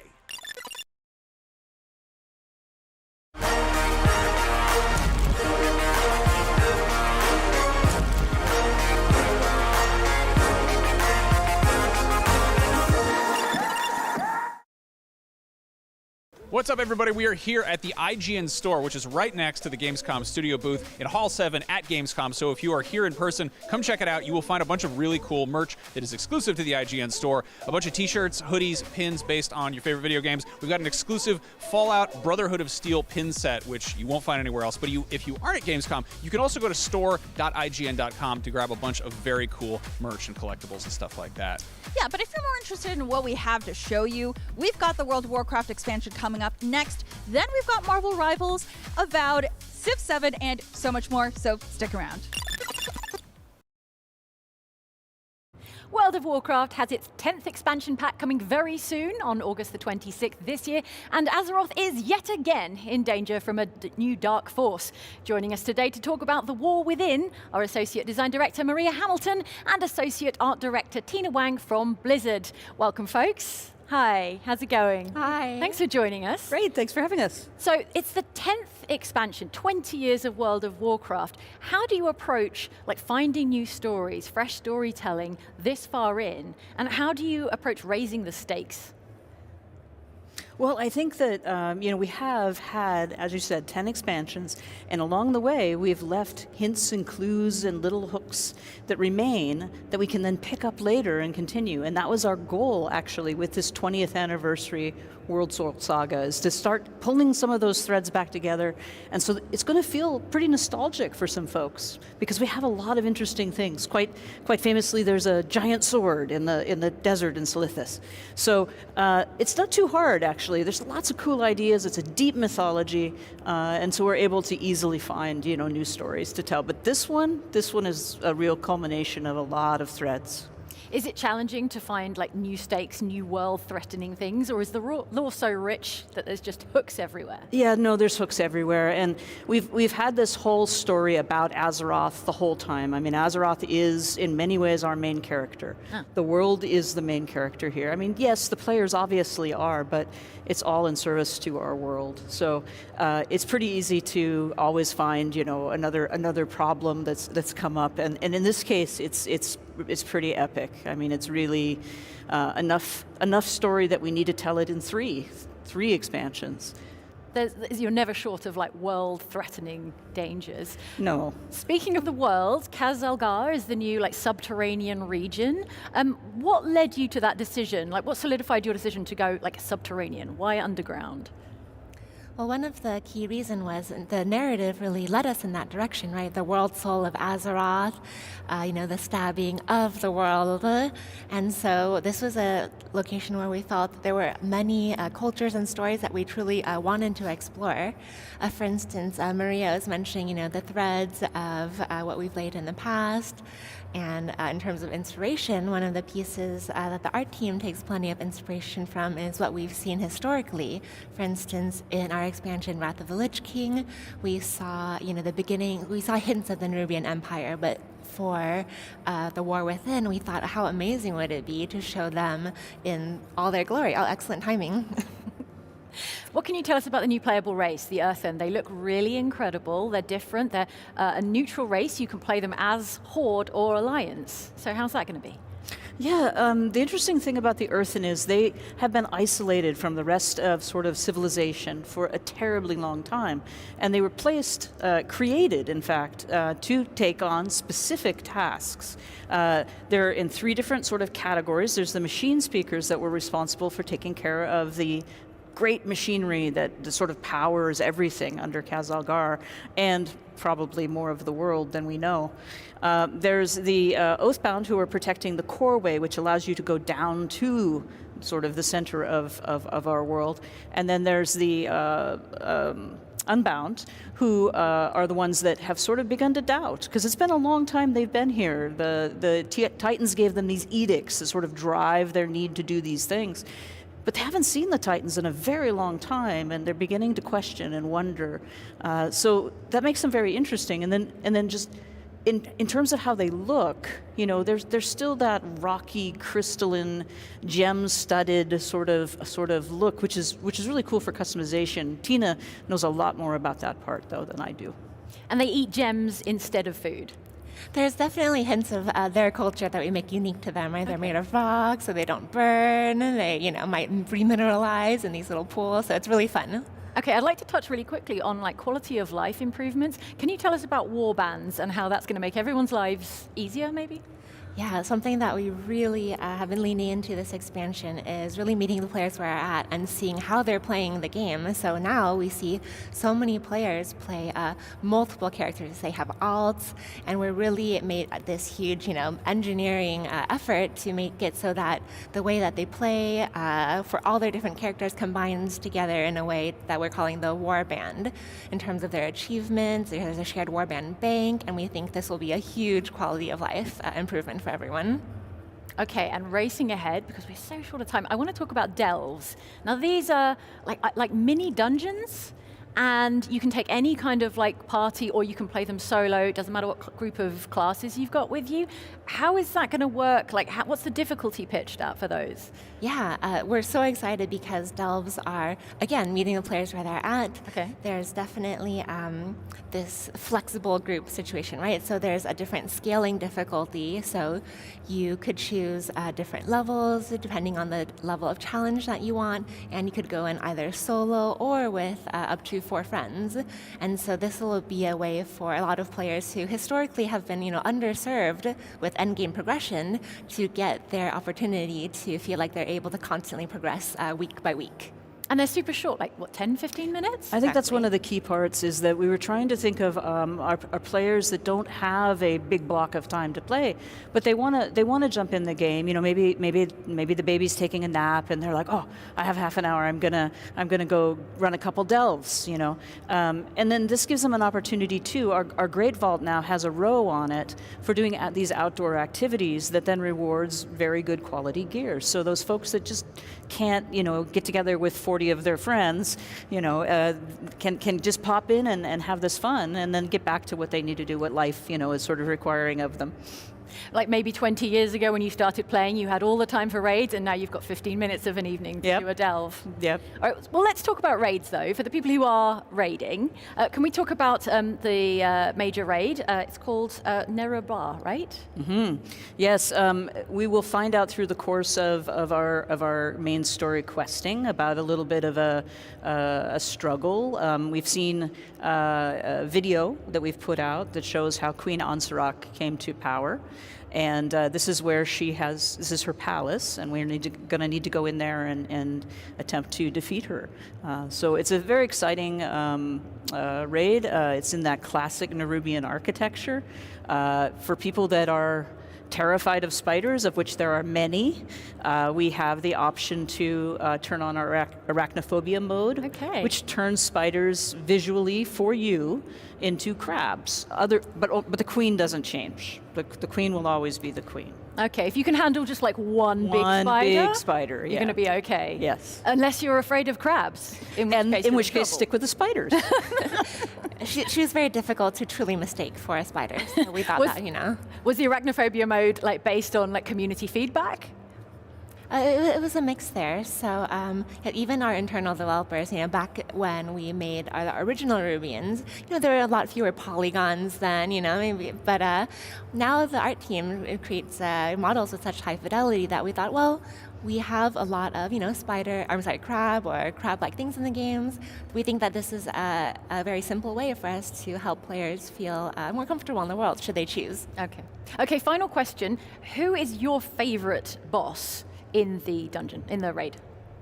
Ooh, okay, so the queen is pretty awesome, but there is this one Nerubian flyer boss who I really like him because he also shows up in one of our dungeons, but you don't really defeat him, but then in the raid he shows back up. So there's that continuity there. Yeah, yes, exactly. And there's these awesome platforms, so there's some really cool stuff going on in that fight. All right, Maria, do you have a favorite? I love Queen Ansarak. I think it is the most amazing fight. I'm really looking forward to having people get in there and get going, and just can't wait to see how that plays out. Amazing, thank you so much. Thank you. All right, World of Warcraft, The War Within is out August 26th for PC and Mac. That's less than a week away, but if you need something to help pass the time until then, don't worry, there's lots more Gamescom Studio coming up right here on IGN, so stick around.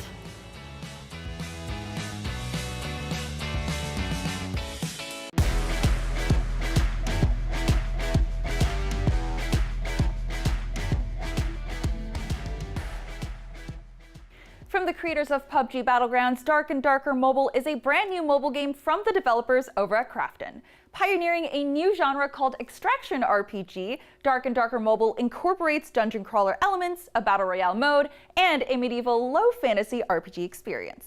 If that sounds right up your alley, well, then you're in luck. Dark and Darker Mobile global registration is available now and is playable not just on iOS and Android mobile devices, but also on PC via Google Play Games. Check out a sneak preview of the game in this brand new teaser trailer.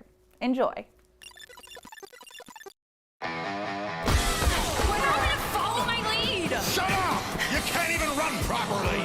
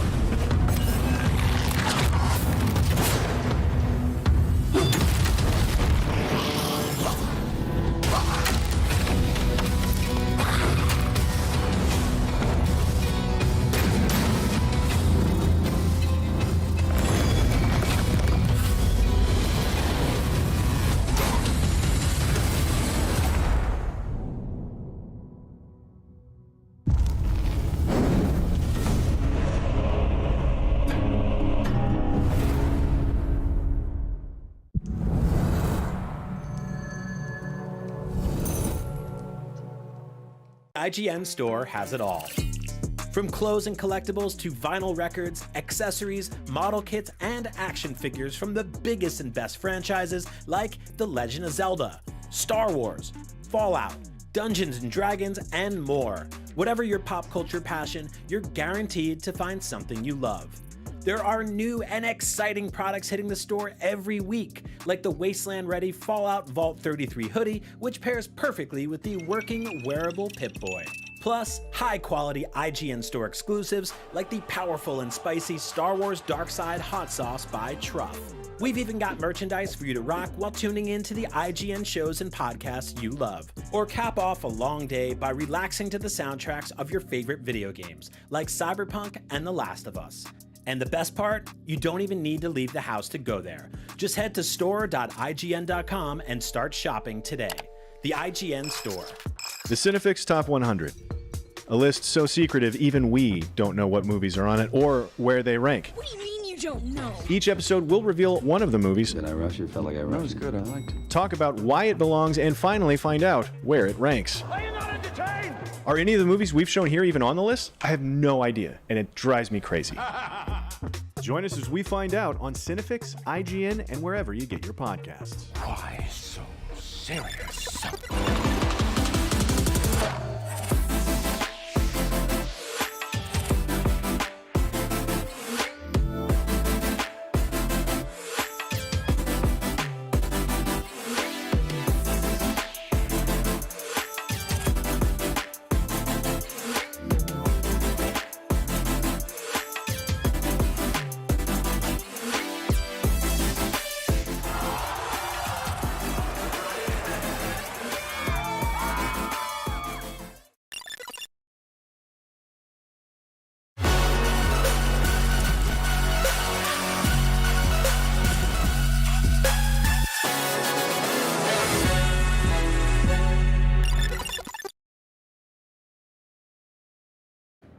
Superheroes are supposed to fight supervillains, but as anyone who reads comics can tell you, a lot of the time they also fight each other. So it was a matter of time before we got a superhero shooter that pits iconic heroes against each other. Here to tell us about Marvel rivals, we've got Zhiyong Feng, Danny Ku from Marvel Games, and Liu Dingchen, who will be translating. Hello. Hi. Hello. How are you? Good. So we saw another two characters being introduced that I know a lot of people are really excited for. We've got Captain America and the Winter Soldier. Can you tell us how they'll play, what their kit looks like? Wanna go? OK，美国队长呢，我们在设计的时候呢，首先就是会考虑他就是 I can do this all day。那基于此呢，我们去设计了他很高的一个机动能力，方便他在敌人的战场和队友的战场中间就是来回穿梭，again and again。然后其次呢，我们围绕着它的盾牌展开了丰富的一个设计。然后比如说，它可以去反弹钢铁侠的大招、格鲁特的大招，这些非常有意思的一些点。然后最后呢，就是他的大招会展现他的一个领导气概，去带领他的队友去冲向敌人，然后赢得这一场的游戏。All right. So basically, when we're talking about Captain American, we have the core concept of I can do this all day. So we give the Captain America very high mobility, so he can run into the battlefield and then come back for to his ally for more supplement. And for the design of his shield, he can reflect projectiles or even the ultimate from Iron Man. Yeah, that is awesome. And also, and also in Captain America's ultimate can show his leadership that to charge with the entire team to the battlefield. Oh, okay. Yeah, so then that brings me to the question of how will the synergies work with the team-ups with Captain America? I'm assuming Captain America and Winter Soldier will have a team-up. No, they're actually rivals in this game. So, okay, never mind. As you can see at the trailer, Captain America say, "Hey, Bucky, stop it." And he's like, no. Right? Hence, they don't have a team-up. But Captain America going to have a synergy with Thor. Thor blasts his electrical property on Captain America's shield, and where he can electrify his attack, basically. Okay. And then for Winter Soldier, he does have a team up with Rocket. So Rocket will supply him infinite ammo for a short duration of time, and he can do whatever he needs to do on the battlefield. Wow, yeah, okay, that's amazing. I love that they're divided. People are gonna love that. Oh, yeah. So with new players and new characters, I wanted to ask, since the release is this year, when new characters do come out in each season, will players have to purchase those characters, or will they be released for free? So we announced that all heroes are unlocked from the beginning. So it's free, just jump in, pick your favorite heroes and play, and that goes beyond as well. Yeah. So if new heroes get added, you just play from the get-go. Okay, wow, yeah, so with the Battle Pass system, I think a lot of people are curious because it did change a little bit from the beta. Can you go into detail as to how the structure is going to look? Will there be dailies and repeatables that will give you XP? We did some testing during alpha, beta, and there's some response, positive response on the Battle Pass, and I think we're going to expand that to allow more activities for the players. Please look forward to it. We will show a roadmap as we go closer to the launch date. Yeah, so speaking of feedback from the beta, what was the biggest piece of feedback you got from the players? Because we did see that balancing was kind of an issue, especially with the season bonuses that some players could get, like Venom getting 150 health. So what was the biggest piece of feedback that will be implemented for launch? So actually, the biggest piece of feedback coming out from beta is when is the next beta? That's the actual biggest one. As to game balancing in the nature of game development, we work with the community to kind of listen, like what they think is overpowered, what they think is underpowered, and we'll take that, working with the design team to kind of figure out via data and maintaining the fun, but balancing the game for the players. So we make this game for the players, and they tell us what they want to play. Yeah, so you make it for the players, but I feel like also, if you have a favorite superhero, you kind of make it for yourself, right? So is your favorite heroine in this game, and if not, who's your favorite hero and who do you want to put into the game? Really? 对于我们来说，我们所有的英雄，我们每一个人都非常的热爱。对于开发者团队来讲，因为我们就是需要确保每一个英雄他都是足够独特且有意思的，这样子玩家在游玩这个英雄的时候，才能觉得我真正在扮演这个英雄。所以说，对我们来讲，也许私下玩的时候会有一些特别喜欢的英雄，但是你如果问我 What's my favorite? I'm going to tell you everyone. Oh. Yeah.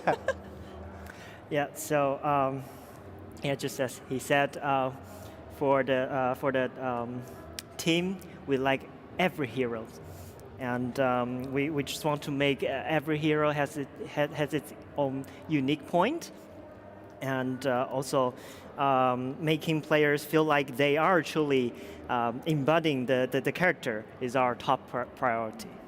Yeah, at Marvel, we work with the NetEase Games team very closely. So about 70 to 75% of all those greatest hit of heroes that you might know from the movies, the TV shows, or the comics. And we throw some curveball in it for like 20% of them, and deep cut from over 85 years of Marvel history that we can pick from. But which one's your favorite here? My favorite's already in there. Oh, really? I co-created Luna Snow for Marvel back in 2019. So.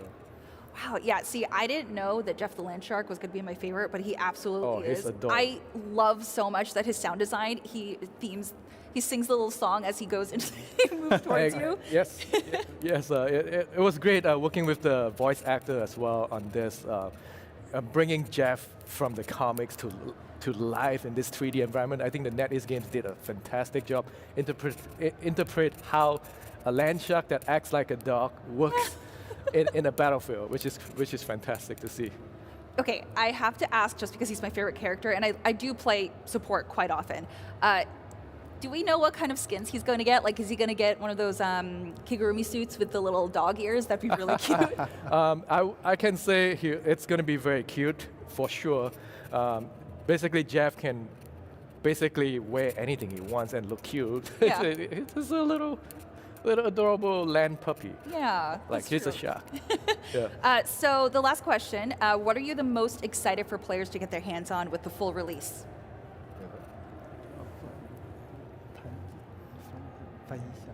翻译啊，对，是你期待那个玩家们在上线的时候会看什么？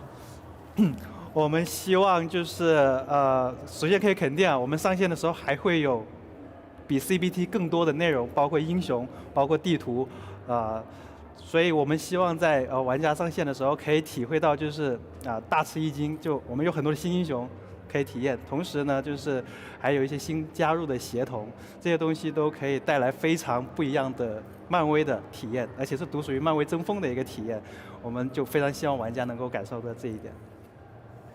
Okay, so when a game released, there will be more new heroes and maps, and we will definitely surprise the players, and there will be more team-up skills.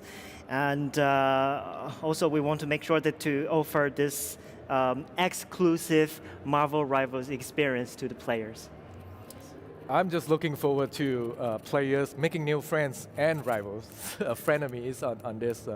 We have a very strong community, and they make new friends every day through playing these games, and I look forward to that. I was going to say, a lot of my friends that I played with, we are now enemies. So there's that whole experience. But thank you so much for adding Jeff the Landshark, my favorite character. Thank you. Now, Jeff the Landshark and everyone else will be releasing December 6th on PlayStation, Xbox, and PC, so you really don't have to wait long. We've got more Gamescom coverage coming up right here at IGN.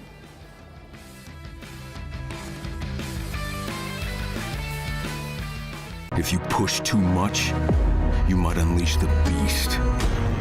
Hello and welcome to IGN here at Gamescom. Matt and I have just seen a hands-off demo of Dying Light The Beast, which was recently revealed at ONL last night. Now, we got about, 30 minutes of game time? Yeah. Didn't see a whole lot, but I guess the first thing that they mentioned was it was originally a DLC pack for Dying Light 2. Yeah, so much so that actually if you own the Dying Light 2 Ultimate Edition, this game is going to be free for you. So it was going to be a DLC, and then they had like a massive leak, which meant that all the narrative kind of got spoilt for a lot of people. So they were like, what we're going to do is we're going to completely change what this is. We're going to go back to the start, and we're going to make a whole new DLC that then turned into a standalone game.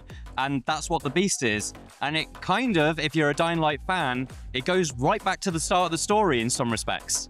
Yeah, so it's a return of the original protagonist, but he's been held captive by the Baron for the last 10 years, but he's escaped. But he is now the Beast. That means he's got superpowers, which we'll touch on a little bit later.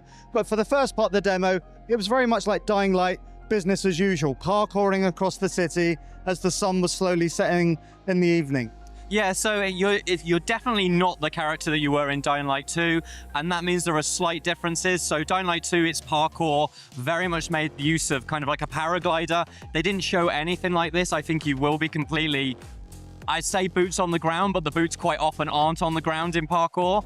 But also when kind of like it came to night, there was no suggestion that you're infected and you can only stay out at night for a certain amount of time. There was no immunity meter. So I think at night, it's kind of like, just do as much as you want. Just make sure you don't get spotted, because as is the typical thing for Dying Light, when the lights go out, everything gets much harder. Yeah, so we got a glimpse of one of the sort of superpowers that you have, and it's almost like, I guess, X-ray. So if you sit still, crouch down, you can see where the enemies are moving around, and that means like when you've got some of the really bad freaks that you want to avoid, it makes it a lot easier. But then one of the things that you very quickly did, you find solace in the safe houses that are dotted around the map. Obviously, it's an open world game, so you got to go and find those. And there were some simple puzzles to kind of get that up and running.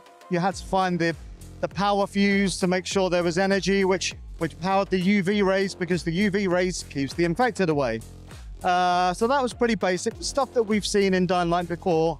And then the next day, when it was morning, we woke up, and I thought it looked quite different. It's a very rural area compared to what we've seen in previous Dying Lights. Yeah, kind of like Dying Light 2 was very much set in, you started in an old town and you moved into New Town, and that, whilst it was set in Europe, had kind of very elements of old European towns into more modern architecture. There were skyscrapers, whereas it's sort of set in a rural village. There's a lot more kind of trees. There's a railway track that runs into that village. So it does feel more kind of like on the outskirts of civilization, which will obviously impact what parkour elements that we can use. Hopefully not too much. I'm hoping there's still plenty of rooftops to run around. Certainly seemed like it. But yeah, it had a different vibe to that environment than what Dying Light 2 is.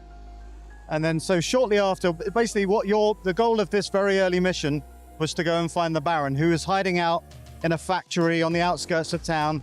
You get there and there are a lot of guards. And up until this point, the game has very much been play stealth. And you take it easy because you're massively outnumbered. But it very quickly turns because you take one of the guys out, you grab his assault rifle, and then it basically became a shooter. Yeah, it's quite an unusual direction. So Dying Light 2 fans will know that earlier this year they did the firearms update, which brought a variety of actual kind of gun weapons into the game. If you know about those, you'll be quite familiar with the guns that are in this version of Dying Light. But yeah, I'd say about half of the demo that we watched, it wasn't the melee kind of focused zombie killing game that we're used to with Dying Light. This was a shooter. They promised that it's not turned into a full-bore shooter, but what they were showing was a full-bore shooter, and not a bad-looking one by any means. There was a whole section where you're clearing out the inside of this factory against half a dozen guards, where you've got a shotgun, you've got an assault rifle, you've got grenades, and that's very different.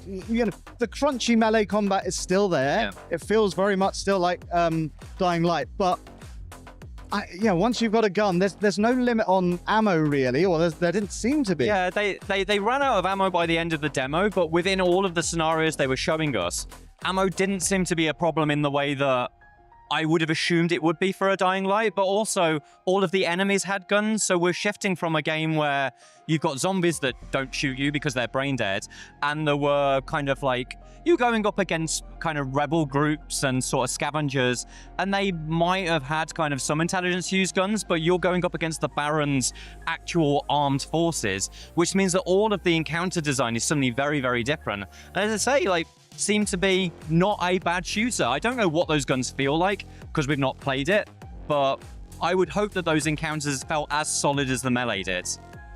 And it definitely feels like, it was all building up to the final encounter, which is against the new strain of the freaks called the Behemoth. It's this huge guy with, mega muscles. You can throw cars, you can throw rocks. He does a ground pound that shoots across the floor.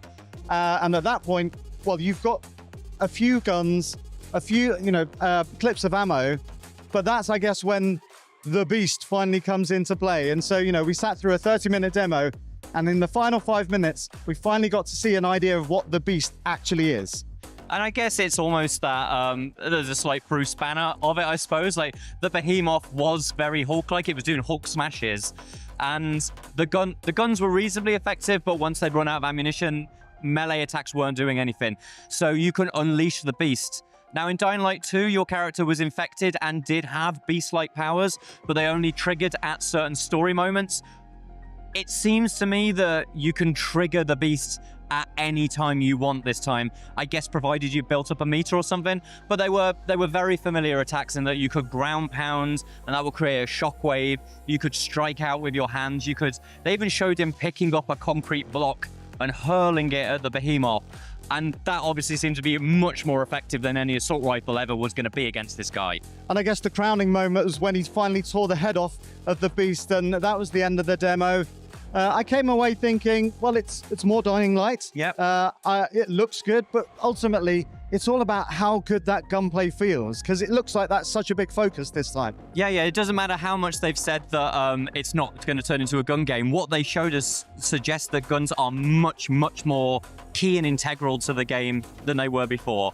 And if all of that works, if the encounter design is good, then this could be an interesting spin on Dying Light. I hope it is. So that's everything that we know about Dying Light the Beast. For everything else Gamescom, keep it locked right here at IGN.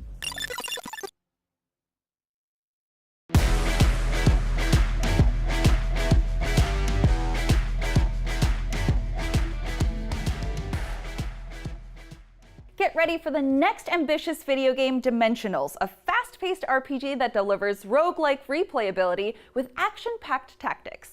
Collect heroes, level them up, and build a party of 3 to fight bosses throughout different dimensions. Equip your heroes with a diverse set of skills and watch as they come together to create a barrage of attacks and combos. Told in the style of voice-acted comic book cutscenes, experience the rush as you fight your way through dimensions to save the multiverse.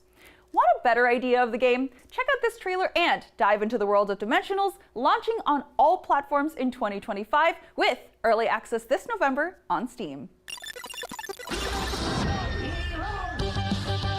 When the Rift is in trouble, the only ones you can rely on are...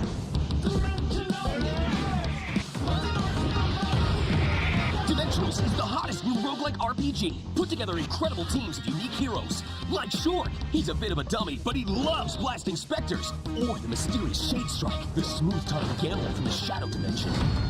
Assemble your favorite heroes, strategize to make insane combos. But watch out, because Ragnarok's world-crushing bosses are no joke. Take on the Rift in style with the epic cartoon soundtrack by Brad Green. Experience wicked comic cutscenes in Dimensional's campaign mode, or blast your way through the open rift and face incredible and unpredictable challenges. Encounter a huge cast of characters like the Rogue Rifters, here to help you take down the bad guys. Or are they? Side effects of Dimensionals will include fun, addiction to victory, temporary loss of reality, and spontaneous combustion due to awesome. Some assembly required batteries not included.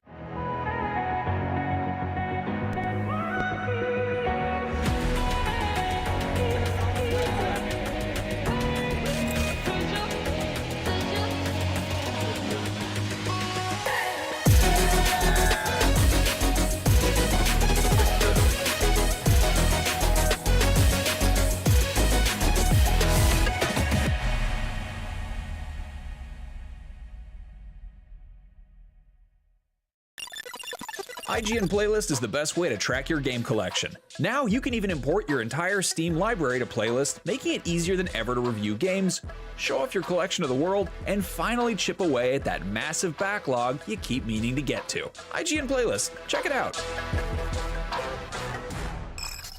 Want the ultimate IGN experience? Check out IGN Plus. Members get exclusive deals and giveaways, ad-free browsing, unlimited tracking on IGN maps, discounts at the IGN store and with IGN partners, and best of all, free games.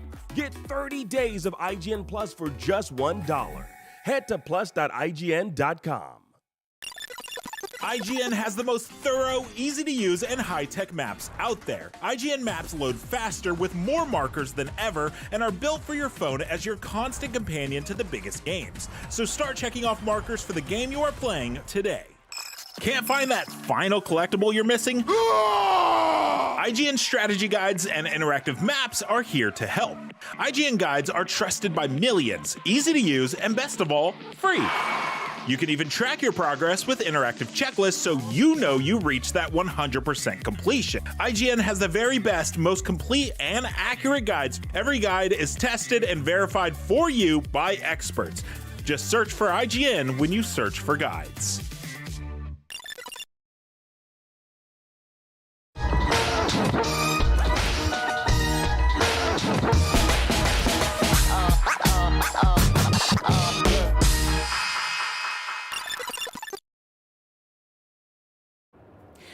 Next year, Avowed is turning players loose in a whole new corner of the Pillars of Eternity universe. Here to tease what's waiting for us in the Living Lands is game director Carrie Patel from Obsidian. Welcome. Thank you. Okay, so the first thing that jumps out to me about this game is we've gotten a lot of open world fantasy games, and a lot of them for a long time were very sort of sepia toned, you know, a lot of browns and ochres, but this has major splashes of color everywhere. I love it. What sort of inspired this art direction? Because it feels like high fantasy. Yeah, so big props to our project's art director, Matt Hansen.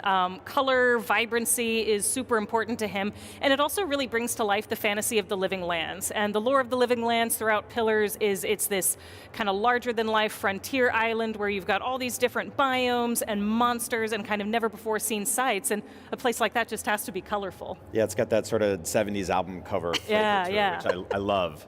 Yeah, I just want to point out also the dual-wielding wands is really selling it for me. Yes. Wait till you try dual pistols. Oh, yeah, it's so fast. I love it. So you were talking about the breathing world, and for me, I love exploration, but I also love storylines. So I wanted to ask, how many different endings are there in Avowed? Ooh. Okay, that is very hard to say. I can tell you that our ending slides number in the double digits, and you can end up with a lot of different combinations of them. I mean, this is an Obsidian game, so your ending is really the sum total of your choices across the game, game across a lot of pieces of content, depending on what you encountered and what you did when you found it. So no pressure. No pressure. Yeah. So, I mean, this feels like something that is specifically designed to be experienced in multitudes of ways and replayed over and over.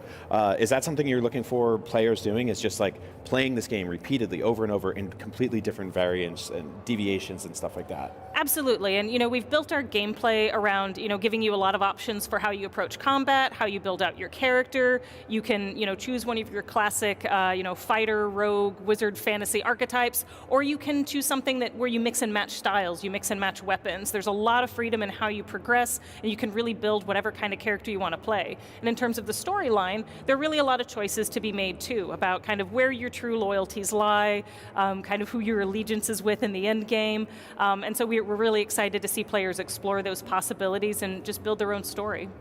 So I'm definitely very new to the Pillars of Eternity universe. Will this be very beginner friendly to kind of maybe spark their interest to research more about that universe? Absolutely. So we're expecting that a lot of players are going to come to Avowed as their first game set in the world of Aora. So for players who are returning Pillars fans, there's certainly some callbacks, references, and cameos that they'll recognize. But for players who have never set foot in the world of Aora before, they're going to have a great time too. And we've built our game to draw them into this world. And you know, one thing you might notice in some of the dialogue is we have these lore tooltips. So if you see a highlighted term that's unfamiliar, you can press X when it pops up and get a brief explanation of what that is without interrupting the flow of the conversation. Oh, it's like my little ebooks where I get to see the description. Just watching this play out here, it seems like there's a ton of different combat options and enemies. What are some of your personal favorites, Carrie? Oh, goodness. Well, I love to hate healers because they undo all of your hard work. But some of my favorites are really the brute archetypes. They're these big, heavy hitters, which you can kind of see with the Godless Executioner that you're seeing in this run. What I love about them is they have these really big, heavy-hitting attacks, but they're also super easy to read. So it's really fun to maneuver and dodge around them, and every time they smack you, you're like, I wasn't paying attention, was I? So you brought up rogue as a type that you can be. Can you steal from people's pockets? There are a few dialogue options that let you do that. This isn't a game where we have a really thorough crime system, because my goodness, if you tick off everybody in the living lands, who do you have left? But yeah, you can make use of some of those skills. Wait, okay. Can you actually kill a lot of the NPCs in this game? Like, I don't know if the quest NPCs are, impervious, but... It's a totally fair question. In this game, we decided not to go with the kill everybody approach. It creates a lot of chaos and a lot of fun, but we felt we could create the game we wanted without that. You'll have to get your aggression out elsewhere. I know, I'm sorry. That was a very me question. There are plenty of other things to kill, though. Can I kill all the harmless people in the game? No, calm down. All right. So there are a lot of fantasy RPGs out now. There's been a sort of a renaissance. What's something that you all knew you had to do to make Avowed sort of stick out and be its own thing? So I think one thing we really wanted to do with this game is integrate the companions very closely into the experience and the story. So the companions have a whole lot of content to discover. A lot of it really is driven by the player. You can choose to stop and talk to them at party camp, or you can say, you know what, we're on my adventure and we're just going to go forward, and that's fine too.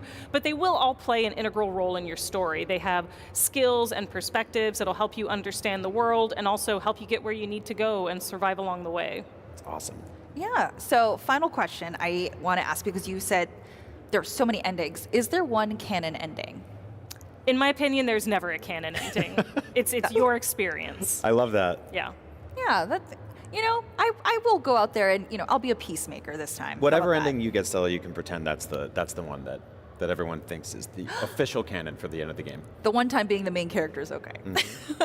Well, thank you so much for taking time to speak with us. I am very excited to see Avowed later. And you can check out Avowed for yourself when it hits PC and Xbox Series X and S on February 18th.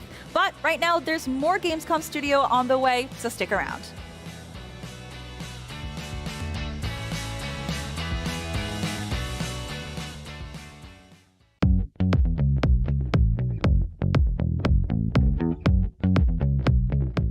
If only there was some sort of sign as to where we are this morning. Jane, do you enjoy Xbox? You know I bloody do enjoy Xbox. And here we are on the Xbox booth. There's signage, there's PC games, there's mobile games, there's console games, there's your next favourite game, apparently in that direction. I've heard there's loads of statues, loads of photo ops in here. Probably going to make a fool of myself. Let's do it.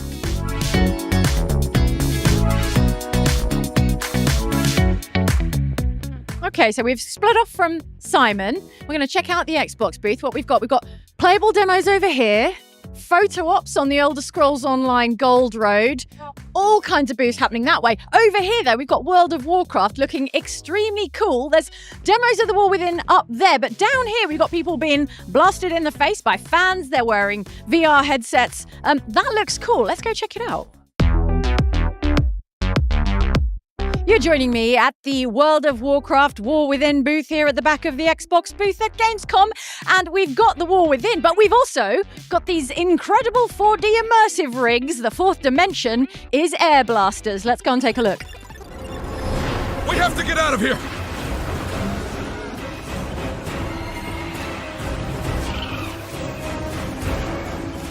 Evasive maneuvers! For Dalaran! That was World of Warcraft Escape from Dalaran, a little taster in 4 dimensions of World of Warcraft The War Within. And if my hair is a mess, if my makeup is a mess, if I look like I might have motion sickness, no, only kidding, I don't have motion sickness, then it's because of Escape from Dalaran. It was genuinely very, very, very good, like almost theme park good. I wish you could join me here at Gamescom and try this out. If you're going to take anything away from today, maybe you'd like to know that in German, Indiana Jones and the Great Circle is Indiana Jones and the Großer Kreis. But the thing I've got my eye on here is a hat and a whip. Long-time Indiana Jones fan. Going to live out my fantasy. Do I want to say I have a fantasy with a whip? I don't know. This is a different type.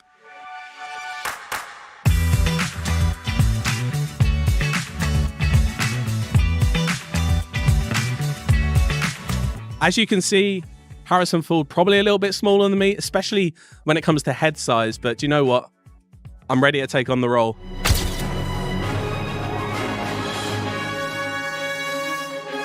You join me now at the Avowed Theatre, but we're not going into the theatre. Look how regal. Instead, we're going over here to the Avowed photo op. Join me now, if I may. I'm getting the nod, we are allowed. We're going to the Avowed photo op that we scoped out earlier because there are, my friend, swords. And, well, my build is kind of like a dual-wield microphone sword build. Now, I'm looking at them and they do appear to be affixed. So actually, on closer inspection, I'm not going to be waving any of these swords around. So, what the heck, Avowed? Well, here's the photo op. Let's tap to begin. And then agree to the privacy policy. Oh, and it's like we're there. And I'm casting, there you go, dual wield, microphone magic build. See what else we can find around here. I don't know. Oh, there's Jane. God, she is so much better at this than me. Can you tell she's a professional? Because I'm definitely not. Pow. I am controlling this. There you go. Game of the show. Game of the show. Magic. Caster. Microphone build.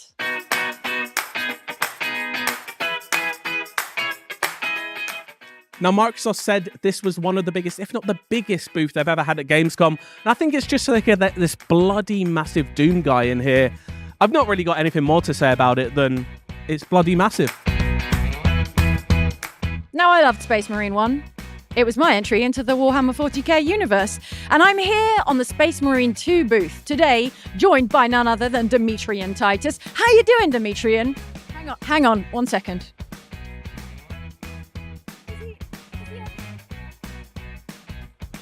I think he's doing well. I think he's ready to meet his fans here on the Warhammer 40k Space Marine 2 booth.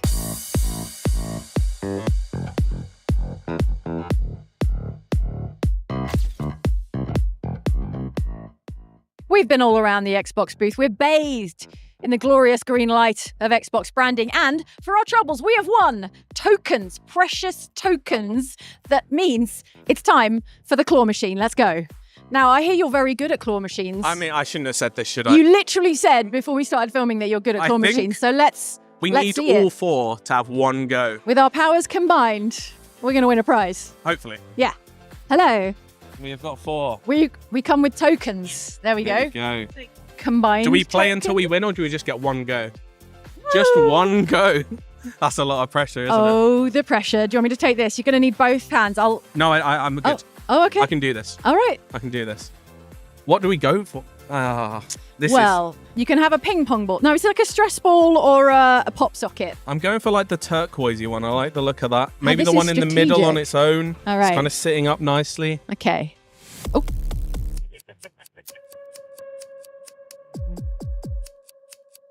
I'm not feeling good about that. I'm not feeling good about that at all. Oh, no. Oh, Is that it's it? all come to nothing here on the Xbox stand. Well, do you know what? What do you I get know? much better value on Game Pass. Well, no prizes for us, but isn't the real prize the fun we had at the Xbox booth at Gamescom? The real prize was the friendship we forged along the way. If you say so. I mean, yeah, All right, okay. fine. What was the best thing you did today? I had a lovely time over on the Escape from Dalaran 4-dimensional experience. It was immersive, things blew up, and I got wind blown in my face. What more could you ask for? I don't know. That's all I want in Literally life. nothing else. What about you? What was I your think my favourite? favourite thing was getting to cosplay as Indiana Jones. I looked like an absolute fool. The hat was about 4 times too small for my head. But you know what? Yeah. I reckon, God forbid, when Harrison Ford passes from this immortal coil, maybe I'm next. You're ready. Voiced by Troy Baker. I would love to be voiced by Troy Baker. It's better than this voice. And speaking of which, I think people are probably sick of hearing about it by now. But I've had a list. Do you know what, Jane? It's a big booth. It's a big booth, big green booth. You're watching Gamescom 2024, and we've been getting so many looks at so many cool games. But now we get to talk about the best one of all. I'm here with Ed Beach, the creative director at Firaxis Games, to discuss my personal game of the show, Civ VII. Well, that's awesome that it's your personal game. So Yeah, what more could I want? I was telling you off screen that I just got into Civ 6 and now I have to relearn Civ 7, but I think that's fine. We're trying to make it so the barrier of entry is a little bit lower than before. Civ 6 could get a little dense in places. If you jumped in at the end with all the expansions and all the content there, that's actually not the easiest place to start. So I think Civ 7 might be just the move you want to make. Yeah, I'm really excited. So you're leading me into my next question, which, so you've been consistently updating Civ 6 and there's a lot of mod support. So why is now the best time for a Civ 7? Well, we've been thinking about Civ 7 for quite a while. We started work on the game before the pandemic, so it's been in development quite a while. The design team had ideas that worked really well in Civ 6, but had some side effects in terms of like the game takes a really long time to play. By the time you get late in the game, there's an awful lot of cities and units and so forth to manage. And we wanted to think about that and come up with a different approach so that we could make the game more manageable, more approachable, and actually just get players all the way to the finish line more often than had been happening in previous Civ games.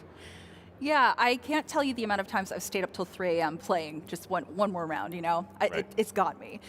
So Gathering Storm and its global warming mechanics were such a dynamic change for the core gameplay. Is that something that's going to be implemented in Civ 7? So we're not talking a lot yet Okay. about what comes after sort of the exploration age, after the Renaissance. The first age we're diving all the way into right now, and we have demos and so forth of that.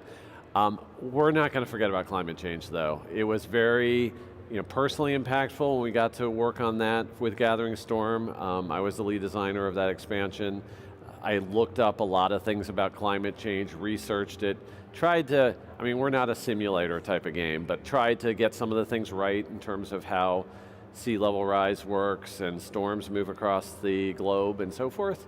So we brought a lot of that forward with us, and what you can see in the game right now that we're demoing with the Antiquity Age is there still are floods, there's still volcanic eruptions, we still have the storms that sweep across the map. So a lot of that Gathering Storm mechanics, ideas, whatever, that we still have those. Okay, yeah, that's really exciting. So is that part of the crises that is being implemented into this new system? So those are sort of adjacent, but similar.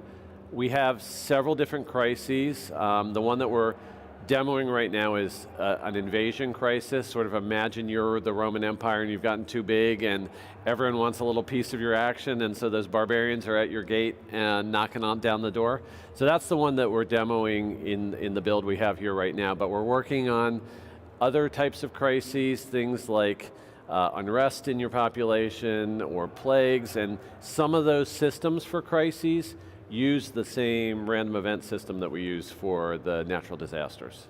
Oh, okay. I have been very lucky and I haven't had that, so I'm going to keep crossing my fingers. You'll hit one soon in Civ 6, I'm sure. Oh, great. Thank you for that. Thank you for Sorry to break the news, but it's going to happen. I'll prepare myself. Yeah. So why did you switch from the era system to the age system? So it is part of the trying to get people to have a game that is more manageable.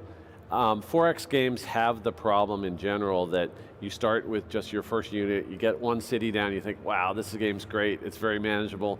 When I get tens and dozens of cities and so many units to manage, everything bogs down. And we wanted to break our game up into chapters, very much like maybe a long book series or TV series that you might be enjoying, breaks itself up into seasons or books.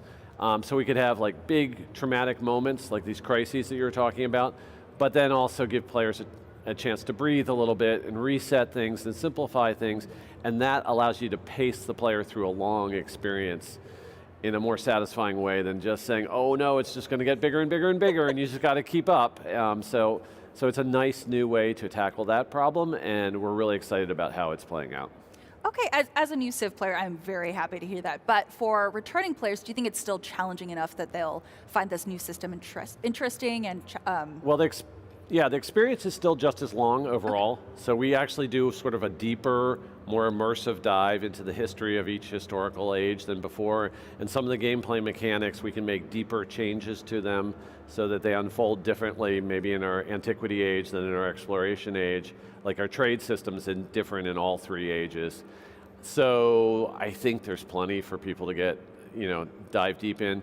We've recently demoed the game to a whole bunch of our community veterans. They're really excited about the possibilities and theory crafting and everything. So there's going to be plenty for everyone. What was the best piece of feedback you got back from the community? I think one thing we had to be really careful about is now that we've broken the game up into ages, we make you really think about who you are, which leader and civilizations are representing you in the game, and you get a chance to make a unique sort of historical pathway, like maybe you start as Rome, and where did Rome evolve? Maybe it evolved into another European civ, and that would get you to a Germany or a Britain or France by the end of your game.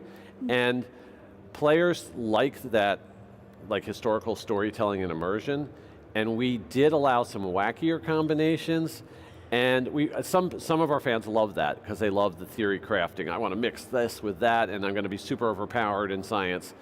But we also had to think about what those players who wanted the more historical pathway through our game, and so we've got the game set up so that that's the default way that both the human and the AI proceed through the game, and then you sort of have to, it's up to the player to opt into that wackier play style.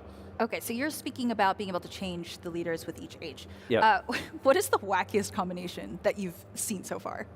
Well, we're not talking about all the leaders and civs that we have now, but you can do things like you can have Augustus Caesar lead India, you can have Hatshepsut of Egypt lead Rome. So some of the things do strike you as a little bit wacky, but there are really good reasons and compelling reasons to try those things out, because that leader and the civ that don't normally go together might have bonuses in the same part of the game, and you just want to explore, wow, what if I get really powerful in culture or in my military strategies? And so those combinations are really compelling.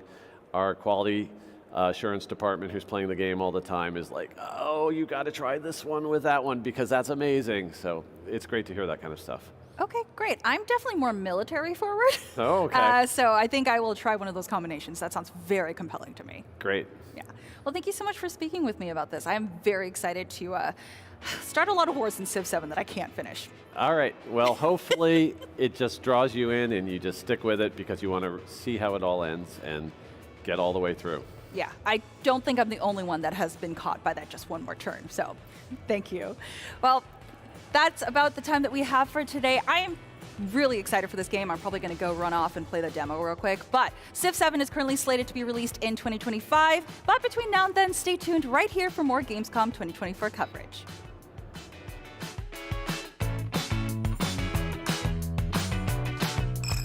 IGN has the most thorough, easy-to-use, and high-tech maps out there. Period. And by high-tech, we mean it. We've recently added features like personal notes that save to your IGN account, and anything you check off on a map is tracked in the guide as well. It's the perfect system to get to 100%. IGN maps load faster with more markers than ever and are built for your phone as your constant companion to the biggest games. So start checking off markers for the game you are playing for free at IGN Maps today. IGN Store has it all. From clothes and collectibles to vinyl records, accessories, model kits, and action figures from the biggest and best franchises like The Legend of Zelda, Star Wars, Fallout, Dungeons & Dragons, and more. Whatever your pop culture passion, you're guaranteed to find something you love. There are new and exciting products hitting the store every week, like the Wasteland-ready Fallout Vault 33 hoodie, which pairs perfectly with the working wearable Pip-Boy. Plus, high-quality IGN Store exclusives like the powerful and spicy Star Wars Darkside Hot Sauce by Truff. We've even got merchandise for you to rock while tuning in to the IGN shows and podcasts you love. Or cap off a long day by relaxing to the soundtracks of your favorite video games, like Cyberpunk and The Last of Us. And the best part? You don't even need to leave the house to go there. Just head to store.ign.com and start shopping today. The IGN Store.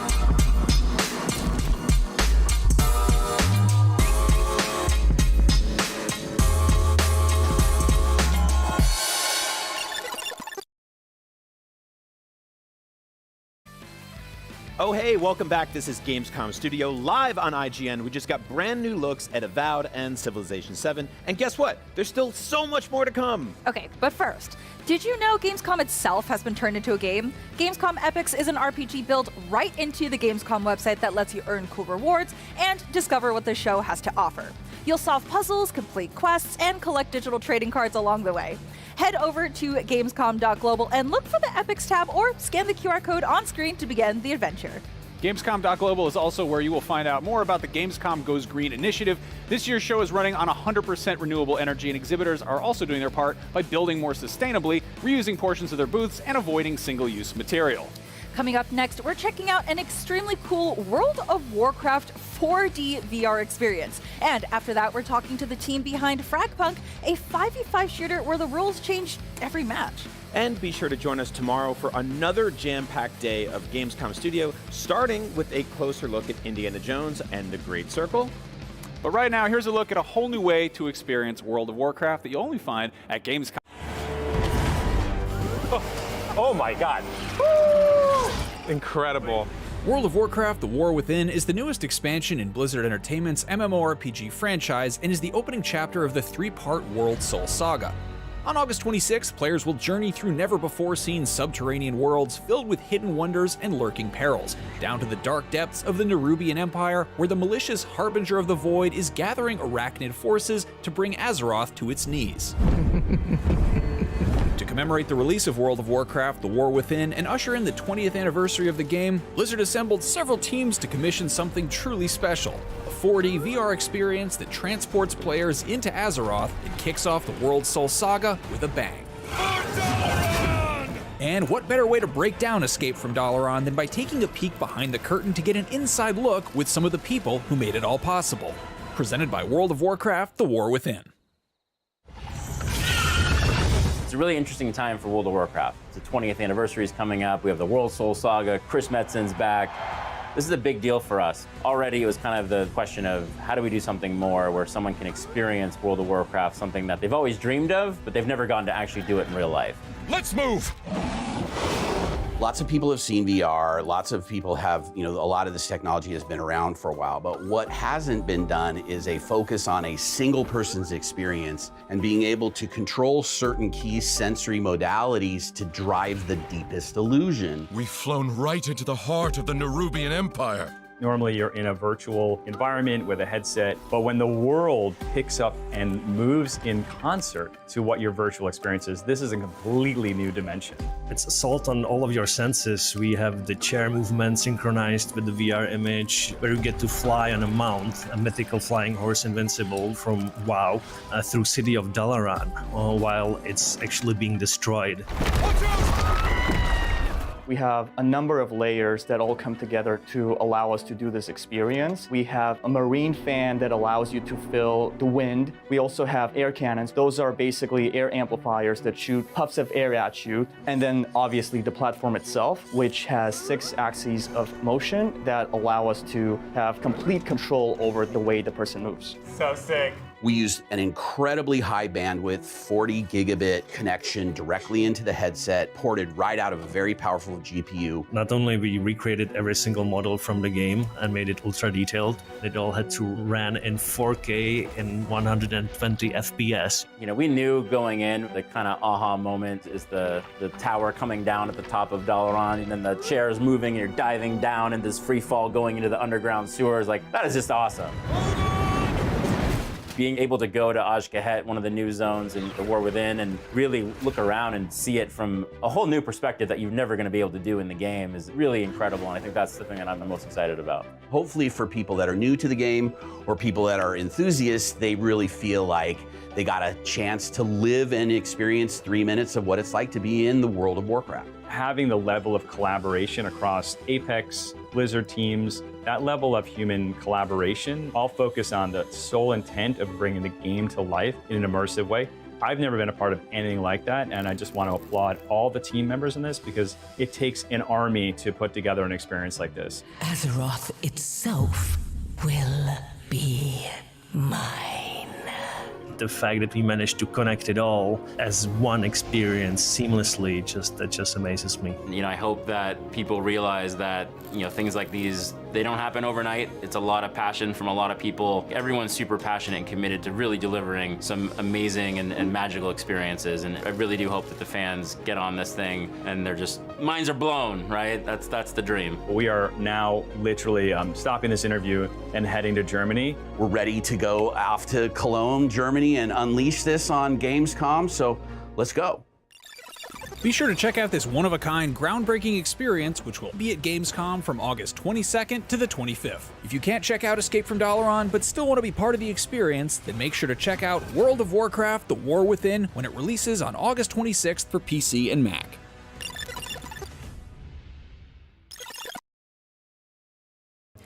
FragPunk is a 5v5 hero shooter where the rules change based on the luck of the draw. And here to tell us what's in the cards is Xin Chang, creative director and producer on the game, and Junwei Shi, who'll be interpreting.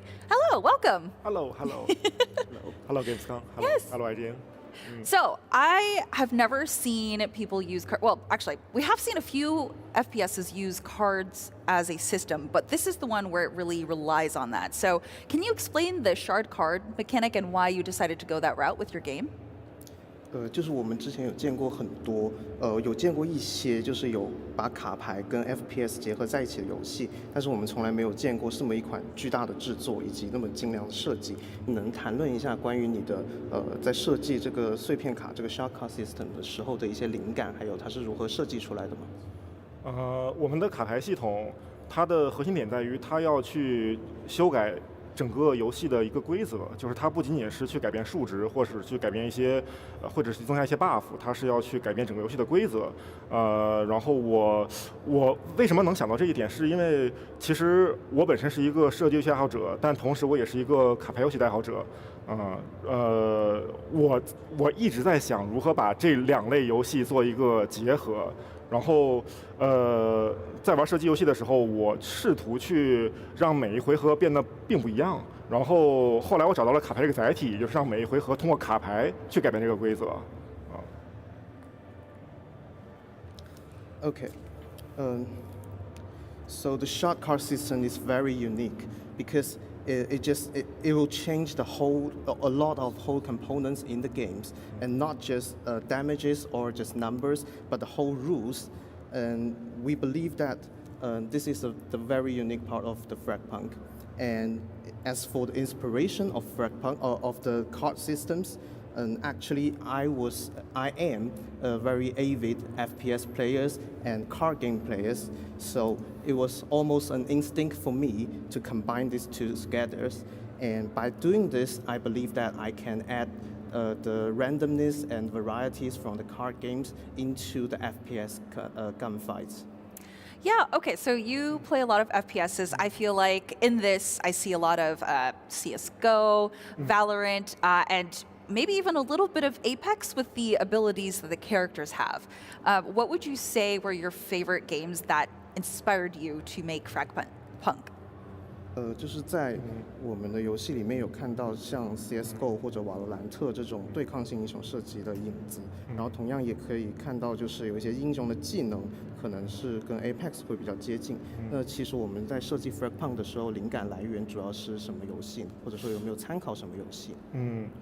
很难说会有一个非常喜欢的游戏。实际上这些游戏我们都很喜欢，我们开发团队都是这些游戏的狂热的粉丝，我们他们玩的非常的多。但是很难说是特别喜欢其中一个游戏。但我们只是想去做一个比较独特的玩法的游戏，其实就是想做好我们自己，因为我们这个卡牌系统改变了竞技游戏的战斗体验，想给竞技游戏加入一些随机性，这个点我认为是其他游戏没有去尝试的。然后我们在做这样一个尝试，然后对，我们想 focus 在这一点上啊。Actually, I cannot name certain games that as an example for our games because all of our teams are avid FPS players and we love to play all kinds of FPS games and especially for those competitive games. And in designing the FragPunk, what we're trying to do is to provide a very unique approach of our own to the competitive FPS genres. And by adding the card systems to it, we can add the randomness and the varieties to make the game more replayable. And I believe that this was never done before. And we would like to give the players a try on our games. Yeah, I definitely don't think it's been done to this degree before. So you speak about competitiveness. We do see that some cards give a very clear advantage. How will this be balanced?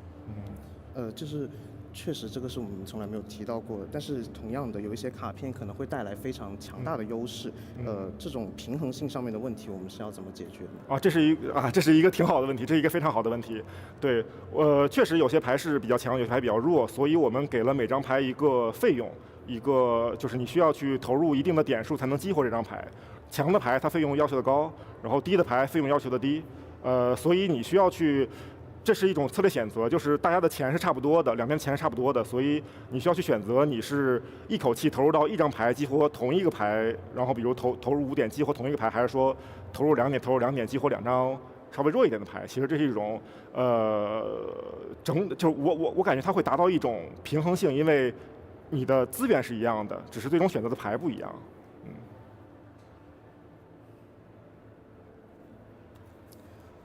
Okay, I'm really glad you asked this question. It was really interesting.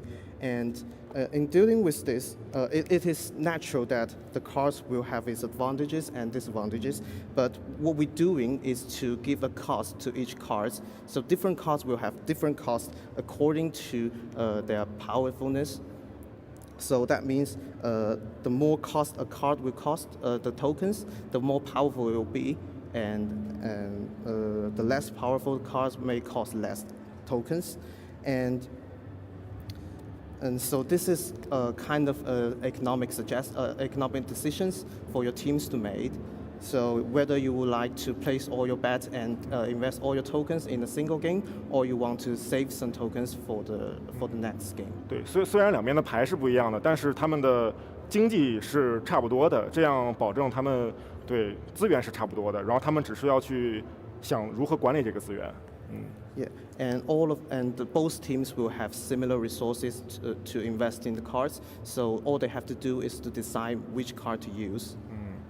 Okay, so is it kind of like the Valorant and CS:GO economics, where you select your weapon, but now you select cards? 就是它跟瓦罗兰特或者 CS:GO 里面的那个枪械经济系统是比较接近的嘛，只是我们这次把枪换成了卡牌。It's 不是啊。Like it's not with real money, but it's with, let's say you get more kills in a game, you get more tokens to spend. 对，就是它是跟游戏里面的一个经济系统结合在一起的，对吗？对，它确实是跟你游戏里的行为去做一个绑定。比如说你游戏里玩得更好的话，可能你的钱数会多一些。然后游戏里，但如果你可能出现连败的情况，你的钱也会更多一些。然后这个钱会反映到你最终下一轮比赛拥有的总钱数上。And yes, the tokens is strongly connected to the in-game behavior inside one game. So, for example, if you get a consecutive wins, you will get bonus tokens. And instead, if you lose for several rounds, you will also get compensation tokens. Thank you. That's very nice. So I personally really love competitive games like this, especially ones with high movement.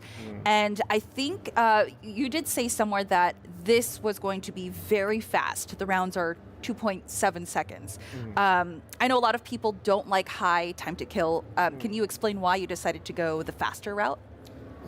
就是我们的游戏的 TTK 实际上是非常快的，然后可以解释一下为什么？就是虽然大家很多人可能不太喜欢那么短的 TTK， 但是有没有能不能讲一下，就是你的设计思路是什么？对，其实我们主要原因吧，如果说一个最重要的原因就是短 TTK 它玩起来很爽。因为我们其实在研发的时候，我们尝试了比较长的 TTK 是比现在会更长，或者长1倍、长2倍以上。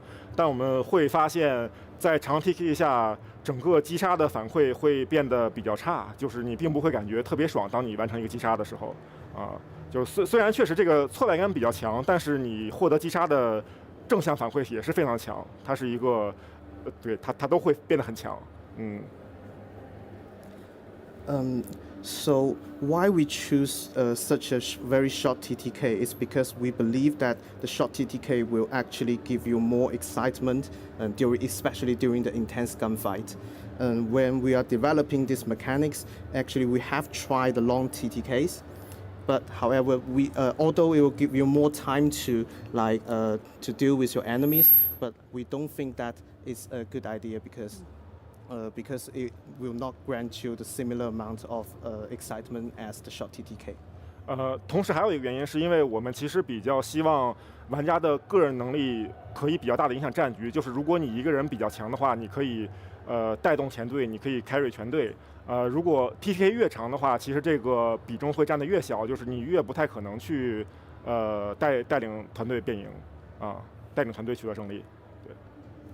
Yeah, and we also would like to provide a space for the very good, excellent players to show their leadership and to carry the whole team. But this was only available in the short TTK environment. All right, well, I guess you're going to find out if you can actually be the one to clutch it. You can wishlist FragPunk on Steam or Xbox Series right now. And stay tuned because there's more Gamescom Studio coming up. But right now, let's go ahead and check out these trailers.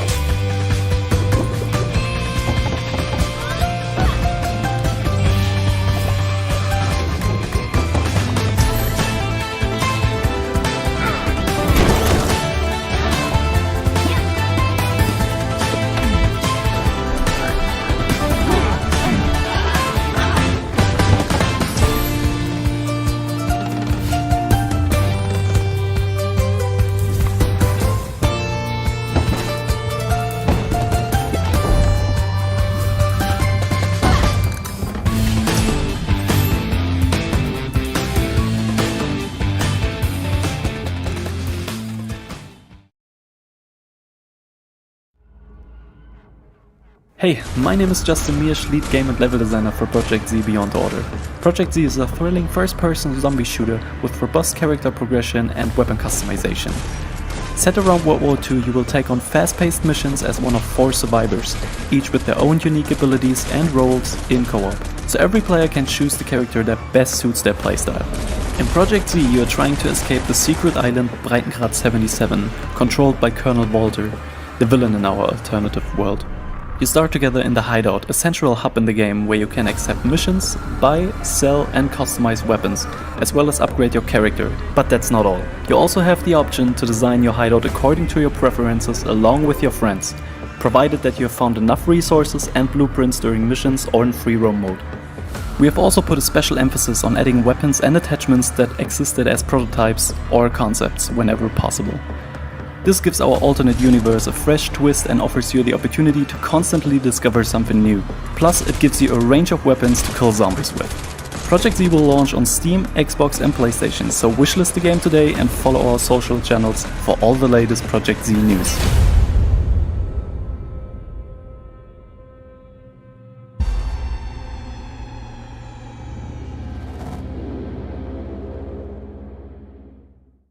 This is Wild Bastards, the next roguelike strategy FPS from the team here at Blue Manchu. Each of our 13 outlaws feature unique weapons and abilities that can all be improved through the use of permanent mods we call aces. Aces can be found as you explore planets, so collect them, return to your ship and level up your outlaws. You goddamn son of a... There are 3 types of aces. Charged aces that apply a specific bonus when your outlaw is rested or charged. Core aces that unlock specific traits for your character. The majority of aces you discover let you choose one of 3 special traits to level up your outlaw. So you might be able to leap onto roofs with Roswell. Now, where were we? Let's take a look at Preach. So starting at level 2, we have 1 ace. Faith. This takes our armor to 0 but increases health by 80. This is Preach at level 2. Her Gatling gun's got a slow spin up time and there's a bit of spread on her fire, so you really have to concentrate on enemies to be effective. But let's see what happens when we level her up. First choice I'm going to make is Healer. So Preach is going to recover 100 health and she's also going to give her partner 100 health after a showdown. Next, Brimstone looks great with its burning damage. Sharding, so that now she gets explosive damage as well on each of her bullets. Powered Gatling to reduce that spin up time we looked at earlier. And lastly, just to focus on the damage, I'm going to go with Shooter Plus to give me 40 extra ammo. Let's take her for a spin. The combination of explosive rounds, burning, faster spin up, more ammo, means that I can easily handle any of these enemies. Now that we've looked at aces, which are how you permanently level up your outlaw, they will also work in combination with mods which you collect and use per sector. In this case, I've given Preach some homing bullets and a jetpack.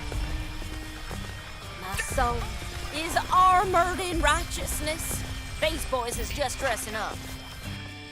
Damn if I can't look away. I'm getting my boots on.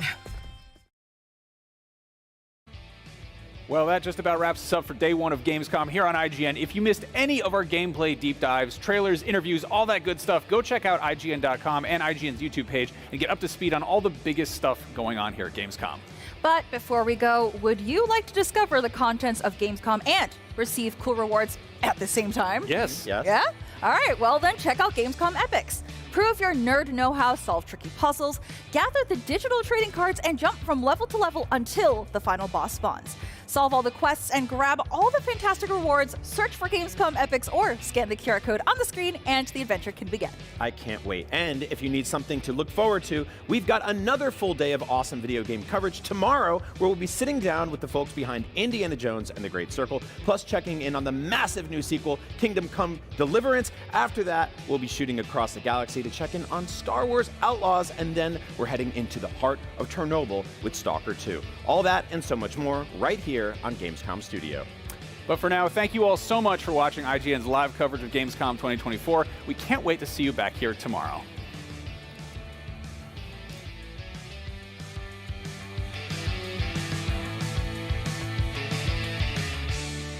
IGN Store has it all. From clothes and collectibles to vinyl records, accessories, model kits, and action figures from the biggest and best franchises like The Legend of Zelda, Star Wars, Fallout, Dungeons & Dragons, and more. Whatever your pop culture passion, you're guaranteed to find something you love. There are new and exciting products hitting the store every week, like the Wasteland-ready Fallout Vault 33 hoodie, which pairs perfectly with the working wearable Pip-Boy. Plus, high-quality IGN Store exclusives like the powerful and spicy Star Wars Darkside Hot Sauce by Truff. We've even got merchandise for you to rock while tuning in to the IGN shows and podcasts you love. Or cap off a long day by relaxing to the soundtracks of your favorite video games, like Cyberpunk and The Last of Us. And the best part? You don't even need to leave the house to go there. Just head to store.ign.com and start shopping today. The IGN Store. The Cinefix Top 100. A list so secretive even we don't know what movies are on it or where they rank. What do you mean you don't know? Each episode will reveal one of the movies. Did I rush it? Felt like I rushed it. That was good. I liked it. Talk about why it belongs and finally find out where it ranks. Are you not entertained? Are any of the movies we've shown here even on the list? I have no idea, and it drives me crazy. Join us as we find out on Cinefix, IGN, and wherever you get your podcasts. Why so serious?